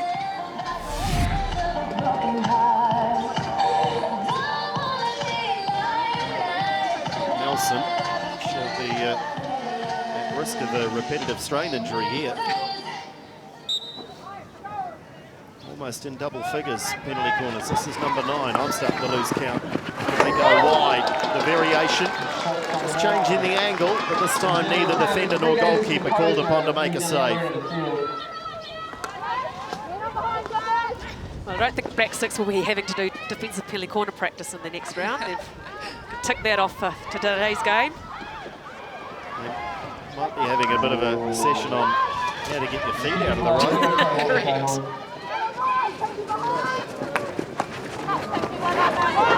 So this one is deflecting wide. Australia, though, still with possession. And again, this is a relatively new introduction to the game. So, Sandy, when we get a moment here, and we don't get too many, but let's just talk about this change to the long corners, because that, again, has just added to the speed and the attacking opportunities in the game of field hockey. Australia, reverse stick. Oh! It's left the stadium. It's on the way to the mountain. Let him $1 million anyway. The long corners are traditionally were taken, what, a couple of metres in from the corner, literally, weren't they? Here's a shooting chance, save. They are under the pump for a moment, New Zealand, but they're coping. They're defending really stoically. Very well defended there. Light on their toes. Not getting much of a chance to talk, not making much break and play, but yes, the corners used to be taken out just 5 metres out from the, and it just meant that it was just a finer angle, a lot easier to defend, a lot harder to attack with. So again, they've brought the rule in to, I guess, favour the attacking side, provide more exciting scoring opportunities. So essentially, the ball is now taken from where it went out, but back on the 25 metre line. Back on the 25, in line with where the ball went out.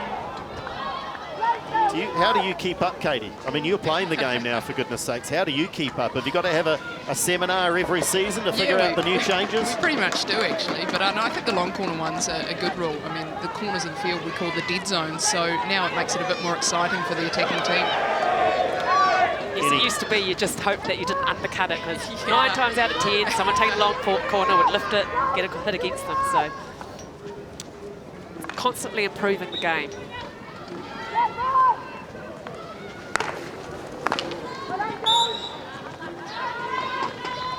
Good tight marking from Julia King back here. Here's punt. Space for the captain again. Doesn't need much of an invitation, does she?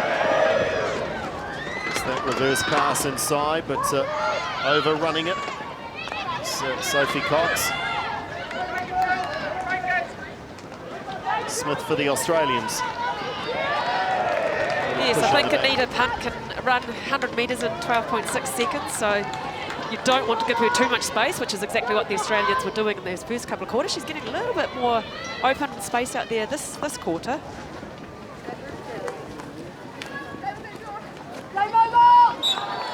she more than dabbled in track and field, didn't she, for a couple of years there? In fact, I think, am I right, Katie, did she have aspirations at the Commonwealth Games at one point over the sprints?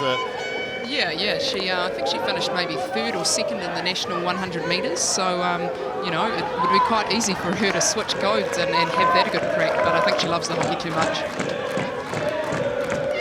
It wouldn't have surprised me if she lined up in the 100 with the hockey stick in hand. Focus on the opposition anyway. If she did that. Crowd getting into it. They really are enjoying their afternoon. Well, it's a whole day of hockey. We've had bronze medal matches. There have been children's matches as well. There's a festival behind us with interactive activities and games and entertainment. So they've had live bands. Elvis was in the building last night, Sandy. I bet you're disappointed you only flew down this morning. I'd hate to see what he looks like now. It's been a great few days here, though, in Stratford. They've done a great job. Can the New Zealanders get back into... They're still in the match, don't get me wrong, but the Australians just edging things off late. Here they are, New Zealand, just wide. There were 2 players there waiting for a deflection. Neither was able to make contact. Well, again, another slap across the thing. Across the circle, Keeson Pearce trying to get low enough. Didn't quite get onto the turf there, Katie. Do you think if she had got right down on her belly, it might have been a touch? Yeah, probably just a little bit off time, but you see Petria, Webster in there as well again. Just a bit unlucky not to connect with one of them.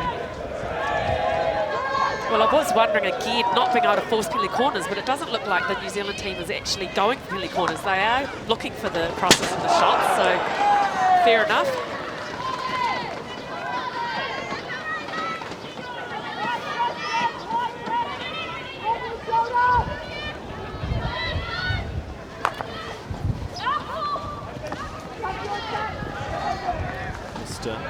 Just selling on the pass a little bit. The Australians. Cox now. Williams with good defensive cover into the circle. Australia able to clear the danger.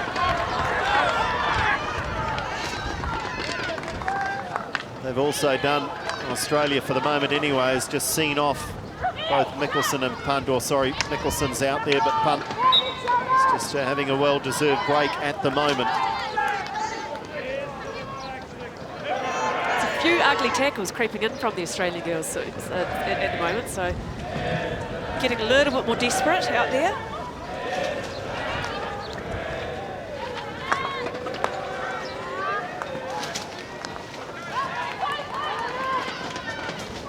Henry.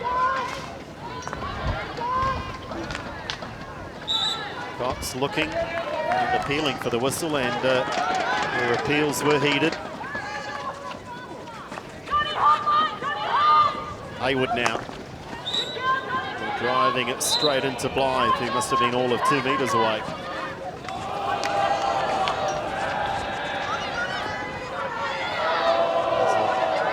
Frustration here. Harrison bashing the stick on the ground. Cadell. And that'll be a free for the Australians. So they're coping pretty well. They've defended superbly. Well marshalled by a tall figure again. I've mentioned Jodie Kenny. Just approaching 150 caps for the national team. So she's pretty much been there, done that. Not phased at all. That was... timely intervention. Nice little touch by Kat Henry just to put that, change the direction of that ball. There was an Australian girl waiting for it, so a very much needed touch by Henry. Mary. Olivia Mary striding away. Does she have support? Well, Kenny just got in the road. Into the circle, they'll force the long corner.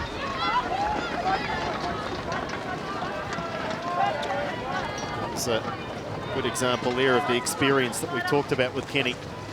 She knew that whether it was the ball or the player, she was going to stop the attack. Mickelson. Blythe was just about trying to lie down on the ball. The circle they go. Can they force a penalty corner? Can they get a shot on goal? shot. Not quite on goal. Taken a deflection and gone out over the sideline. Again, great shot, great effort there, and it was actually saved by the keeper. But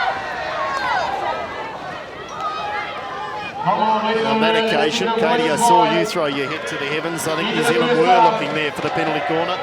Very, very close to winning it too, I have to say. Yeah, and I think as Sandy mentioned, you know, we've been having a lot of shots on goal, but we do have a very strong penalty corner bracket. So, you know, if we can work a corner, perhaps vary it up a bit. They are exactly. definitely looking for the hit across, but yeah, vary it up. Let's try a corner. In the dying seconds now of the third quarter, still no change to that scoreline. 1-1, New Zealand and Australia. Oceania Cup final. And that passes through untouched, and that will bring an end to the third quarter. And a much-needed breather for two teams that are going at it hammer and tongs. This is a wonderful final. The breeze perhaps not helping. It really has picked up as the game has gone on. It's been scrappy at times, but the intensity of the battle is really largely responsible for that. So 1-1 at the end of the third quarter.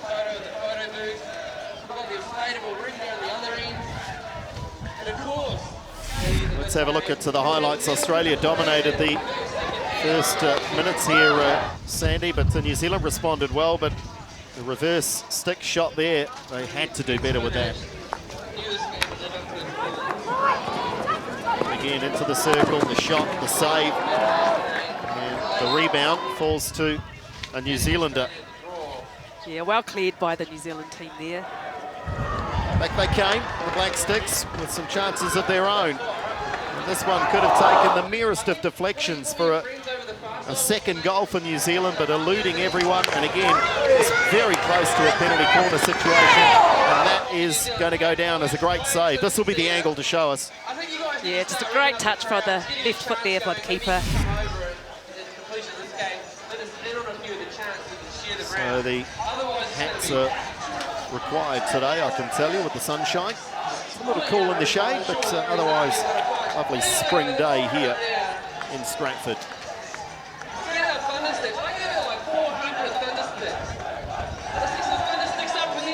Some of our visitors from Fiji and Samoa are enjoying watching the finals this afternoon. Their tournaments having concluded.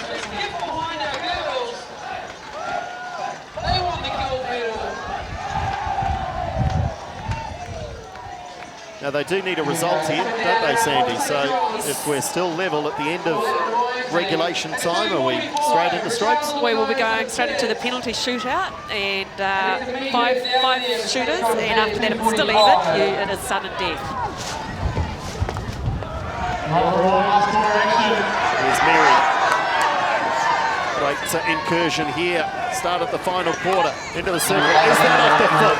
Is that off the foot? Advantage! Oh, and then smashed wide.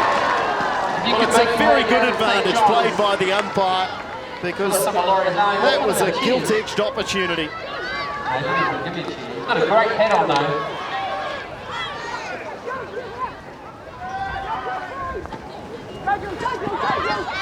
Here come Australia. This game could really open up now in this final quarter, already in the opening 60 seconds end to end. But they will struggle to get a better chance than that, Sandy. Yeah, great play across the circle here. Beautiful turn by Pippa Hayward, made the space for herself.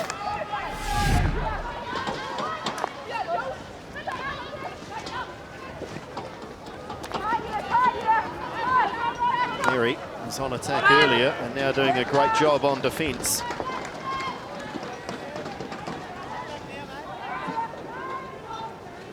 I'm sure both teams would prefer to win this in the normal manner, not take it to the relative lottery.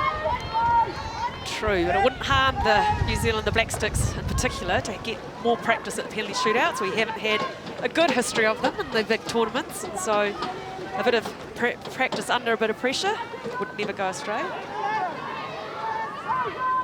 Yes, it was a bit of a slip from me as well. I think I alluded to it as strokes, but it's not anymore, is it, of course?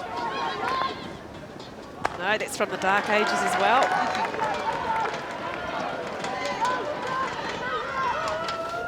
Space for New Zealand. Into the circle they go, and good composure allowed to just crash into the backboard, knowing that there was no New Zealand contact inside the circle.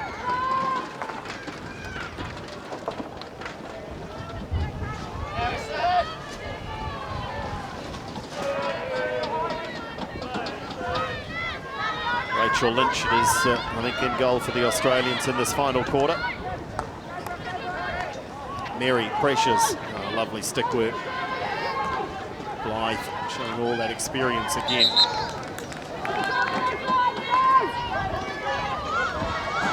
So the New Zealand girls really putting the pressure on the Australian defence now. 12.5 minutes to give everything they've got out on the turf.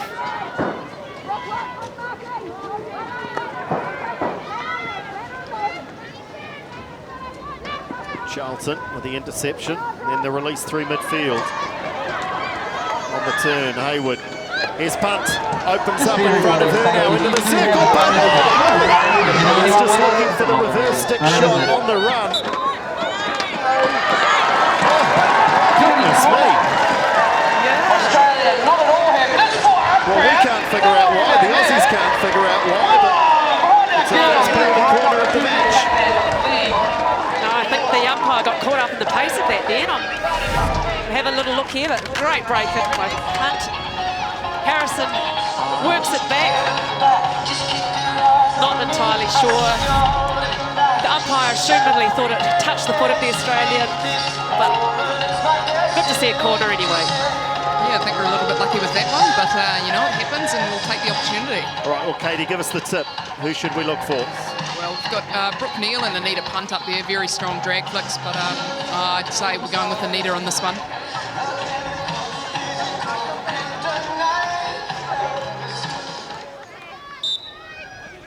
So, umpires' decisions are final here with no video referral. Here we go. Punts with the drag flick. Well defended, Kenny. Still there, New Zealand! Well, how many times have we seen that? The ball driven across in front of goal and the deflection's not quite going the New Zealanders' way. They've scored from one, but could have had 2 or 3 more. Oh, it's a bit like Groundhog Day, deja vu, seeing the same thing over and over. Exciting, though.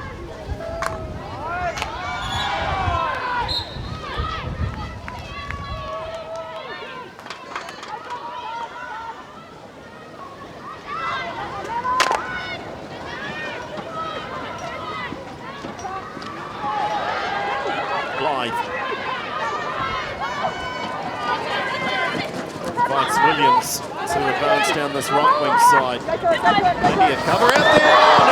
What a save! That is world class. What a save from Rutherford. And now they're able to clear their lines.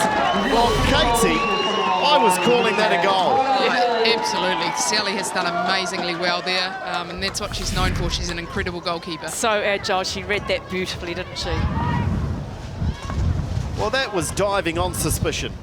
She had no right to see that ball. She just went to where she thought it was going to be. And incredible. That's a part of a great goalkeeper, though. Instinct, reading things almost before they happen. And saying that, the New Zealand defence did get caught short there. All got sucked across to the side of the attack. I think it'll be an interesting statistic after the game, the goal-scoring opportunities, and there's been plenty for both teams, yet the score's still 1-1. It is amazing, isn't it, that we have got that scoreline. Get behind our girl. Here come New Zealand again. One relatively easy to deal with. So doing really well dribbling out of defence was Fitzpatrick.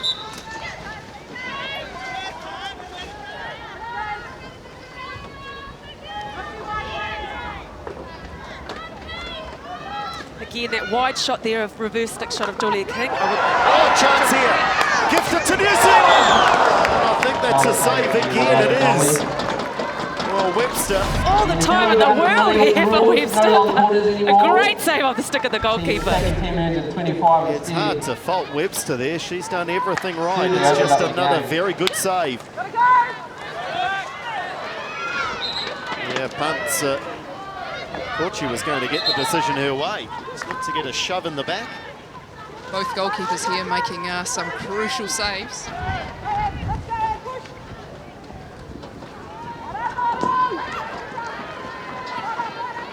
think the attitude from both teams clearly in evidence, though, that they are giving their absolute all here. I'm sure it's not consciously anyway at the expense of defence, but they're certainly pressing, looking for what could be a winning goal. Here's Blythe. Paris.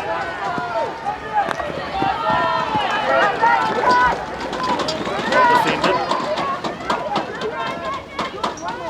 Yeah, good patient stuff by Kat Henry.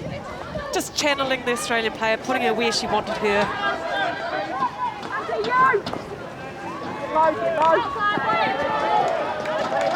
Tackles are flying in.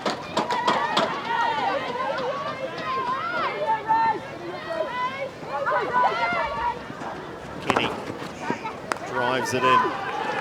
It's now for New Zealand through Mickelson, just to ease the pressure, release the tension. More importantly, no, I was going to say release an attacking player, but Yeah, right idea there, but just the execution not quite on song.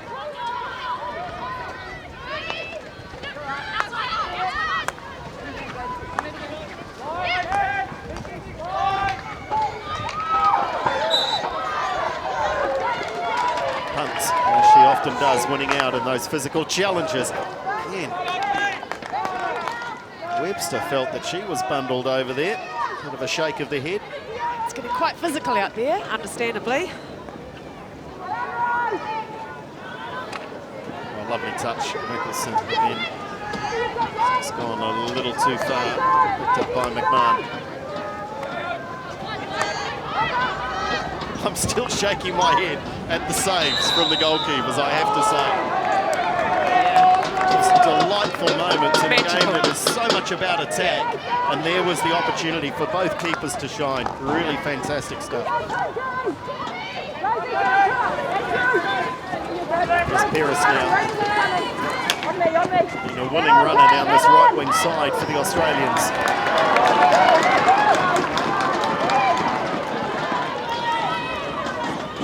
Cox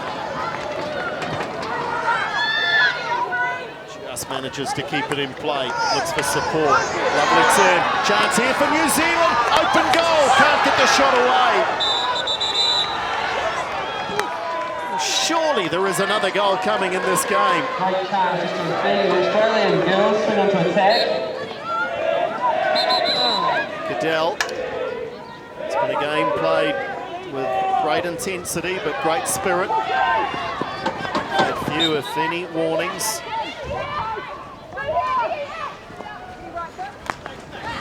Driven in and left alone. Yeah, shot coming in, well, less of a shot but more just a ball in there looking for a deflection from Fitzpatrick. See another rule change, which I'm just catching up with, was just we saw Anita punt. If there's a hit just outside the circle, the defender does not have to go 5 metres. So that's a very recent change as well.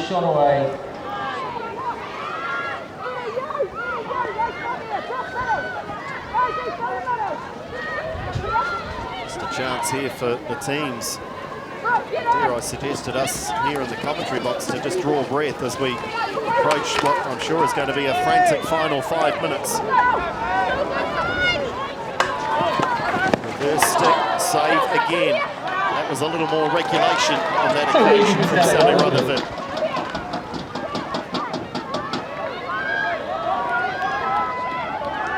Cox really injecting herself into the game in this quarter, isn't she? Very ball now. Black stick ability to attack. Come on, Jeremy. Punts and now Mickelson. That's a good getter. Oh, Mary just a loose trap and the momentum is gone. Still there though, New Zealand. Reverse shot. Who's that hit first? It's going to go Australia's way. Well, like you said, Katie, I'd love to see the stats on this, on shots on goal. Yeah, I think in yesterday's game there was nine New Zealand shots to 2 Australian, yet the score was still 2-2. So, but I'd definitely say after today's game, the coaches will be looking at that one. Well, you come away from so many games where the ball is really controlled through the midfield, and a lot of it's played sort of 25 to 25. This seems to be majority being played in both circles. Yeah, there's been a lot of attacking opportunities, which is great to see. Kershaw for the Australians. Defensive cover is good. Great tackle down here from the Black Six girls. Right over the crowd.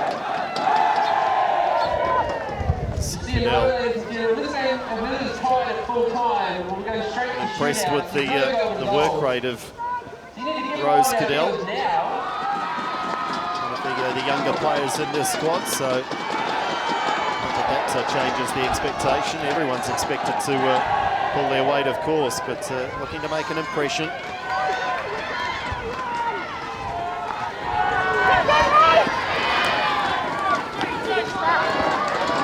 Defensive cover this time from Julia King. Yeah, good brogue tackle by Julia, just dispossessing the Australian.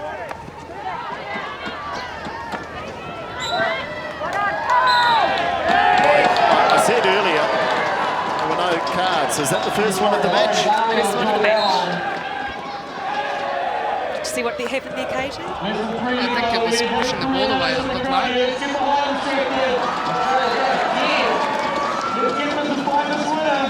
So New Zealand, momentarily anyway, will have a numerical advantage, and we're inside the final 3 minutes.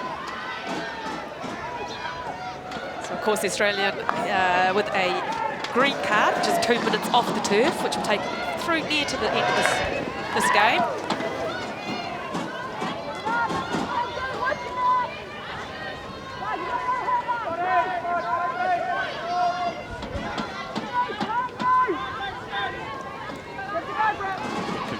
Right on the byline, good drive into the circle, shooting chance now. Oh, that would have been one heck of a goal. It would have been a goal to win the Oceania Cup. Slattery did all the preparation work and then missed the target. Yeah, nowhere near it actually. Under 2 minutes to go now. Oh, good piece of skills. Is there a last gasp goal? Someone about to write their name in the headlines? Or are we headed to a penalty shootout?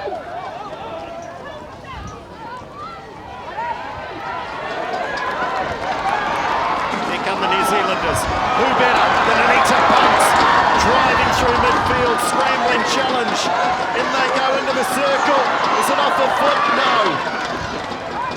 Meanwhile, Madonna Blythe is down and injured and does not look too happy. She's clutching at the right lower leg. It's a calf muscle. She's taken a real tumble here, and this was a consequence of Anita Punt just smashing through midfield. We'll get another look. Oh, that's the Anita Punt we know and love, just that blistering pace. Yeah, maybe just tweaked a calf or hamstring there. Pretty important tackle there, though, to dispossess Anita in that position. Final minute. New Zealand where they want to be. 1-1 on the scoreline, but they're in the right area of the turf. It's like Grand Central inside that circle.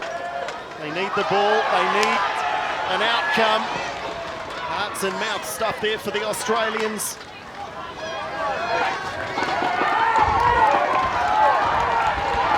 Here they come again, the Black Sticks.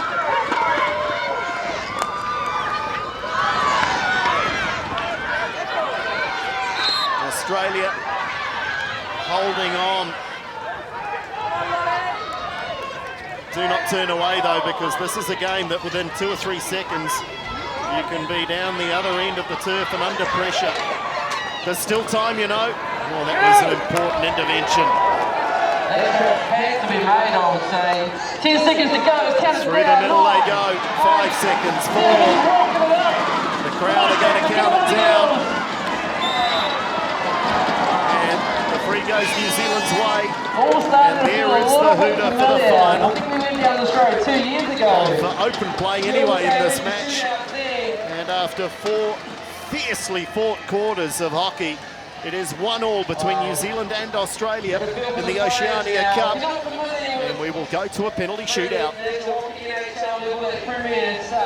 We don't go to strokes anymore, we go to shootout. So ice hockey, While we await details of the shootout, guys, Sandy, your thoughts on what was a heck of a game. I'm amazed, I think you guys are as well, that we've got just 1-1 on the scoreboard. Yeah, although I think, well, apart from it being like watching a Wimbledon final, it was just end to end, but I think that it was a pretty fair result.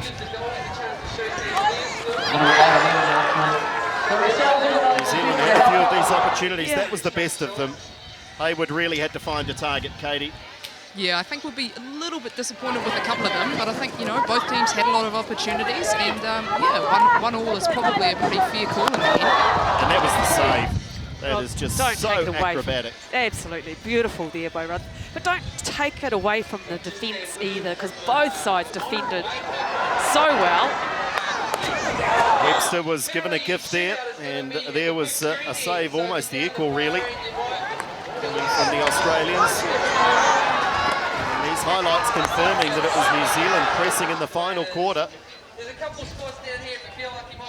One coming off the foot, but the decision not going the New Zealanders' way. Well, having a look at those highlights, I think I've changed my mind, but I think my gut is that New Zealand really should have put away. Yeah. I think we had more dangerous chances than Australia had. I think Mark Hagel will be a bit disappointed that one or two of those didn't find the back of the net. And yet the flip side of that, Katie, is New Zealand defended, I think, 10 penalty corners and didn't concede. They did eventually off a scramble after a penalty corner, but so maybe the luck goes their way in that sense as well. Yeah, I think, you know, you don't want to be firstly giving away that many penalty corners in a game, but there's not many teams that would be able to defend 10 penalty corners, especially against a penalty corner bracket like Australia, and not concede a goal. So, you know, I think that's something really positive to take from the game. But, I mean, going into shootouts, I think there's probably two of the best goalkeepers in the world out here on the pitch, so I think it will be, you know, it's going to be a tough challenge for both teams. So, Sandy, talk us through what happens here.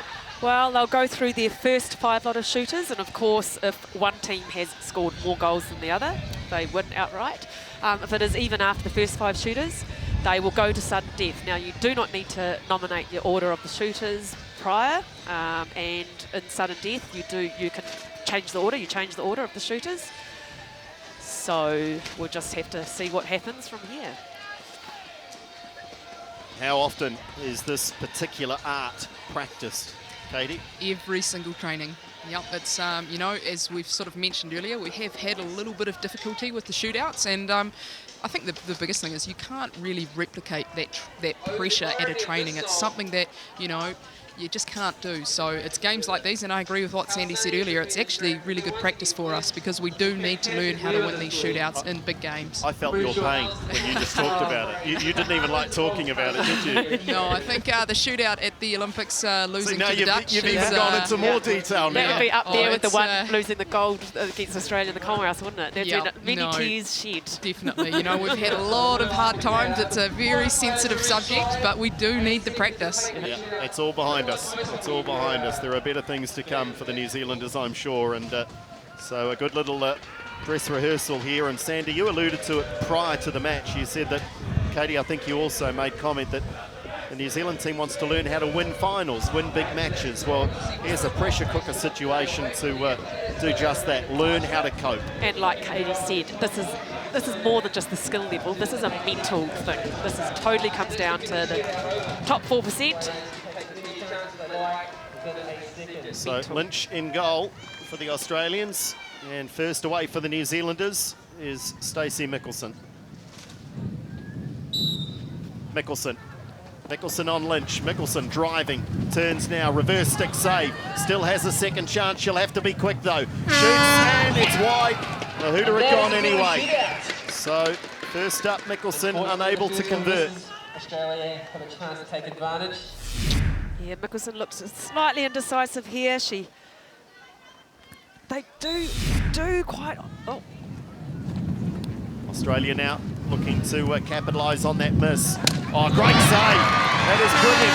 And again, great stuff. The goalkeeper's taking centre stage, and Rutherford continues on the back of that wonderful save in the final quarter. Elizabeth Gunson taking the penalty strike now.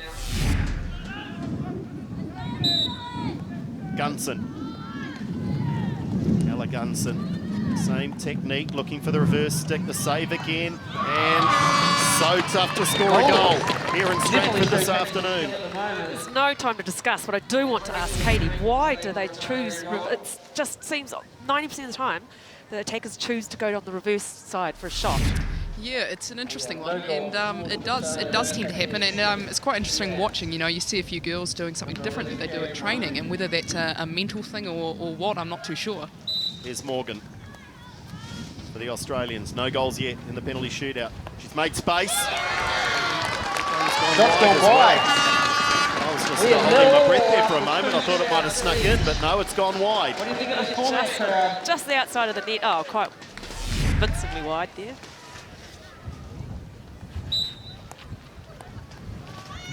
Charlton. Well, it doesn't matter what side they go. Again, that's like I mentioned, you know, we've got two of the best goalkeepers out there, and they're making it incredibly tough for the attackers. So that was very well played, wasn't it, by the goalkeeper, forcing her wide? Yeah, well, let's focus on that. The goalkeepers are doing a great job, but who can finish? Jodie Kenny rocking this Australian defence.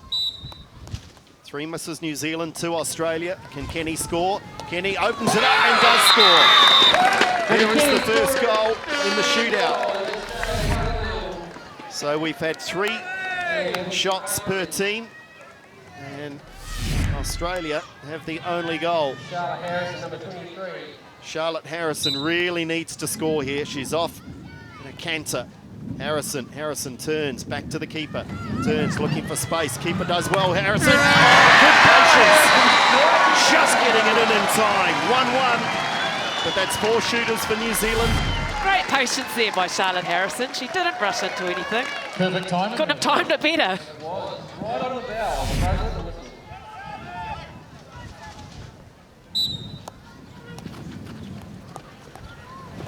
Williams for Australia. Williams, oh, that's clever. That is clever. That really does now put the pressure on. Yes, he just drew Rutherford here to the right. Rutherford's right, flicked over the stick and the dive. Now Mary has to score. She misses, it is all over. Olivia Mary's done well. Tight angle. Oh, that's the decision. It's a good save. And that is the end of the shootout, is it? There's some confusion. What's the ruling here, Sandy? Not entirely sure what's going on here, but I would believe that makes Australia our gold medal winners. Commiserations to the Blacks. A little concerned. Mark Hager is approaching the umpires whilst the Australians celebrate. Oceania Cups in a row. Mark Hager, I think, is questioning whether the challenge from the keeper was fair and legal. Tough way to lose the game, but hold your heads high. It's been outstanding. Have another look at that, but they're definitely upset about something out there. But the hands are being shaken now, so let's see if we can see what's happened here, Katie. Nothing wrong yet. Ooh. Oh, I think it's hard to say. I think, you know, in that situation, the goalkeeper has taken the ball. She did take the ball, you know, in my opinion, that's probably the right decision.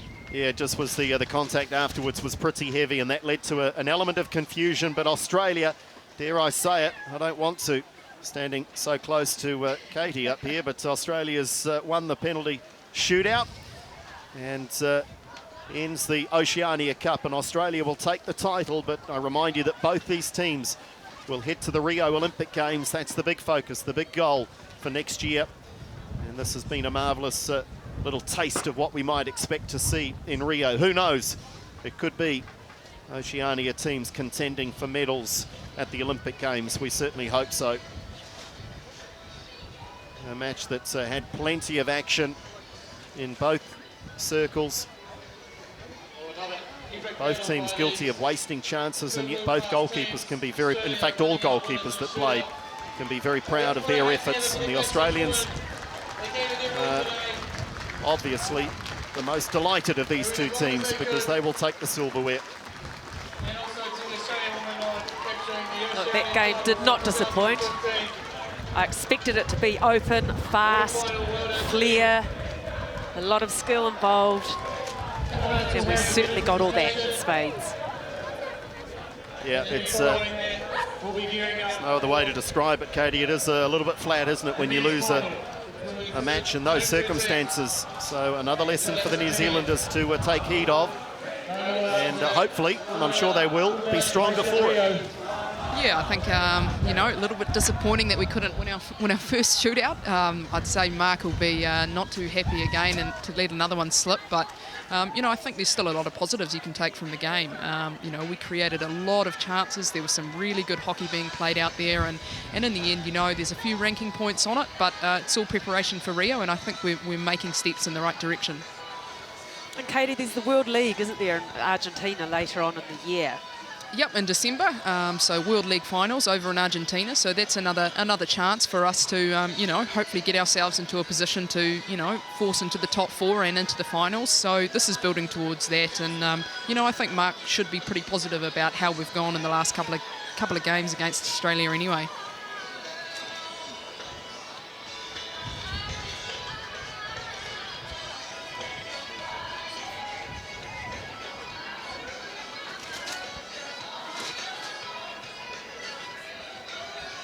So we still watch the Australians as they just go through their post-game routine now, and it's a routine that is laced with smiles.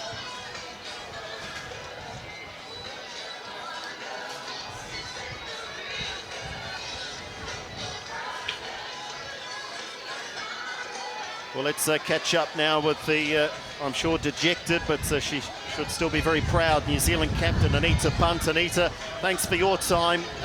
Obviously, it's not the way that you wanted this final to go, losing in a penalty shootout. Yeah, you know, it seems to keep happening, but, you know, we're making huge gains and stuff, so we just have to keep fighting and keep practicing. You know, credit to the Australians, they fought hard, but, you know, we just have to be better in our attacking circle. We had so many chances, it's just a bit disappointing. Yeah, and certainly Sandy, Katie and I were talking about that you guys will be interested in that stat sheet, because you appeared to have a lot of chances, and that's the good news part of this, isn't it, that you're creating the opportunities? Yeah, you know, stat-wise, I'm pretty sure we would have been on top of them. Yeah, we just have to be better in the attacking circle and a bit more composure when we're going forwards, and better option takings as well. So we'll review the footage. Credit to the girls, they fought really hard, but just disappointing again. We just have to be better. So, I mean, what do you do? I know it's in the heat of the moment here, but what do you do to improve the outcome of a penalty shootout? Is it just go back and work hard in the practice arena? Yeah, we've been practicing them pretty hard, so it's a bit disappointing. You know, Sally did awesome in the goal today, so we just have to be better and keep practicing them. And you know, we're getting closer and closer each one we have. So you know, next one we'll take it. Yeah, well, it's a big year next year, and of course all eyes are on Rio, and this is great preparation. Commiserations on the loss, Anita, but well done. You can be very proud of your team. Yeah, thank you. Anita Punt's.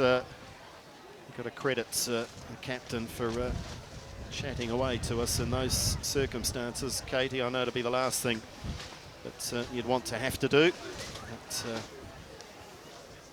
it is an experience that they have to learn from, and an experience that she'll be delighted to take back across the Tasman. Is the Australian captain, Madonna Blythe. Madonna, thanks for your time. Congratulations, Oceania Cup champions. Yeah, thank you very much. As always, it was a really tough match for us, and I think our girls did really well, backing up from yesterday to put in a really good physical performance today, and it comes down to the wire, but we're really happy with the result. Crazy kind of game. New Zealand had lots of open field chances, but you guys had, I think, 10 penalty corners. You'd wish that you could have put a few more of them away. Yeah, of course. That's your aim, but I think they defended the corners really well, both the keepers and their defence people. And for us, you know, that's a positive, getting that amount of corners, and we'll go back, we'll work on that, and hopefully next time we can put a couple more away. Aside from winning the title and winning a penalty shootout, which is always good for the confidence, what do you take out of this with a look ahead to Rio next year? I think that just the speed that we can play with, that's something that we're looking to improve, and the Kiwi girls do that very well. So for us, it's about playing a really high tempo match that hopefully a lot of countries can't stick with. Well, congratulations, Madonna. Thanks for your time, and well done on a successful week here in Stratford. Thank you very much. Madonna Blythe, experienced captain of the Australians. She'll now join her teammates to get ready for the presentation. Of course, the bronze medal match was played earlier today as well. So we'll have the bronze medal handed out, as well as the silver. Ladies and gentlemen, my name is Andy Bedford. I'd like to welcome you to the prize giving and the medal ceremony for the winners and runners-up of the Oceania Cup 2015. I'm going to introduce 3 dignitaries. Firstly, presenting our bronze medal will be Carlwyn Potuin. Hopefully I've said that right, Carlwyn. He's the Vice President of the Oceania Hockey Federation. Presenting the silver medal, we have Bob Claxton, who is the Secretary General of the Oceania Hockey Federation. I believe his daughter's in the team. And presenting the gold medal is Pam Algar, the President of the Oceania Hockey Federation and the FIH Executive Board Member. If you guys would like to come forward. So our 3 dignitaries will present the medals simultaneously, just to keep things rolling. Obviously, we've got another game later.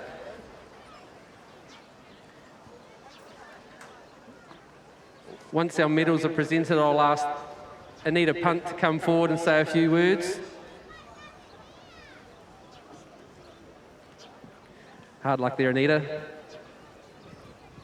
Just firstly, congratulations to Australia, well fought game. Thank you to the girls. You guys did really well, and we'll just keep fighting. We'll go back home, and next time we'll get them. Thank you, Samoa, for coming over. Also, thank you, Stratford, for holding the tournament, all the officials, the ball kids, and everyone here. Just a huge thank you. It's run so well, and it's awesome to be down here again. Thank you.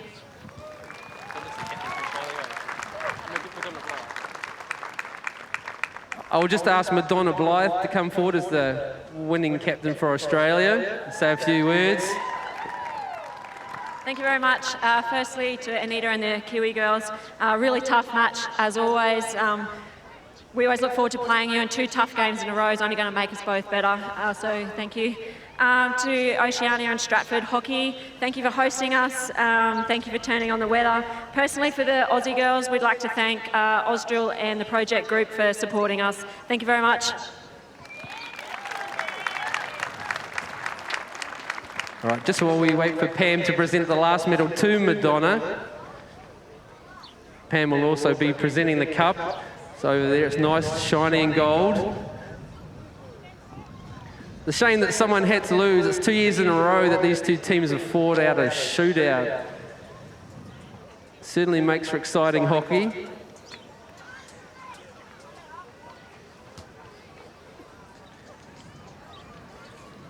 So once again, the winners of the Oceania Cup 2015, Australia!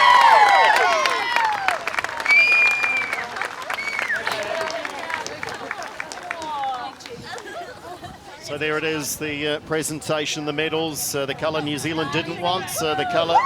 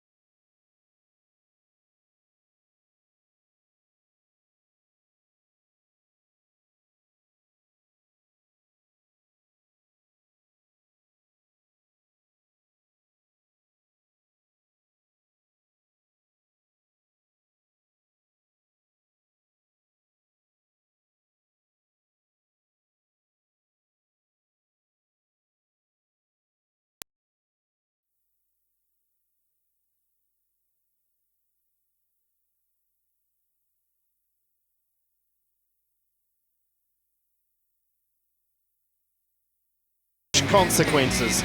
For New Zealand, they must win to qualify for the Rio Olympic Games. Australia, the world #1, is already there. It's all on the line here in Stratford in the Oceania Cup. Well, this is the men's final already. It was heartbreak for the New Zealand women losing against Australia in a penalty shootout. For the men, they know that the cost of a similar result is far greater. The New Zealand women are already on the plane to Rio. They booked their spot, but for the men, this is their final chance at automatic qualification. These are the moments that sports people the world over train, live and work so hard for to come through these pressure situations. The Australians will be relaxed.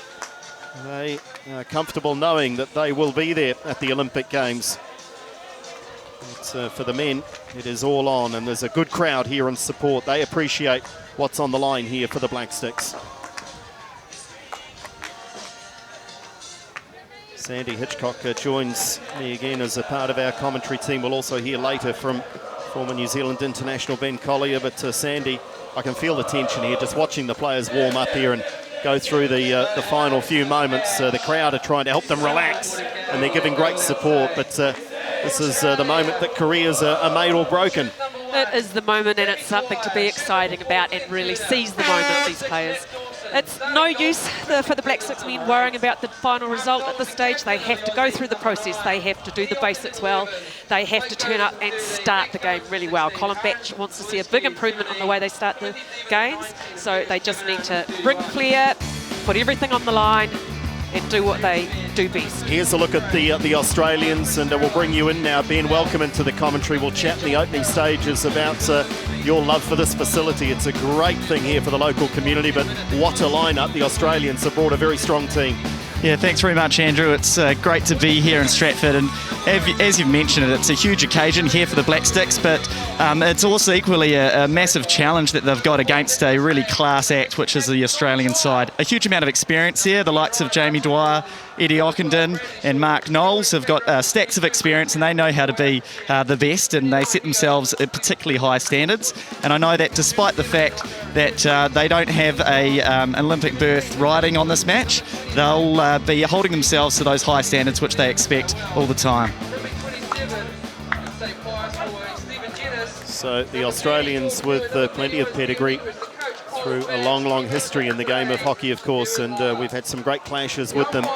There's the final handshakes. They look nice and relaxed, don't they, the New Zealanders? I'm sure they're looking in their own individual as well as collective ways of just easing the tension. One thing that we really saw from their preliminary match on Thursday against Australia was that the Black Sticks could really fit it with the Australians. As the game progressed, they really got close. And what you see there in that New Zealand side on the screen now is a great mix, actually, that Batch has got between experience and youth. You've got some of the older guys, the likes of Kyle Pontifex and Ryan Archibald, and Simon Child, and they've been around for a very long time. And you've also got a good core developing in that group there as well, the likes of Blair Tarrant, Hugo Inglis and Aaron Punchier. They've also been around for a while and they've been impressing, and I don't think there's any demons in this Australian side for them. They'll be coming into this one with plenty of confidence. So that is the starting lineup, and reserves. Of course, these days hockey is very much a squad game. There's a little rest on the bench. Ryan Archibald, he is one of those experienced, I say old heads, but gosh, he's still one of the premier players in world hockey. And a delight, I'm sure, for Colin Batch that he can call on the services of Archibald. There are 2 or 3 key players missing, but today's not about those that aren't here, it's about those that are, because they are charged with getting New Zealand over the line here. And I'm pretty sure Ryan Archibald won't want to end his career on 299 test matches, so he will be wanting to get to another tournament, although in saying that, he said it is not important, that statistic to him. He just has got 1 goal here, and that is to get to the Olympics. Yeah, it'd be a nice little spin-off though, wouldn't it, to qualify. It's not raining, folks, the sprinklers are on. Such is the nature of the modern hockey turf that the sprinklers brought on at just about every opportunity as the teams make their way out onto the turf here at TET Multi-Sports Centre. Great facility, Ben. You've got to be thrilled. The local community must love this. Yeah, absolutely. They're very fortunate to have such an incredible facility in this rural community, and also to get the opportunity to watch such classy sport. And hockey at this level really is a class act. It's such a skillful and fast game, and talking to a lot of locals over the last little while, they've certainly recognised it as well. Just how skillful the game is, and for such a long period of time that the ball is in play in a game of hockey. That's something that they've really enjoyed. And I'm sure they'll have a great spectacle to enjoy here. Well, let's now await the national anthems.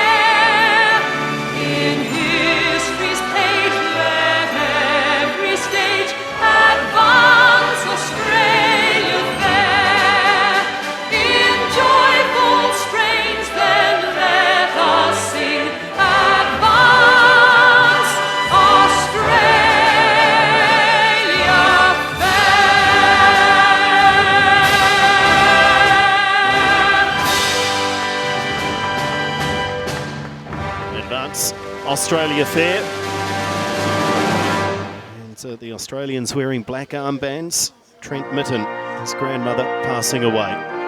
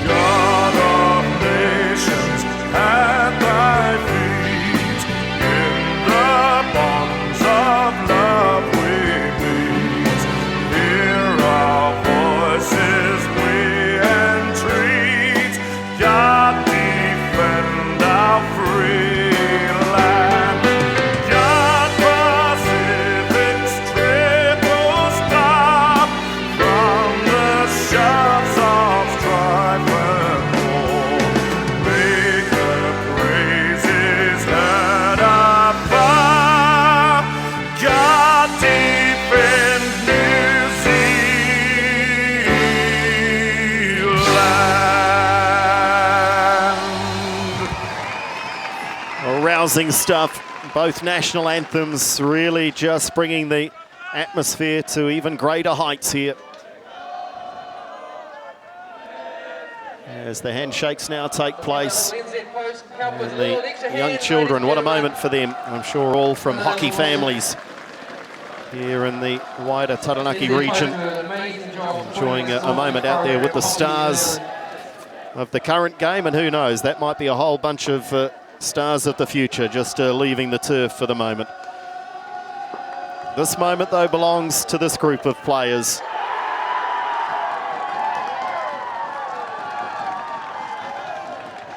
This is as cutthroat as it gets in international sport. It's essentially a one-off final. The Oceania Cup has had the presence of the island nations, but really they've just played bit-part roles as we've built towards this final. And Sandy, these teams have already met, of course, 3-1 Australia winning, so they've had an opportunity just to check each other out. I'm sure they were both a little bit cagey in that game, but New Zealand, by all accounts, competed very well. They did, and Ben has mentioned that they could have taken a lot of confidence from that game. They showed that they can definitely foot it with this world number one Australian side. And they've got no reason not to have any doubts out there today and just have absolute self-belief and put that out on the field. You've spoken to some of the guys, Ben. How are they feeling? Yeah, there is, I think, a bit of confidence amongst the group. They'll, at the moment, be steeling themselves for a real barrage of attack from the Australians. It's how they play their hockey. They'll be putting the Black Sticks under as much pressure as they can, particularly early in the match. And it's really up to the guys in the black singlets just to absorb that pace of the game and get a hold of possession as much as they can early in the match so they can gradually gain confidence over time. I noticed in the Thursday match that the Australians weren't pressing high. They were sitting at a three-quarter press and allowing the Black Sticks a little bit of possession. It will be very interesting early in this match to see whether they push forward or are content to hold back a little bit as well. The match is underway, the final of the Oceania Cup. Andrew Dewhurst, along with Sandy Hitchcock and Ben Collier, bringing you this coverage on Sky Sport this afternoon. A delightful day here in Stratford. Just whether the afternoon gets better is largely now down to this New Zealand team, as far as the local fans anyway are concerned. This will be a high-paced game. You are going to love it if you're new to the game of international hockey. If you've been following it for a while, we know you love it. There'll be a lot of deep breaths, I'm sure, early in this one as players adjust to the pace of the game. Women's final, Sandy, was pretty scrappy to start with. Both teams were just looking a little nervous. This one already just seems to have a little bit more control about it through the opening exchanges. Yes, we saw a high possession turnover at the start of the women's game, so the men, I think, to get that confidence and the dominance over each team will want to be holding possession. Zalewski. And on the run also was the number 19, Devon. Early pressure coming from the Australians.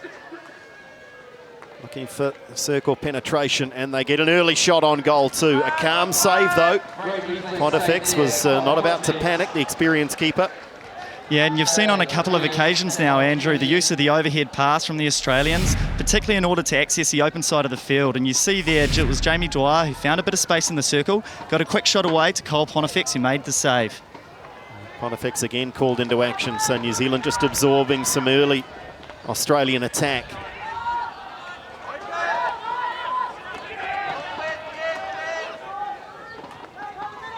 Dawson sends it forward. Here's Dwyer again, early chance. Well, they're getting the better of the early exchanges are the Australians, and so much of it is going to go through. Familiar look of the number 1, Jamie Dwyer. And you can see the pace that the Australians are trying to generate in this match. They're moving the ball very quickly, particularly through to recognising space exceptionally well. And turnovers such as that one from the Black Sticks are going to be costly, particularly early in the match. Oh, Child can't afford is one of the more experienced players, and that was a dangerous place to give possession away. Great patient tackle there, though, by the Black Sticks defence.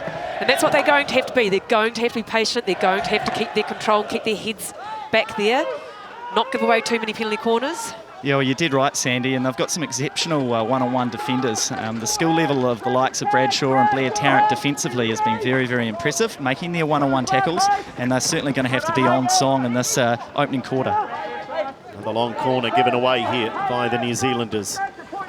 There's a fair degree of calmness about their work. Pontifex can't stop that one, though. Well, that is remarkable. Really, that has come from nothing. The ball driven into the circle, and the deflection, it looks like it's Glenn Turner with the opening goal of the game. There's a setback for the Black Sticks. Wow, just clinical here, just a drive into the circle and a great little touch. I'm not sure whether he was trying to go for that left corner, but effective all the same. Yeah, deft touch from Turner, and he's been around for such a long time and scored many goals like that. He's a great goal taker when the opportunity presents itself. It was a crash ball in to the circle, I think, from Goads, who found his mark, and the Black Sticks find themselves on the back foot, as was the case on Thursday where they went down an early goal, and it will really be up to them to try to steel themselves again here and get back into the match. They've certainly been on the back foot early doors. There's Tarrant now for the Black Sticks. They need to get some confidence in the attacking third. They've really been just pinned into their defensive zone, have the New Zealanders. Child with a good challenge. Now here's an opportunity. Wilson into the circle, save, and a real clash. Wow. There's an indication of the physical commitment from both sides here. Yeah, real sign here by Wilson going and giving it everything there. And a beautiful bit of interplay leading into that, wasn't it, Sandy? Just a great deft touch there from Inglis and Wilson, linking very well on that left-hand side. They had a lot of success using that sort of space against Australia and also against Fiji. Resulted in an early penalty corner and a great chance for the Black Sticks to try and get parity against this Australian side with their first foray into the attacking circle. Archibald with the responsibility here to drag, and he's just adding a little moisture in and around that area. Critical that the delivery is accurate. You see Kane Russell at the top along with Simon Child. 2 brackets for the Black Sticks. Likelihood is it'll go wide here to Russell. Let's see. It's accurate so far. Reverse stick. Oh, the tackle was good though. They read that pretty well, the Australians, and now they might be a threat on the counter. Here comes Craig. Good challenge coming in, Craig into the circle though. Chance here, Australia. New Zealand can ill afford to go 2 down early. And they get a defensive hit to clear the danger. Beautifully cleaned up by Bradley Shaw back there, but it just goes to show how dangerous it is when the Australians get on that break. Broke with pace here, didn't they? And very interesting to see that the Black Sticks went for a rather unorthodox penalty corner option with Simon Child on the reverse from a narrow trap. and it was really well shut down in the end, wasn't it, from the Australians, and set themselves up for the counter-attack. Goads. Across he goes to Knowles, the captain. Australia looking impressive.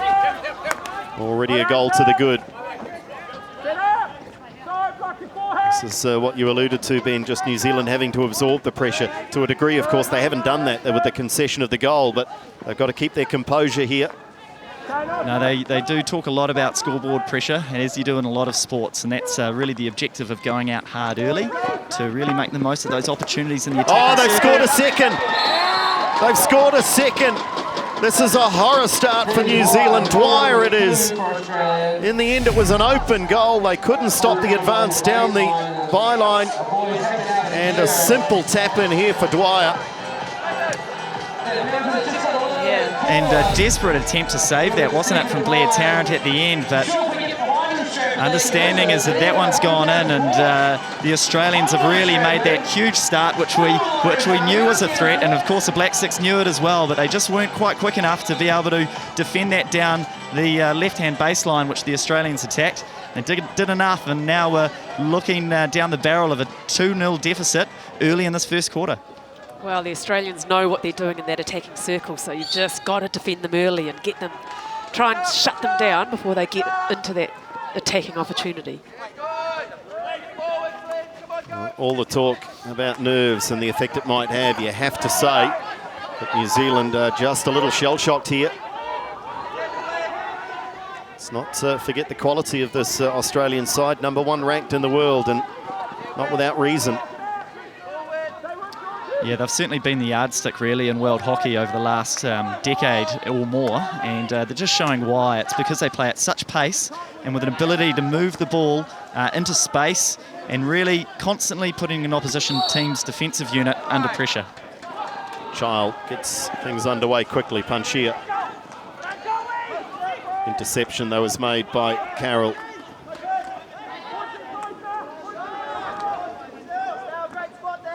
So quick to switch the focus of the attack, the Australians. Left, right, down the middle.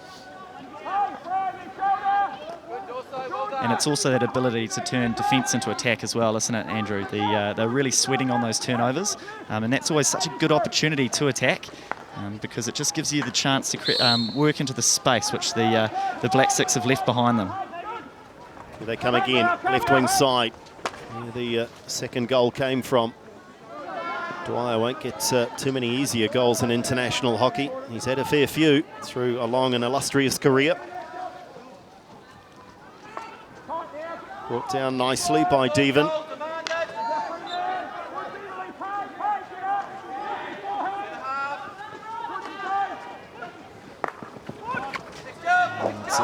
On that occasion, the accuracy not there from the Australians. So they've just got to regroup here, New Zealand, the Black Sticks. It's such an open game these days that 2-0 is by no means an insurmountable scoreline, but you would think they'd need to be the next to score. Here's Child. You can see the Black Six just getting a little bit isolated and stretched out on the odd occasion, struggling to keep that structure, and it's very hard to maintain possession when you don't have good support around you. Simon Child steals an excellent ball from the midfield and sets up an attack down the right-hand flank with Stephen Jennis.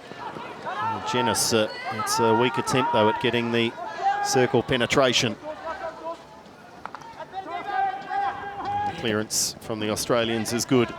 The Black Six just not linking up. They're winning the ball, and they're just not having that close support play, like Ben mentioned, isolating themselves from each other.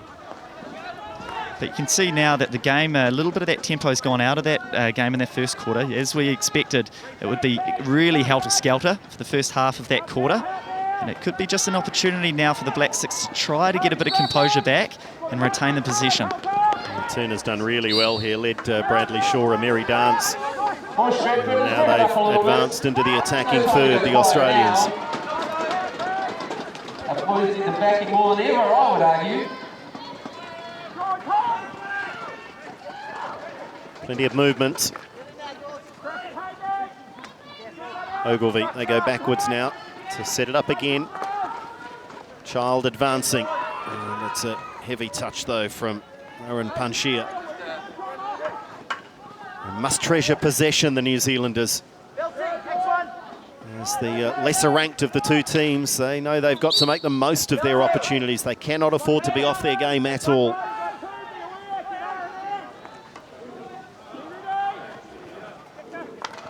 And it's taken a deflection and sailed harmlessly high and wide, but still possession with the Kookaburras.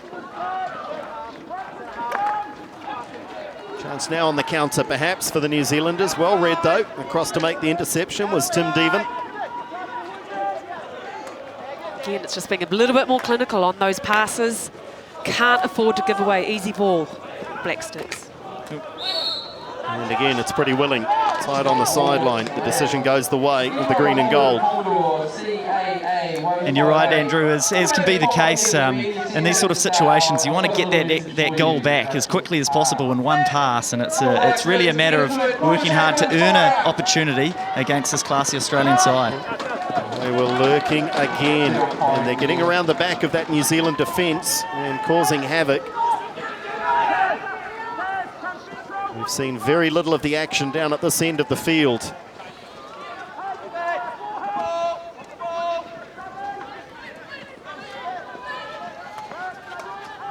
And Ogilvie, nice close control. Just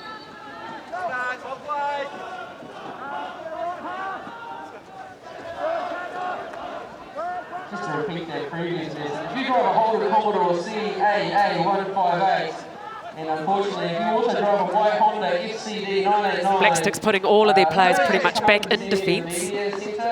Yeah, you're right, Sandy. They're not really pushing high, are they? They're happy to sit back, trying to protect the edge of the circle. And what the Australians are managing to do is just shift that ball from one side of the field to the other, and that's enabling them to get those quite easy circle entries. And it's just so threatening when they're getting into that attacking area. There's always the threat of a penalty corner, but they're so proficient in that danger zone, 6-yard area around the mouth of the goal. That's where those little tap-in goals come from.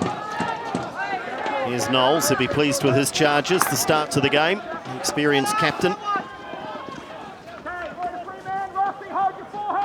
They've brought 11 of their World Cup winning squads to this Oceania Cup Australia. So there's an element of introducing some younger talent with a view to Rio, but equally any Australian side is a very strong side. And let's not forget as well that New Zealand are missing 3 senior players with club commitments in Europe.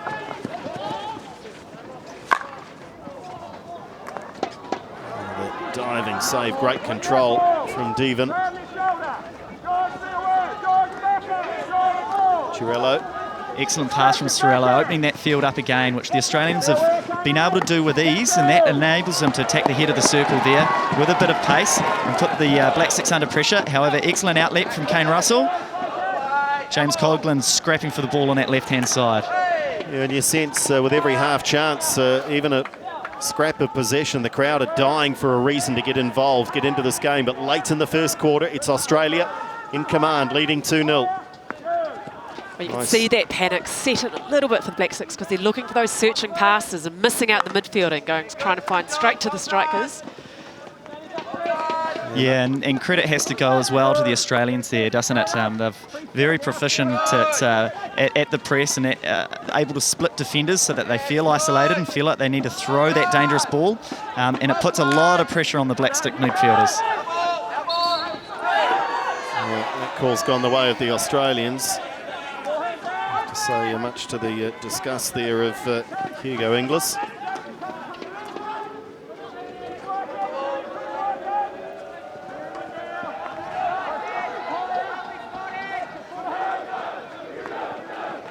Australia again down the left wing side.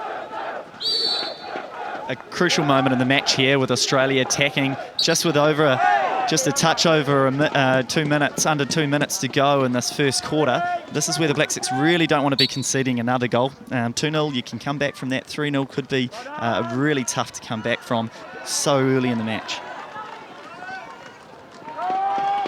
Well, even better would be a 2-1 down if they could pinch something, but to be fair, they've only looked likely the once, and that resulted in the penalty corner that they were unable to score from New Zealand.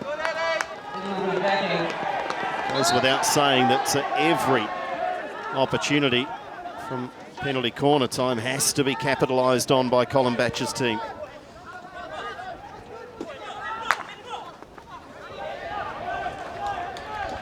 Space down the left wing side. And a rare incursion into the circle. What's the decision? Goes New Zealand's way. So they've got just on a minute now to see if they can press and get something out of this first quarter. Archibald on the ball.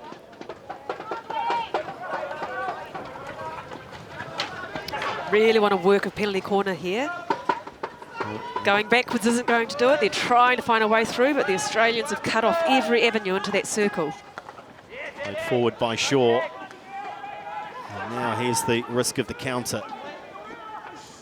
Just occupying that midfield, aren't they, the Australians? More numbers in there than the Black Sticks. Simple maths, really, and it's quite tough for young George Muir in that situation to make a successful receipt and exit when he's getting that ball over distance and there's 3 Australians around him.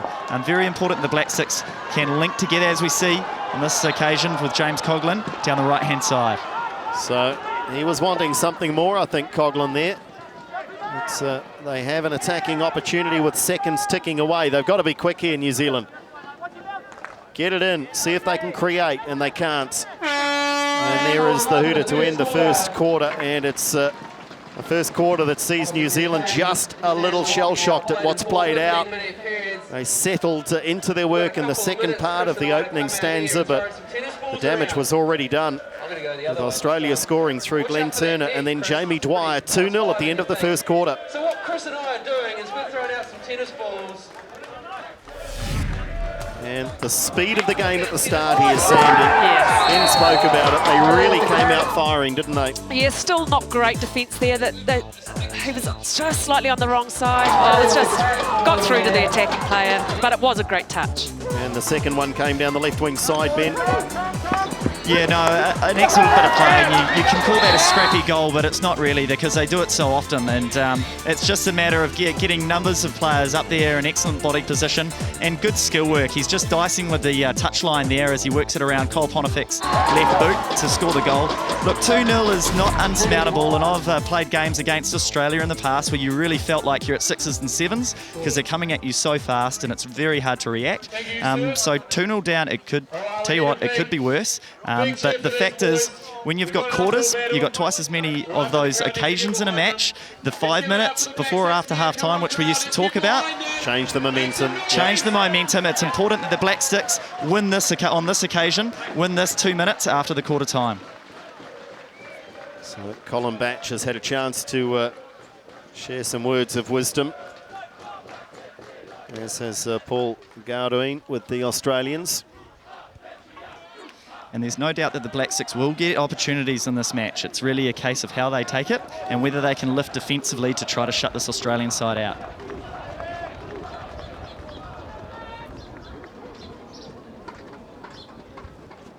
Can they find a way back into this Oceania Cup final? On the line for the Black Sticks, a place at the Rio Olympic Games. The Australians are already qualified.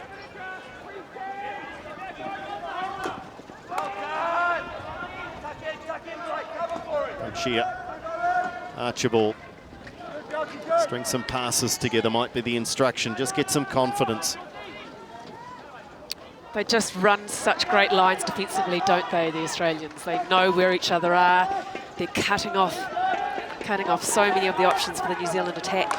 Yeah, you're right, Sandy, and a real target of theirs is that loose ball into the midfield, so they're happy to leave a bit of fake space in there and encouraging the Black Sticks to throw the ball into what they think is a free man, but they're really sweating on that and putting a huge amount of pressure on the receipt because it's such a dangerous area to turn the ball over and mount a counter-attack from. Good work by Zalewski. A lot of their first quarter play was down the left wing side or central Australia, but they're showing here keenness down the right wing side as well. Turner, good skill work there, wins the attacking opportunity now for the Kookaburras.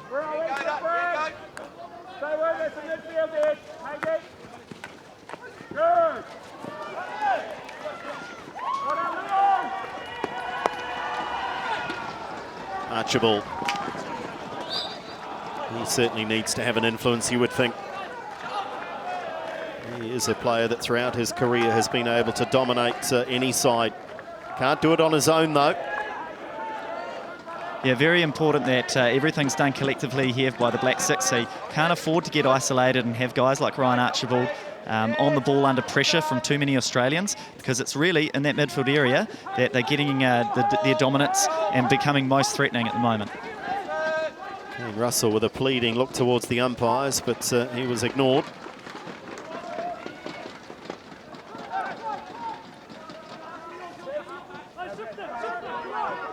I know that there might have been a few other national federations around the world looking on with some nervousness, thinking that, hang on, how friendly are these Trans-Tasman neighbours? Thinking that perhaps the Aussies might do New Zealand a favour. Ben, that was never going to happen, was it? No, and we're always worried that the Australians had another gear from what they showed on Thursday, and they really take a lot of pride in the wood that they tend to have over the New Zealanders, and they've certainly come into this game with all sorts of aggression, because they know that they can really try to, using a whole lot of physicality really, try to muscle their way into the match early and get that advantage. Yeah, this is hockey, not cricket, Andrew. I think we're going to have to win it fair and square and ethically. Oh, stop it. Your Honour.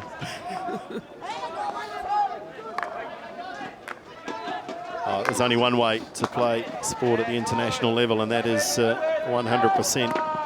You back off and it can cause you all sorts of problems down the track. So fair play to the Australians. They should play as they are now.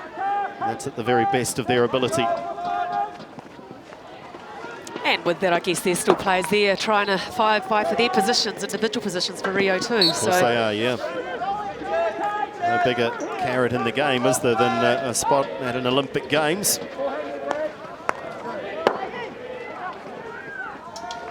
Good to see the Black Six a little bit more organised defensively on that occasion. We're able to absorb that pressure from the Aussies, sat back and received that ball, and we're able to set up an attack. It's an opportunity here as a game. This momentum starts to ease before half-time. Black Six can slowly build a bit of possession and territory and try to get the odd opportunity. Coughlin, who's just got out there off the bench, looking for support. Into the area they go. Chance New Zealand's. Great movement into the circle and across in front of goal, asking for a decision. What do they get? Wow, I just don't think a Black Six was close enough there to force the obstruction when Australian defender pulled it behind the goalkeeper. Bit of a tangle between the Australian player and the goalkeeper as Coughlin again with a reverse stick opportunity and bangs it in. Excellent work. Great goal. New Zealand back in the match. This time it was Australia giving possession away on the edge of the circle, and how quick was Coughlin to pounce? And thoroughly deserved. Coughlin has been having a few injections into the circle, down the flanks, so thoroughly deserved. Don't know whether there was a little touch on the side there, or was it just purely Coughlin? I think clean into the corner was my view of that, yep. Sandy, and just showed an opportunity for the Black Six. They had to make the most of the first one that they got, and sure enough, James Coughlin off his stick. And then here's a chance for the New Zealanders to really lift, and the crowd's getting behind them, that's for sure. Well, that really just underlines the point that I think we've all made, is that 2-0 is a dangerous scoreline in many sports, but especially in hockey, because things can change so quickly. And so that was a wonderful finish just when it was most needed. And it's got to be a confidence booster for the Black Sticks. They know they just need to get that possession up front, into the circle, create opportunities, and they can put it away. Great reward for Coughlin as well, as he's made an excellent lead on that left-hand side with another fantastic circle entry on the left. And across as well, that was very nearly into the path of a teammate. And Australia, for the first time, are having to defend. Yeah, I think that attack for the Black Six was too quick. We couldn't quite get enough players into the middle of the circle then. But again, Coughlin being a real feature of this side. All of a sudden, that was springing the step here with the New Zealanders. And excellent to see the fact that we're able to find our strikers with that long ball down the sideline, something that we weren't able to do in the first quarter. So there may be signs that cracks are starting to appear in the Australia's defensive structure, and good to see that the Black Six are happy to hold a bit of possession and create the odd attack. That's well read, well cut out though by Ogilvie. There's Dwyer, one of the goal scorers. Brilliant pass. Control isn't quite there though from his captain. Pinching it back though, here they come. You cannot afford to relax, not for one moment, and a penalty corner. So that one just crashing into the feet of Bradley Shaw. Yes, I think Dwyer had one thing on his mind there, and he was just going to put it into the foot, if it was, into the foot of the defender. Such an influence that Jamie Dwyer had on that passage of play, wasn't it? He began on the left-hand side, opened the field up with some fantastic vision, and then followed the play through to win the turnover, and eventually earned the corner himself. So he's the sort of class act that all of his charges really feed off that sort of energy. He creates so much space for himself, doesn't he, Ben? Absolutely, and in a match that means so much as this, as soon as the Black Six start to get their chests out and get an opportunity, Australia bounce straight back and have the Black Six on the back foot again. Let's see what the variation is this time. Turner with the drag. They're queuing up here, the Australians. Well blocked though. Great charge, great defensive work by Shaw. All of the safety gear is dispensed with because here come the Aussies again. And again it's Shaw. Powerful work by the central defender. Yeah, good, calm, collective defence there by the Black Sticks defence. He's a real threat, Chris Farello, at the top of the circle as well with his drag flick, and it was brave work from Brad Shaw, ran an excellent line and did enough to stop that threat.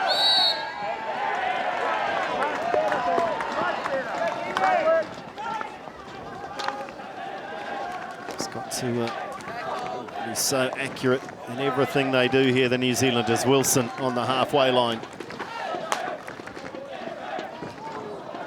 As soon as I say that, one just goes straight through.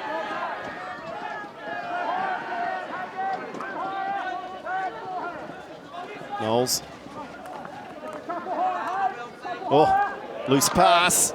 Just about inviting New Zealand through on the counter. It's nice to see a couple of Australian mistakes creeping into their midfield, isn't it? They've been so strong. Here's Wilson. Great work by Wilson into the circle. And, again, a little perplexed at the umpire's call, but ruling that has crossed over the byline. You can really sense that the energy's picked up from the Black Sticks, particularly the strike line with their pressing. And as you mentioned, Sandy, that I think's resulted in a couple of little errors from the Australians. And at 2-1 and 7 minutes to go before half-time, the Black Sticks will be hoping and sensing that they can maybe get an opportunity to get another one back.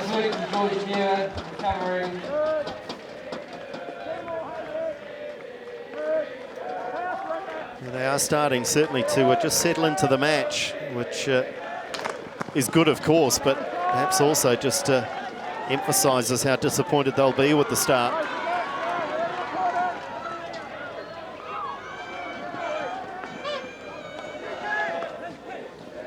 So using the back and around to try and change the point of attack and trying to find a way through the Australian midfield. Here's Haig. Well cut out though by Knowles. Great release as well into midfield. This time the Australians stop waiting for a whistle, which doesn't come. Real pressure there from the Australian strike line, wasn't it? That reverse pressure coming from behind. Nick Ross had no idea that the Australian striker was sweating on him there to get that turnover in the midfield. Back to 2-1. James Toggle, goal. So much at risk, so much on the line here that the longer this game goes, the deeper this game goes, with a scoreline that is either level or with Australia just one ahead, you know that New Zealand are going to be the team to take more risks. The prize for them is far the greater. A place in Rio. This time just earning. The hit was Edwards into the circle, but that's never going to be incisive enough. And we've got a card coming up here, Ben. Yeah, it was a pretty strong contest, wasn't it? And I think umpire Pabu down there is signalling a green card. Likelihood that's gone against George Muir, who was just trailing in that contest. There was also Nick Ross that was in there as well, but a fairly stern challenge from the Black Sticks. Green card, that's 2 minutes on the bench for George Muir. So important that the Black Sticks really hold on to possession, perhaps slow the game down a touch. Easier said than done though, however. Well, and that's a good way to do it though from Child. Good cross-field pass. Great ball speed of the passing too. No. This breaks down here now. New Zealand with plenty of players back though, behind the ball, just stalling any threat of a quick counter. And just bobbling up, the New Zealanders calling for some contact on the body. There's 2 of them down here. There's like 9 pins for a moment or 2. That is just so delightful from Archibald. Took some real composure there, deep inside his own circle with a couple of Australians hounding him. But he had the vision just to understand where he was in relation to them to referee that ball. Here they come though, the Aussies just keeping it in, and it goes across the circle, eluding everyone, and most importantly, from the New Zealanders' perspective, it eludes all the Aussies.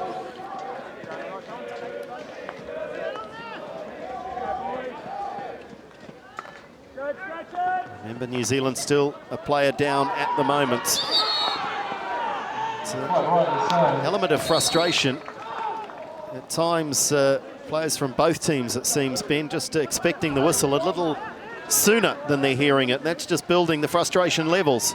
Yeah, you can see that desperation as well, can't you, particularly from the New Zealanders. I wonder if the occasion's influencing that a little bit. So much is on, every little decision, every little piece of skill. It's very important that the guys don't tighten up. One guy that stayed really loose has been James Coughlin, with an excellent pass from the right-hand side to find Kane Russell on the left there, and that was a golden opportunity for the Black Sticks. Kane Russell was trying to find Nick Wilson in the circle there, but unfortunately lifted it, and the Australians get out of trouble there as they work it out of defence. Well, great to see though, isn't it though? You can see the Black Sticks lift in confidence. They are linking up with each other. And also good to see James Coughlin making the most of those free hits as well. They're the sort of occasions in the game, those transition moments where it's important that the Black Sticks lift and try to catch the Australians out. So often you've been defending so hard for a period of time and you feel like it's your breather when you win the ball. In actual fact, that's got to be the opportunity that you go forward and attack. Here's an attacking opportunity right on the edge of the circle now for the Aussies. Less than 3 minutes to play until half-time now. I was going to say the chance on the counter here, but Aussie have got plenty back. But here come the New Zealanders running into the circle. Chance here, and just missing the trap. And immediately taking all the momentum out of the attack.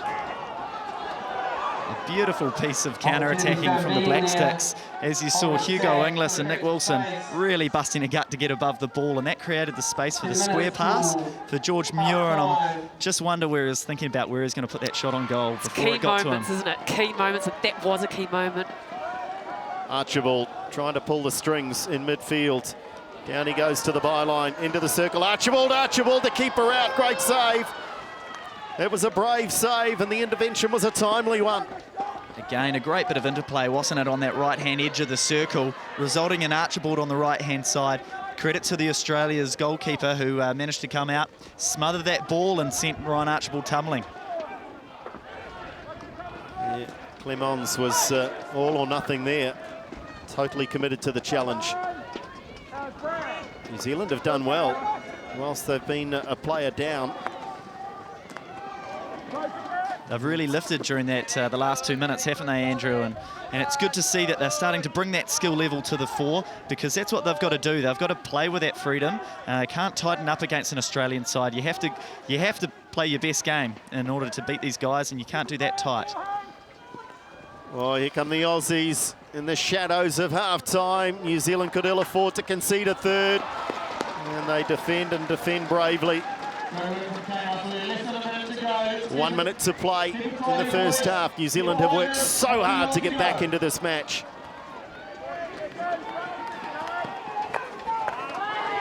It's a simple clearance on the edge of the circle, but again, pass is not accurate towards Wilson.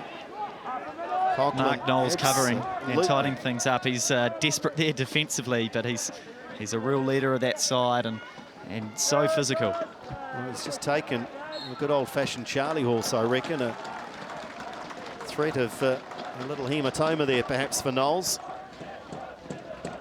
It's heavy contact with Coughlin. New Zealand might just be happy here to see out the final 20 seconds here and see it out safely if they can, knowing that they'll go to the half-time break. And we're just a little off our timing there, but there is the half-time hooter. So New Zealand have come back into the game importantly. They conceded 2 in the first quarter, very early in the first quarter, but they did what they had to do, be the next team to score. And at half-time, they are right in this Oceania Cup final. Australia lead it 2-1.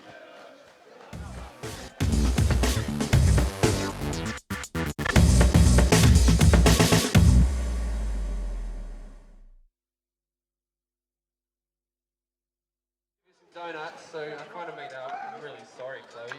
But she's going to come and have a go at the stick challenge, the Andy and Chris stick challenge we've called it, sponsored by us. Actually not, sponsored by Kookaburra. 2-1. Australia over the New Zealand Black Sticks. New Zealand Black Sticks, of course, need the victory to make it to Rio. So we need a big second half from you. You're very warm and hospitable Stratford crowd. While we wait for the sprinklers, Chris and I are just going to make our way onto the turf, and we're going to draw the raffle for this. What do we got? The Go Hockey Sparta Victory Stick. From the Turf Trust. We're going to do it out on the turf in the interest of transparency. The photographer's there, so she'll catch us if we're cheating. All right. Now, how about you draw it out, Chris? I've been talking lots. You can draw it out. Announce the winner. It's all you, man. Ticket, Yellow Star, C86, Trish Ross. Trish Ross.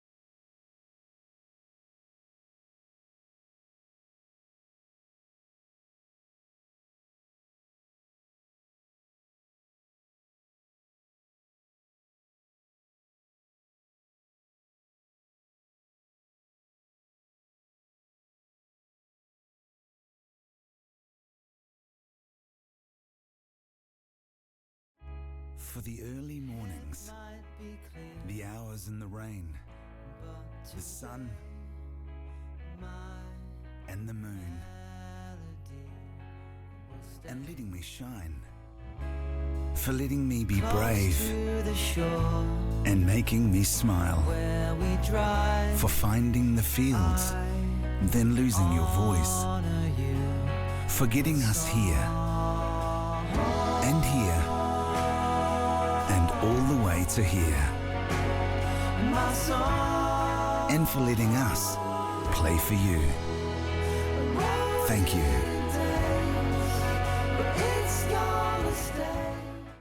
Make sure you're back in black by wearing Black Sticks official apparel.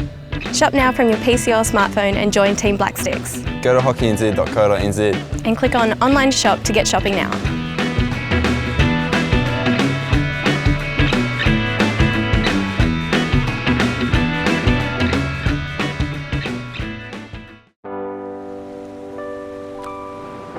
The girls have already booked their Olympic berth.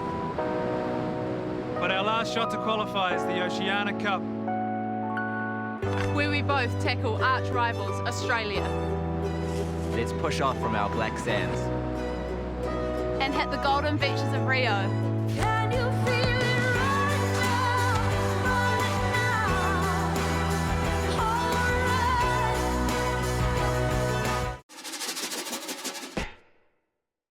You there, you with the face. What do you want to do today? What do you want to be?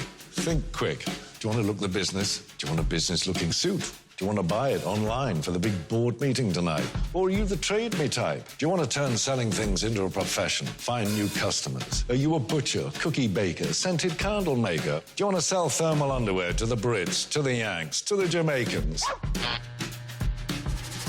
Do you want to shift more product, warehouse it in Shanghai? Or are you the warehouse where everyone gets a bargain? If so, there's a company you should talk to. They're already talking. Do you want to make someone's day today? You want to send them a treat or treasure? Fine chocolates, fresh oysters, or perhaps post a letter.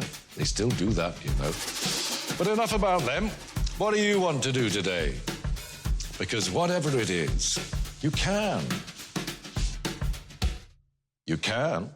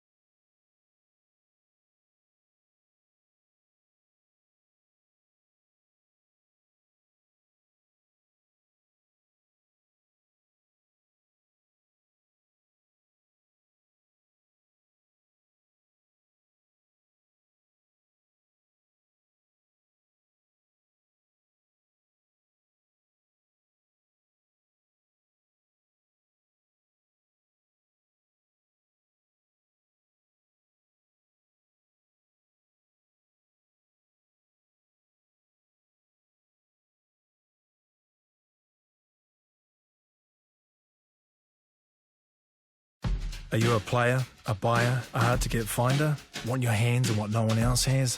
Now you can. My passion comes with strings. I looked the world over, searching something new.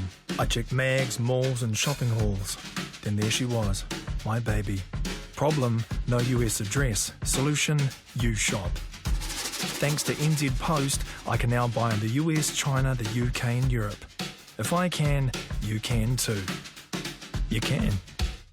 What's my favourite Go Hockey product? Favourite Go Hockey product? What's my favourite Go Hockey product?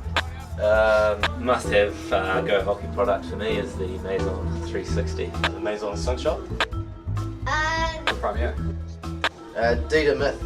Toa. The Aspire Azure. My favourite tile stick is the Legend. My All-Star backpack. Aspire hockey sticks. The Gravity. I love my Mizuno cases. Gray's Micro. Go Hockey's an awesome place to come to. As you can see, they've got a wide range of products. They got a great range here, so all sticks on top.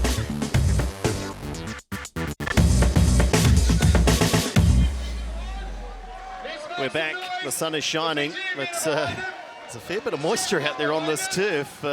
Patches of concern where the sprinklers have perhaps left a little more of the H2O than they would like. So there might be a little bit of remedial work still to be carried out.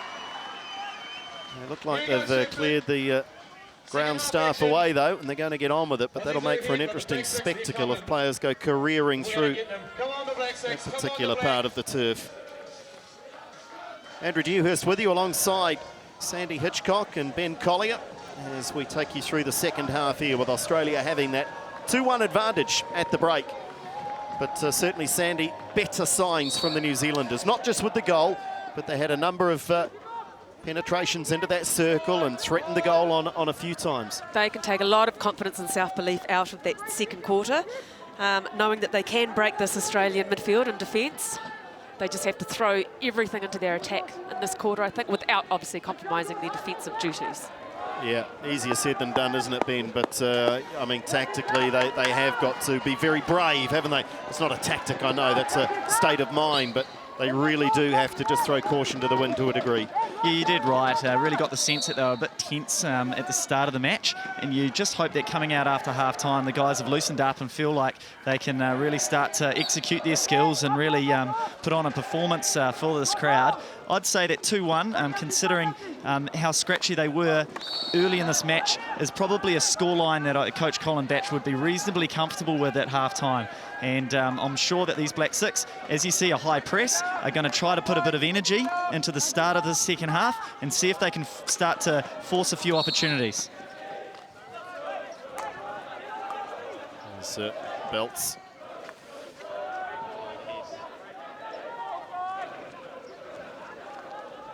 Here come the Australians.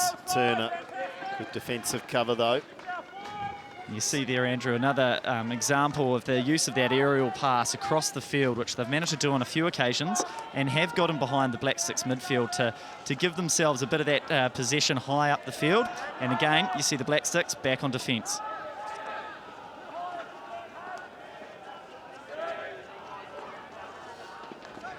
Turner with space and support from Dwyer. Turner, good save. I wonder if he should have looked for Dwyer. Not sure whether that was the right option there for the Black Sticks, but not the right option for Turner for Australia. Credit to Cole Pontifex there. He really he came off his line quite quickly to smother any opportunity that Turner had, who tried to just sneak that past Pontifex's narrow post with his reverse, but thankfully Cole was up to the task. And they're struggling to clear, and eventually they do scramble it away. Long corner though. Taken on the 25. Look at the crowding around the ball.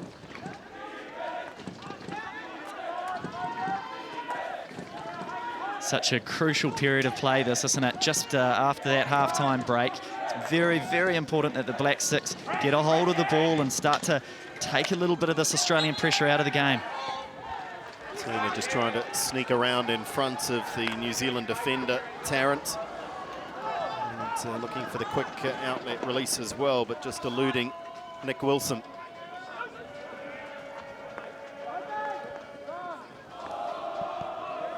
Also no extra time if the match was to be level. They would go straight to a penalty shootout. So in that sense, it goes without saying, New Zealand would take their chances with the scoreline currently against them at 2-1. They take their chances in a shootout right now, I'm sure. Here's Turner. I guess what I'm trying to say there, Sandy, is that they shouldn't feel the need to have to score twice here. Just get yourself back into the game. Get yourself level. Yes, well... at the very least. Yep, and the risk of stating the very obvious, they do not want Australia to score next. And the sky is blue and the earth is round. Let's just get them all out there. And it's a game of momentum, isn't it? And you've got to make sure that when you get those opportunities, when you have those moments where you're feeling on top and the confidence is high, that you make the most of them and get points on the board, really. And I think that's really important, that at this stage where the Australians seem to have a bit of dominance, that the Black Six don't concede and get their chances when they have a go up in the Australia's defensive quarter. It's just an opportunity to illustrate just how incredibly tough international hockey is. I mean, New Zealand's ranking is pretty good, Ben, but here they are, desperate to try and get a place at the Rio Olympic Games. Now it was by their own hand, their own sticks, of course, that they're not already there, they're not already qualified, so they've put themselves in this situation, but it would be a pretty tough pill to swallow, wouldn't it, if they were not to be in Rio next year? Yeah, it would be, and partly because it's a very talented group, I think. I think there's huge potential in this group of players in terms of, I think they're quite rounded in terms of the amount of experience that they've got there. And as we see, a bit of talent as Leo Mitai-Wells, who's a debutant this week, feeds that ball up to Steve Jennis. But losing it out over the byline. It's also a nature of international hockey that all of these things are tournament-based competitions that they have. So if you have an off week, which the Black Six really did have in the qualifying tournament a bit earlier, then you can miss out and find yourself in these tough situations. It's a great scrambling effort from New Zealand's, and almost getting a shot on goal was Jennis. Total commitment in the circle.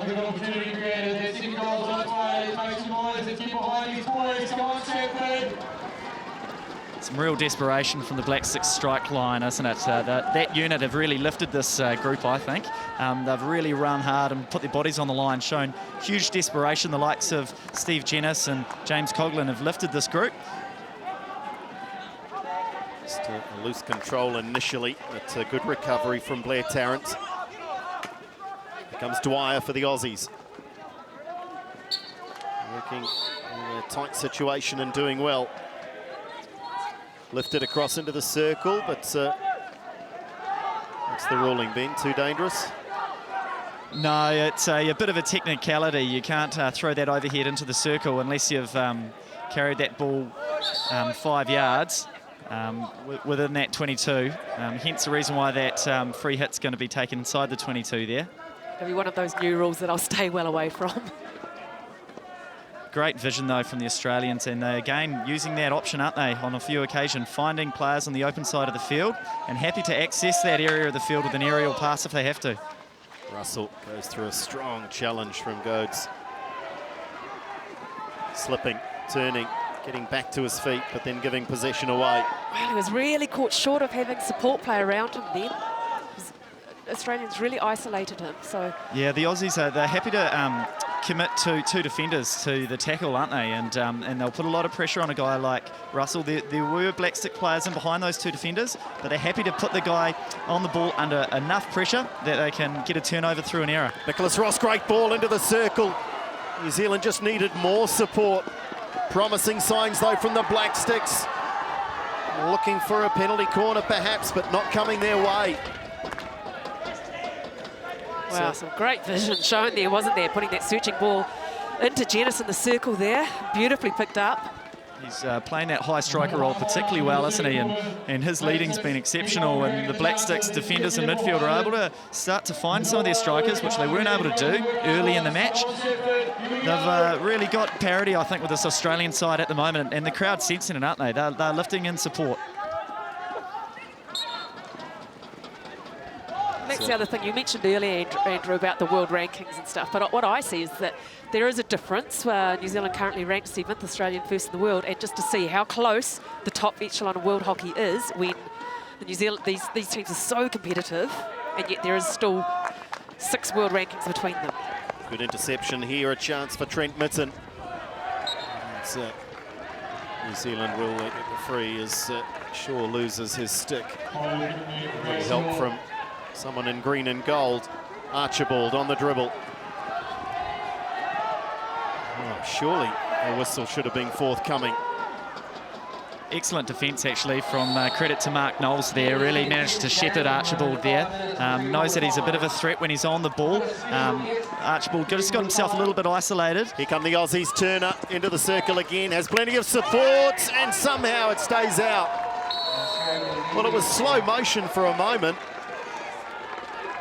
The Aussies flooded that circle but couldn't get the final contact. Great cover by Haig there, the oak coming across the circle and just touching it away from the goal. It's that man Glenn Turner again for Australia as well, isn't it? He's a real target in there, but geez, he's dangerous in those scrappy, bobbly ball situations, isn't he? And the Australians just love to run through the ball and sweat on those 50-50 opportunities. On this occasion, Black Sticks just did enough to get away with it. That's taken too quickly. The umpire's liking. Just to finish our conversation on the rankings, I guess the point I'm trying to make is how many other teams or individuals would be 7th ranked in the world and still be scrambling to get to the Olympics?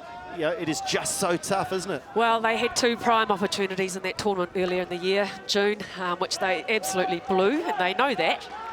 And that's what it comes down to. It's cutthroat. You can't afford to lose games that you shouldn't. Yep. Also, the nature of Olympic and World Cup qualifying is that each continent gets a berth as well.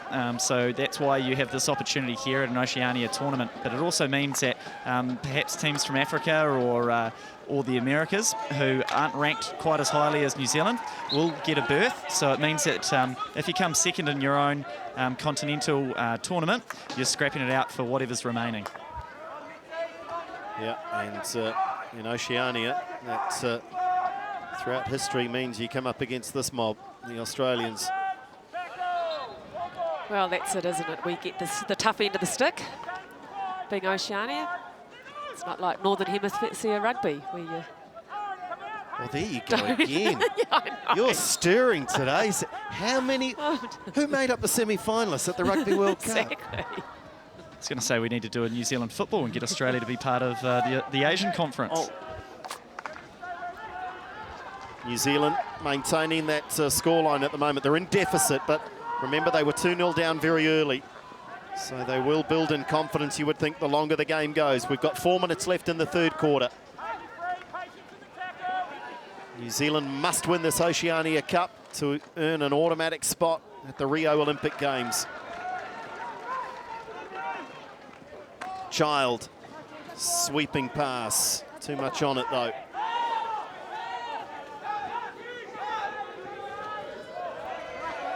Black Sticks just holding it out into a half court here, just having a bit of a breather. We've got 3 minutes to go till the end of this quarter, and I'd say that they're fairly happy that the way the momentum of the game has been going, happy to sit back here and perhaps create some space that they can counter-attack into. And is that fine balance, isn't it, between pushing up and putting the pressure on the defence, but then not leaving yourself exposed behind midfield or defence? Absolutely, and a bit of a holding press is sometimes quite a good option because you can really creep up. As we see, what colour was that card, Andrew? I'm pretty sure green. So number 17 of Australia, Aaron Zalewski. So real chance here now for New Zealand. You said that they were just looking to hold, but that might change their thinking now going into 3/4 time. Driven across. Can they create now with the numerical advantage? See Simon Child really starting to come into the game, can't you? He's got excellent vision and it's such a brilliant skill set in terms of his passing game as he crossed that ball through the face on the reverse. Ogilvie leading the counter-attack for the Aussies. Mopped up, though. Here comes Russell. Rides a couple of challenges. Coughlin, who scored the goal for New Zealand. Russell again. Oh, well read. It's clever stick work, though. New Zealand can try and maintain the pressure here. The match is just starting to lose its structure a little bit, which is not necessarily a bad thing for the Black Sticks. A scrappy affair may work in their favour as they're just beginning to get a bit of that possession and momentum through the midfield right now. Into the circle. Can they get a shot? Have they got a penalty corner? What's the ruling? Well, Simon Child is apoplectic here. Remember, there's no video review, so they've just got to get on with it. Well, first look from me, and now the umpire's talking to Simon Child. Well, it's blatant, guys. How he missed that, I have absolutely no idea. He's juggled it 4 times. And surprising that he didn't get the support from the second umpire, actually, as well. I was looking in that direction, and it looked like the second umpire, who's a junior umpire there, wasn't very keen to make the decision as the Australians counter. This could get worse now. This could get worse. Oh, they've scored. Well, that absolutely takes the heart out of New Zealand, and Simon Child now is going back to the umpire off camera, but look at the finish here. Dwyer with the pass. Well, that's gut-wrenching for the Black Sticks, isn't it? That's one opportunity down the one end, cruelly taken away from them, and the Australians, as they so often do, really put a dagger in the heart with that counter-attack goal. A well-taken goal at that, wasn't it, from a very tight angle. It was a great little piece of play by Jamie Dwyer. Through to Trent Mitten, who put it away. A beautiful shot into the far corner. Yeah, and certainly a moment for the Mitten family. As we mentioned earlier, Trent Mitten's grandmother passing away, and the Australians wearing the black armbands in respect. Thoughts and condolences to the family. Well, Trent Mitten has a goal to help celebrate during what has been a sad week for the family. The big lesson back there, though, you get a bad call from the referee umpire, and you just do not have time in this speed of the sport to hang around and worry about it. Can they get back in it? It really will fire them up, you would think. Here's a chance now, New Zealand. Can they get something on goal in the dying seconds? What's the ruling? You've got a good angle, Ben. 3 Black Six strikers all around that ball. Simon Child may have made a comment here, and he could get into a bit of strife. It was a real melee in there, and umpire was in, I'd say, the best position to spot the Black Sticks' foot. Came off Simon Child's body, but... So, and I'd just say that umpire Wright is hoping that he can get the tension down a little bit in the match at the moment. I think he's just having a chat to the 2 captains, just asking them just to calm it a little bit. It's going to be hard to do with Simon Child. Wears his heart in his sleeve or his singlet here. I'm very glad, though, that the umpire didn't card Child for that. He wasn't petty enough to give him a card, so... Well, I think credit Knowles as well. I had the feeling there looking at that Knowles might have come across and actually said to the umpire, whoa, whoa, whoa, whoa, whoa. Yeah, we're all good here, we're all good. Leave him out there. So when they're still having the conversation just off camera, Simon Child, but the New Zealanders need to regroup. They need to regather. And they need to get themselves back into a match that they were well and truly in. It was a clear penalty corner, didn't go their way. And on the counter, in the blink of an eye, Australia scored a third through Trent Mitten. 3-1. It's the Kookaburras in control of the Oceania Cup with 1 quarter to play.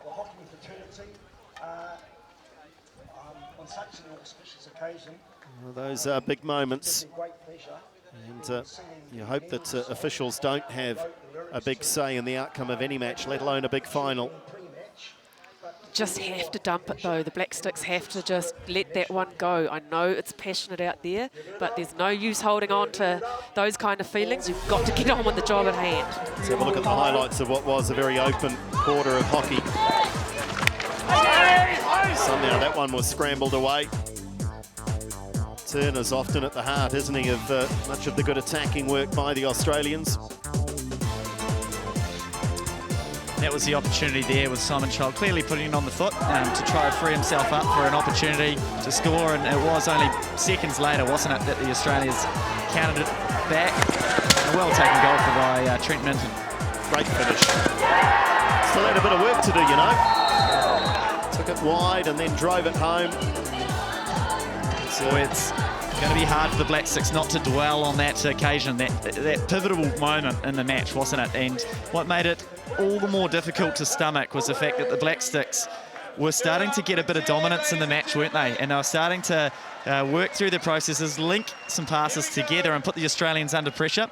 A penalty corner at that time would have been just reward, I think, for the dominance that the Black Sticks were starting to show in that quarter.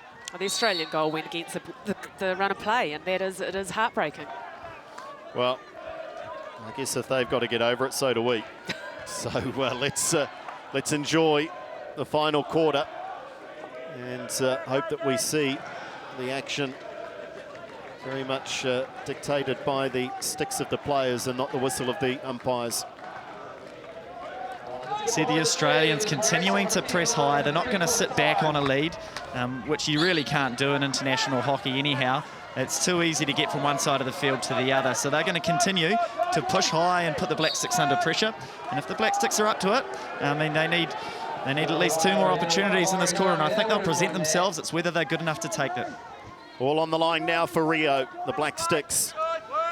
2 goals to at least get back to parity.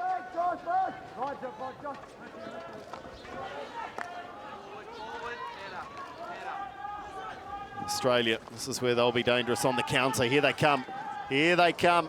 Turner forced wide. Not sure he'll keep it in. Oh, he does superbly well, but he needed support. Be very interesting to see what the Black Sticks management and coaches' strategy is here in regards to their goalkeeper. Yes. When they choose to take Cole Pontifex off, whether they feel they need to. It's always a risk because you can score a goal yourself or you can concede quite easily down the other end.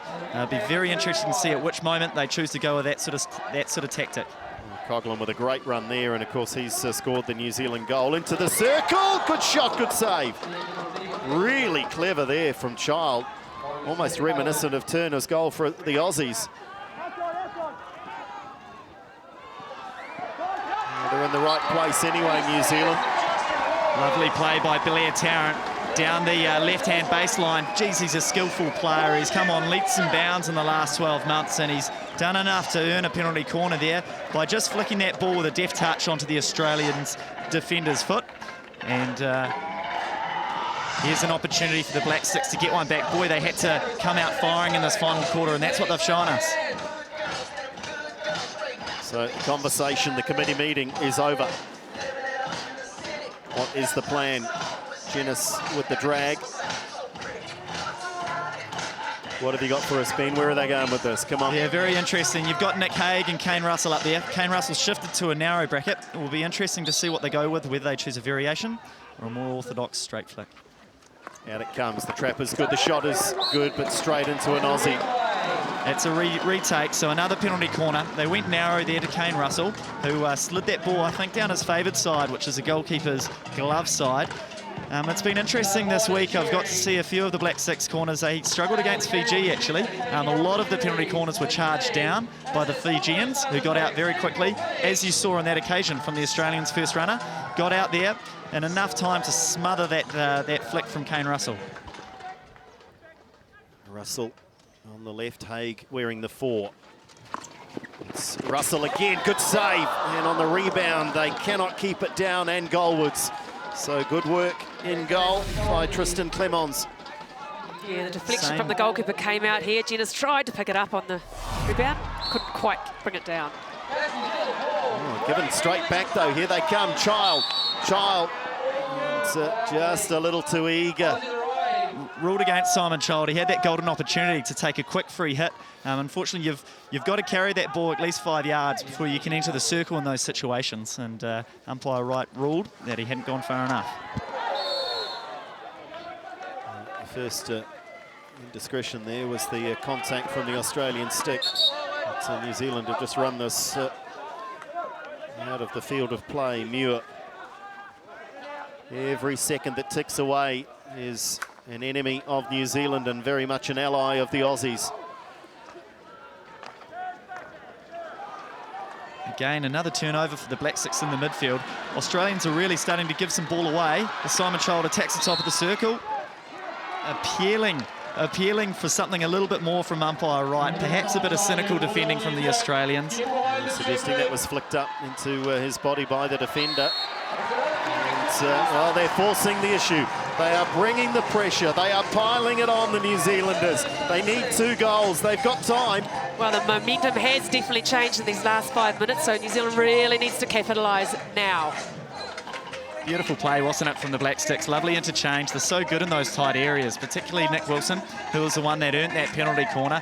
He's got such good vision and poise on the ball and able to find that Australian foot. It'll be fascinating to see what the Black Sticks come up with here in terms of their corner option.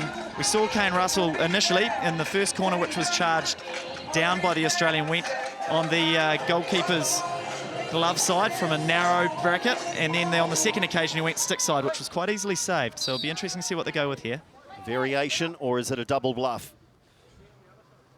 You could hear a pin drop. Can we hear the ball hit the backboard? New Zealand, the variation, oh, somehow it stayed out. I'm not sure how much Clemons knew about that, but regardless, it's a very good save. Was indeed a lovely little slip pass, wasn't it, from Nick Haig.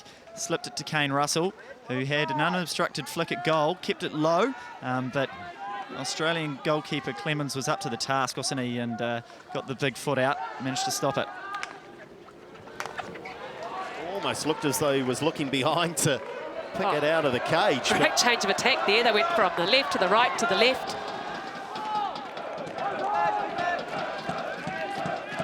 Just letting themselves down with that final pass there. Pinch back though, and then given away. Turner. Panchia defending. Turner on the dribble. Oh, great ball. Just too much weight on it. Gee, that was great vision. And ball kept in play by the post on the side there for Sorello. Play, says the umpire. You can see the Australians aren't quite committing as many players forward now, understandably, looking to start to protect that lead for the last 10 minutes. And they're really under a whole lot of pressure from this fired up Black Six side. Well, you talked about it, Sandy and Ben, about a possible substitution of the goalkeeper, and let's just stress for anyone new to the sport, very similar to American ice hockey, of course. You can essentially take your keeper out and just go with the extra outfielder, can't you? It's risk and reward, though, isn't it? With 10 minutes to play, less than 10 to play, when does the time come? Oh, look, that's a really interesting question. Do you do it? Do you do it now and try to get that one goal up and then chuck the keeper back on, or do you wait until there's 2 or 3 minutes to go before full time, when perhaps it could be too late? Colin Batch, the man charged with making that decision. Archibald trying to fight his way through traffic.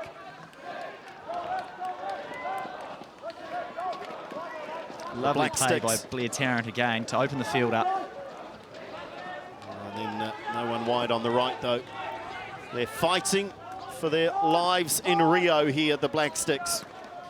This is the scoreline when these two teams met in this tournament earlier in the week. Finished 3-1 on that occasion.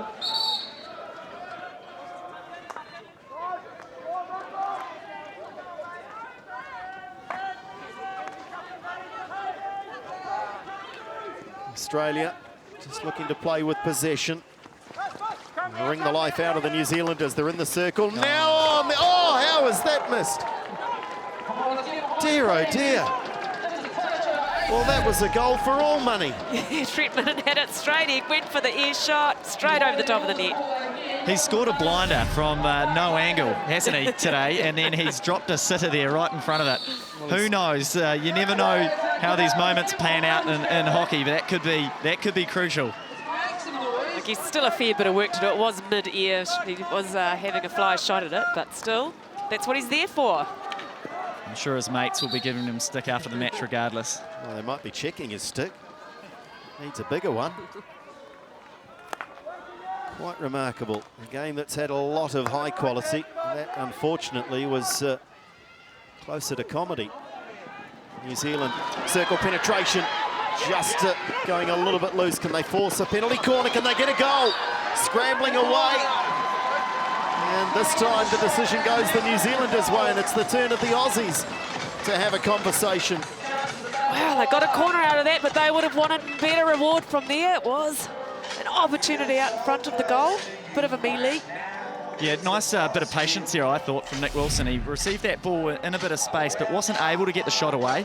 So he was content to play a little small game with Hugo Inglis, who put the ball into the dangerous area. A couple of Black Six swipes at the ball, doing their best to get a piece of it. Unfortunately, in the bobbling, in that melee, they struck an Australian foot, I think it might have been. Penalty corner. Okay, they've been getting closer, haven't they? Russell, the likely outlet here. Haig, though, is lurking. Child is there as well. The drag, the trap. It was a bit messy. Good save, and it just goes wide. Archibald was there in close attendance, but the keeper's done really well.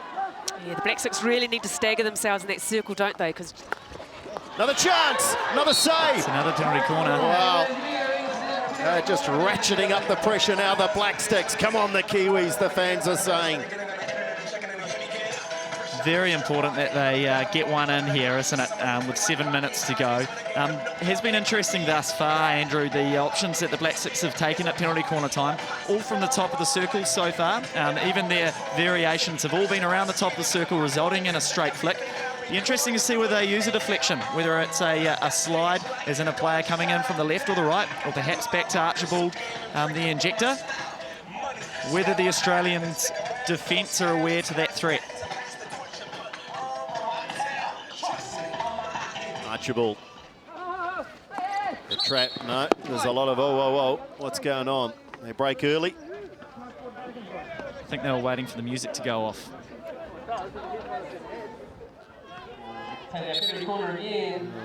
No Australian players being forced to go back to halfway, so it wasn't a break. I think they just didn't wait for the obligatory 40 seconds, which is required before a penalty corner can be taken. Either that or they just didn't like the song. Here we go. Silence reigns. Oh, and there's a variation as well. The shot, and they scored. They're back in it. The Black Sticks. They bring Stratford alive. 3-2, 7 minutes to play. It's all on here in the Oceania Cup. Beautiful execution here, just the straight drag, just the sheer power. Great to see that the Black Sticks buried the hatchet after that initial bad call earlier in the match, and Kane Russell's buried that one down past the goalkeeper's glove side. He stood wide in that wide bracket to give himself the opportunity to slide it past the first runner, and he did that with extreme power. And 3-2. Huge opportunity for the Black Sticks, and there's plenty of time in this match. It's all on. And the person who just suddenly got rather nervous is Trent Mitten, having missed that gilt-edged opportunity to take the Aussies out to 4-1. So this is all on now for young and old. And Mitten crashing through. Here come the Aussies looking to respond. Now New Zealand must maintain their composure, their concentration. There's nothing surer than they cannot afford to concede a fourth. Here they come, the Black Sticks. Interesting to see that the Black Sticks have moved Simon Child up front. He's been playing midfield for the last little while in the last few weeks, and they've put him up front because of his goal-scoring prowess, trying to really stack this side with as much experience as they can. And you can see it's an 11-man effort, isn't it? James Coughlin back there defending deep on the baseline. Everyone is working their guts out here for the last few minutes. Remember what's at stake, a place at the Olympic Games. The Black Sticks looking to do it the hard way. They missed their qualification. And many thought, well, they should have qualified, quite simply. It's an earlier qualifying tournament, and they've had to now come through the #1 ranked team in the world, and they are pushing them to the limits.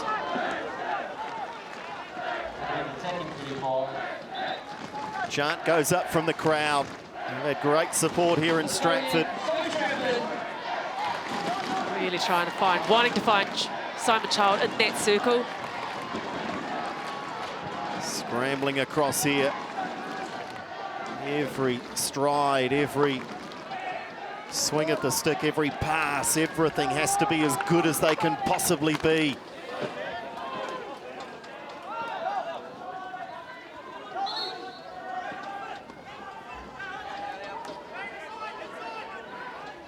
Can they take the game, at the very least, to a penalty shootout, New Zealand? It's really going to require a massive physical effort, isn't it, from this Black Sticks side? And you hope that that first half, that first quarter, where they're deep on defence, hasn't taken too much out of them.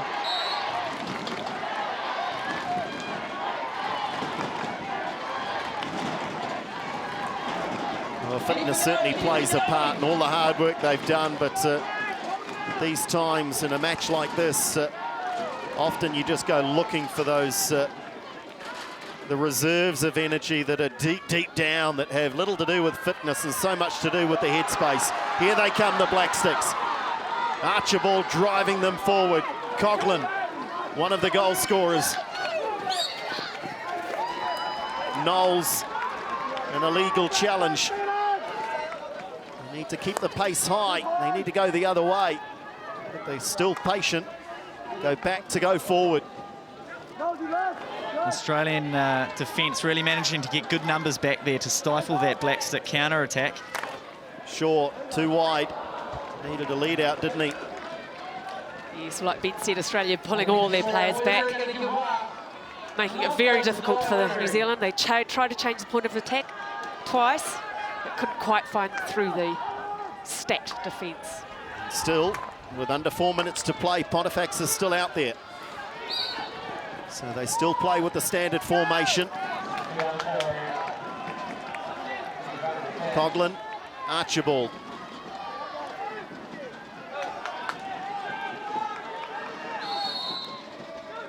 Well, I'm not sure. Looks like they're making that call now as Cole Pontifex is whipping the helmet off. Okay. And a bib's coming on. So in this situation with Nick Haig wearing the bib, he becomes a bit of a pseudo goalkeeper as Cole Pontifex leaves the field. So there he goes. Through no fault of his own, of course. He's a sacrificial offering at the moment, as New Zealand now have 11 outfield players. Labour weekend on a Sunday night in Stratford. I'm not sure typically how much the place would go off, guys, but if there's another goal here for the New Zealanders in the closing 3 minutes, I think it might be party time. The local pub Maloney's on High Street will be heaving. They've got to get forward though, and the Aussies just sitting, waiting to pounce.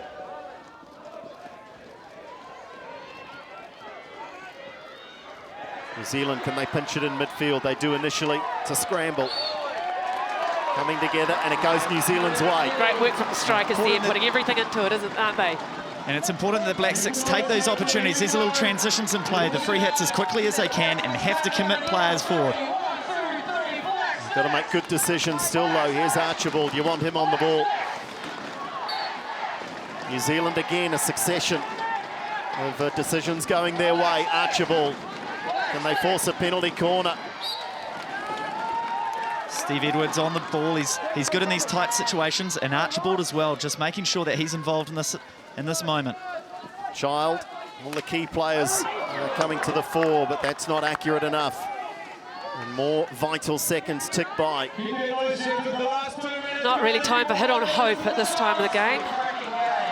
A bit of a speculator, as you say. The Black Six it's will one get back, their opportunities. Though. It's one back. Here they come. Child.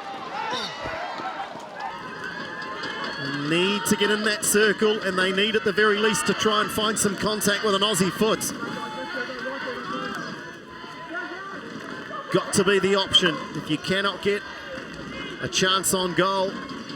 Here's a chance for James Coughlin on the left. Oh, well covered though. Defensive work was superb by the Aussies. Wooshka. 60 seconds, that's all there is. 60 seconds left in the Oceania Cup. And lifted into the circle. Ben Collier puts his head in his hands. They're starting to run out of opportunities, aren't they? Oh, it's just been such a brave effort over this final quarter, hasn't it, from the Black Six to come back from 2 goals down and give themselves a fighting chance. Only takes a couple of seconds, you know, to get this into the circle. There it is.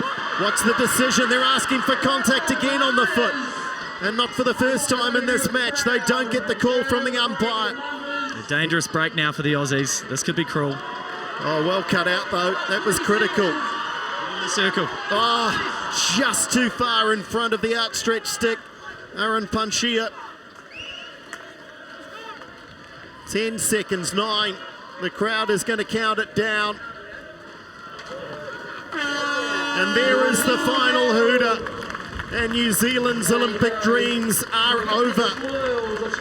The Black Sticks have been gallant, but it's sadly a gallant in defeat headline that will be written tomorrow on the back of a 3-2 loss against the #1 team in the world, the Australians.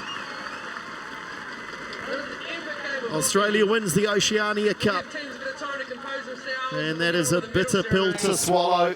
But nonetheless, what a marvellous game, Sandy, and a marvellous effort, albeit in defeat from the New Zealanders. Look, they can be very proud of themselves. They put their hearts out there and they just played with everything they had. I know it's the nature of the game, but you kind of see the patches there where they were outstanding. If they could have only started that first quarter with a lot more self-belief, it would have been a different story. But c'est la vie. Yeah, 3-2, Ben, and it seems a long, long time ago. 2-0 down inside 5 minutes. Yeah, and it's a hard one to come back from against the best team in the world, isn't it? You give them a 2-0 head start, and you're always going to be struggling. But as you mentioned, Andrew, a gallant effort from the Black Six. They certainly did enough to give themselves the opportunity here, and they put on one hell of a spectacle for the local crowd.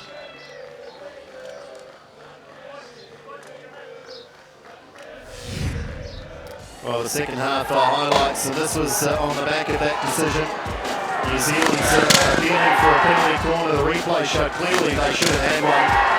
Australia went down the other end, and Trent Mitten with a lovely finish. Simon Child continued the conversation, but it was to no avail. They got back into the game by a succession of penalty corners. They really did pressurise Australia. Save after save after save from Tristan Clemens until eventually, well, the dam broke. And New Zealand did get back into the match. Australia too had their chances, and look at this. This could well have sealed the match. Taken Australia out to a 4-1 lead at that point. Inside the play, and that was with 7 minutes on the clock. New Zealand with that goal. And Russell driving it home. Despite their best efforts, that is the way that it would stay. Australia holding on to win the Oceania Cup 3-2 here in Stratford.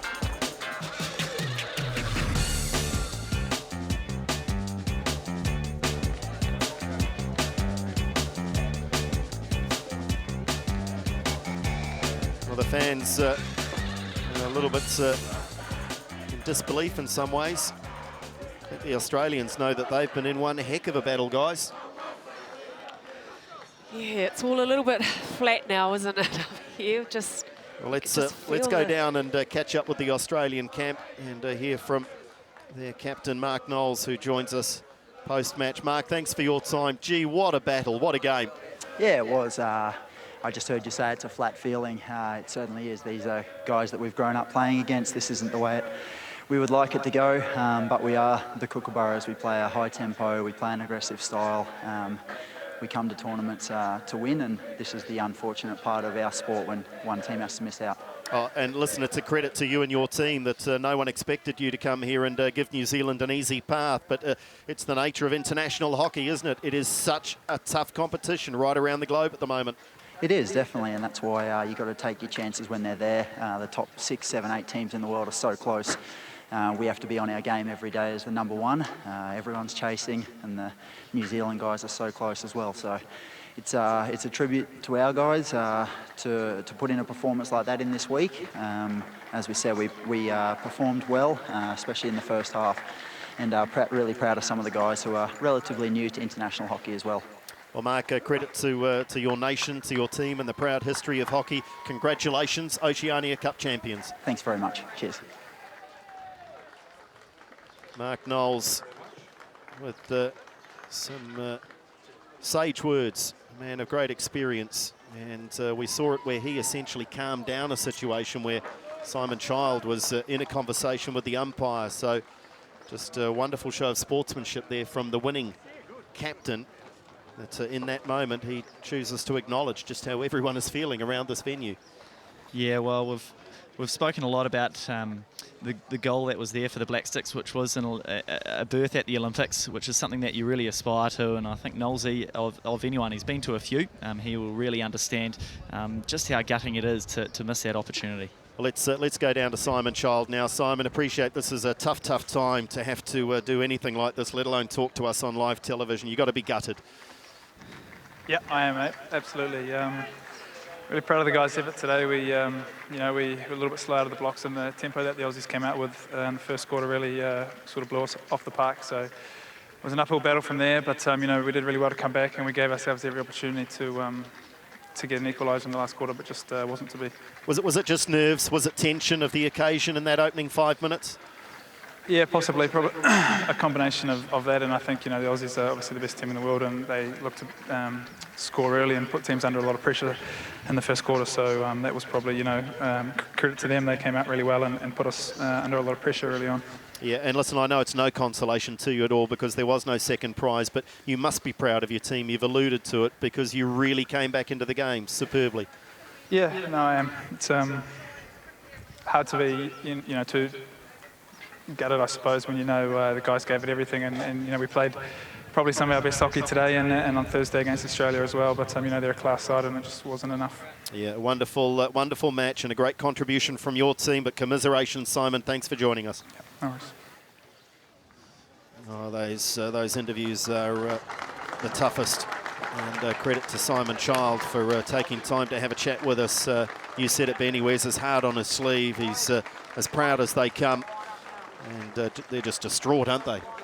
Yeah, absolutely. And what you might be seeing here is the climax of some brilliant careers as well. For a few of these guys, you really you work in 4-year cycles so often and work towards Olympics. And there's a few guys within that Black Sticks unit, looking at the likes of Kyle Pontifex and Ryan Archibald, that have been around for so many years and such inspirational players for some of these youngsters. And I'm sure it would have been really tough for them not to be able to give them an opportunity to get through to another Olympic Games. So yeah, you can see these guys commit a lot to their sport. They give a lot, great sacrifices, and just a pity that they weren't able to do quite enough to get through. Let's go down to the presentation. All right. On behalf of the Oceania Hockey Federation and Hockey New Zealand, I firstly want to thank the crowd for sticking around for our presentation, our medal ceremony. I'm going to invite 3 dignitaries out. I'll just find my piece of paper. Apologies.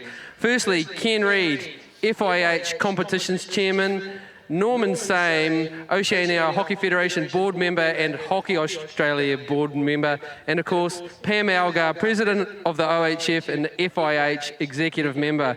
And I'm just going to invite Pam to speak. Great.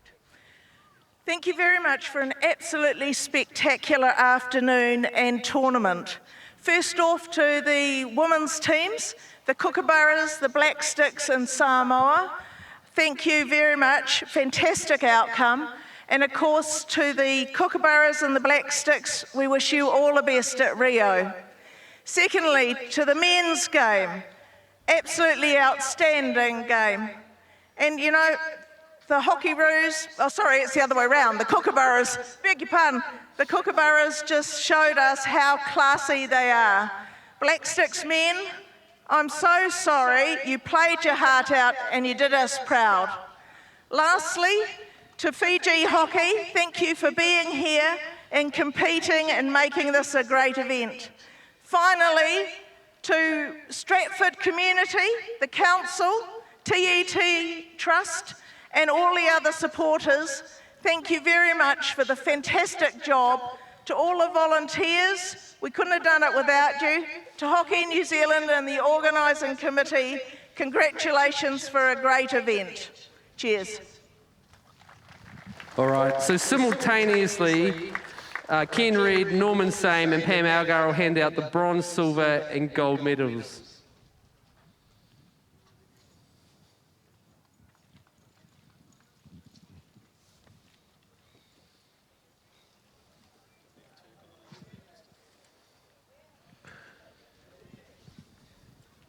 So the medals being presented.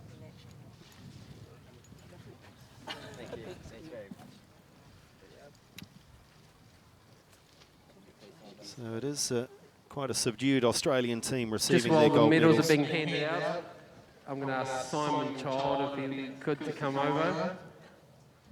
Just say a few words. Tough game, Simon. Outstanding, huh? Just on behalf of the Black Sticks, I'd just like to thank all the teams here participating. Congrats to the Aussie boys. You guys showed again why you're such a good team and so why you're so well respected around the world. So I know this game wasn't easy for a lot of you guys either, but yeah, pretty appreciate you guys giving it you everything today. So thanks to all the officials and the umpires and the volunteers and the ball kids and everybody who set the tournament up. You guys have done a wonderful job. It's really... I never think in my wildest dreams I'd say Stratford's a cool place to come play hockey, but yeah, you've done really well, so thanks very much.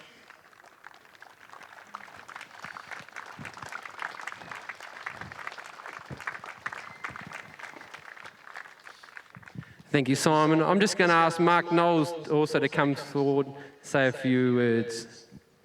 Congratulations, Mark. Yeah, just to echo Simon's words, this was a tough week for us, boys as well. Friends, teammates that we've grown up with for a long time, so there is another chance. Hopefully it comes on Sunday for you boys. To the Kookaburras, I'm not going to take anything away from our team. We train hard. We train to win. We put a lot of pressure on oppositions, and we have to keep doing that, boys. That's why we're striving to be the best, so well done, boys. To Samoa and Fiji, makes it a great tournament with some different teams. Hopefully you guys got something out of playing against both of these teams as well. So thanks, guys, for coming. Great effort. To the area, as Simon said, thank you very much. Fantastic show for the week, the weather, the mountain, well done. To our coaching staff and our sponsors, Fortescue Metal Groups and the Project Group, thank you very much for the continued support, and thank you to Oceania Hockey. Cheers, guys. Thank you very much, Mark. Pat, if you will, I'll give you the trophy, nice and shiny. Well done, Australia, and congratulations, winners of the 2015 Oceania Cup.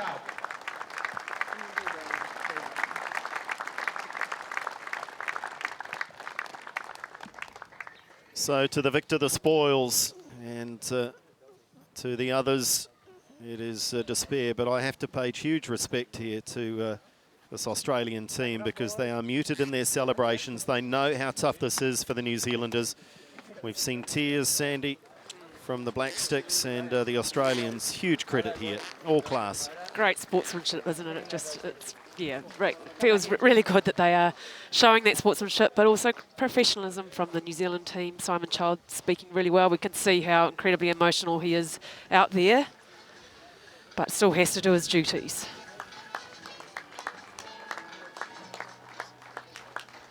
Well, that is it from the team here at Sky Sport. On behalf of the entire commentary team, and including in this men's final, Sandy Hitchcock and Ben Collier, to Katie Glynn, who joined us earlier in the women's final, to the entire crew, to everyone that's put on the show here in Stratford over the past few days, we bid you farewell. It's a disappointing farewell for the Black Sticks. Their dreams of Rio are dashed. Australia too good, the world #1. They took out the Oceania Cup final in the men's, winning 3-2, earlier having won the women's in a penalty shootout. Good afternoon. We'll see you next time.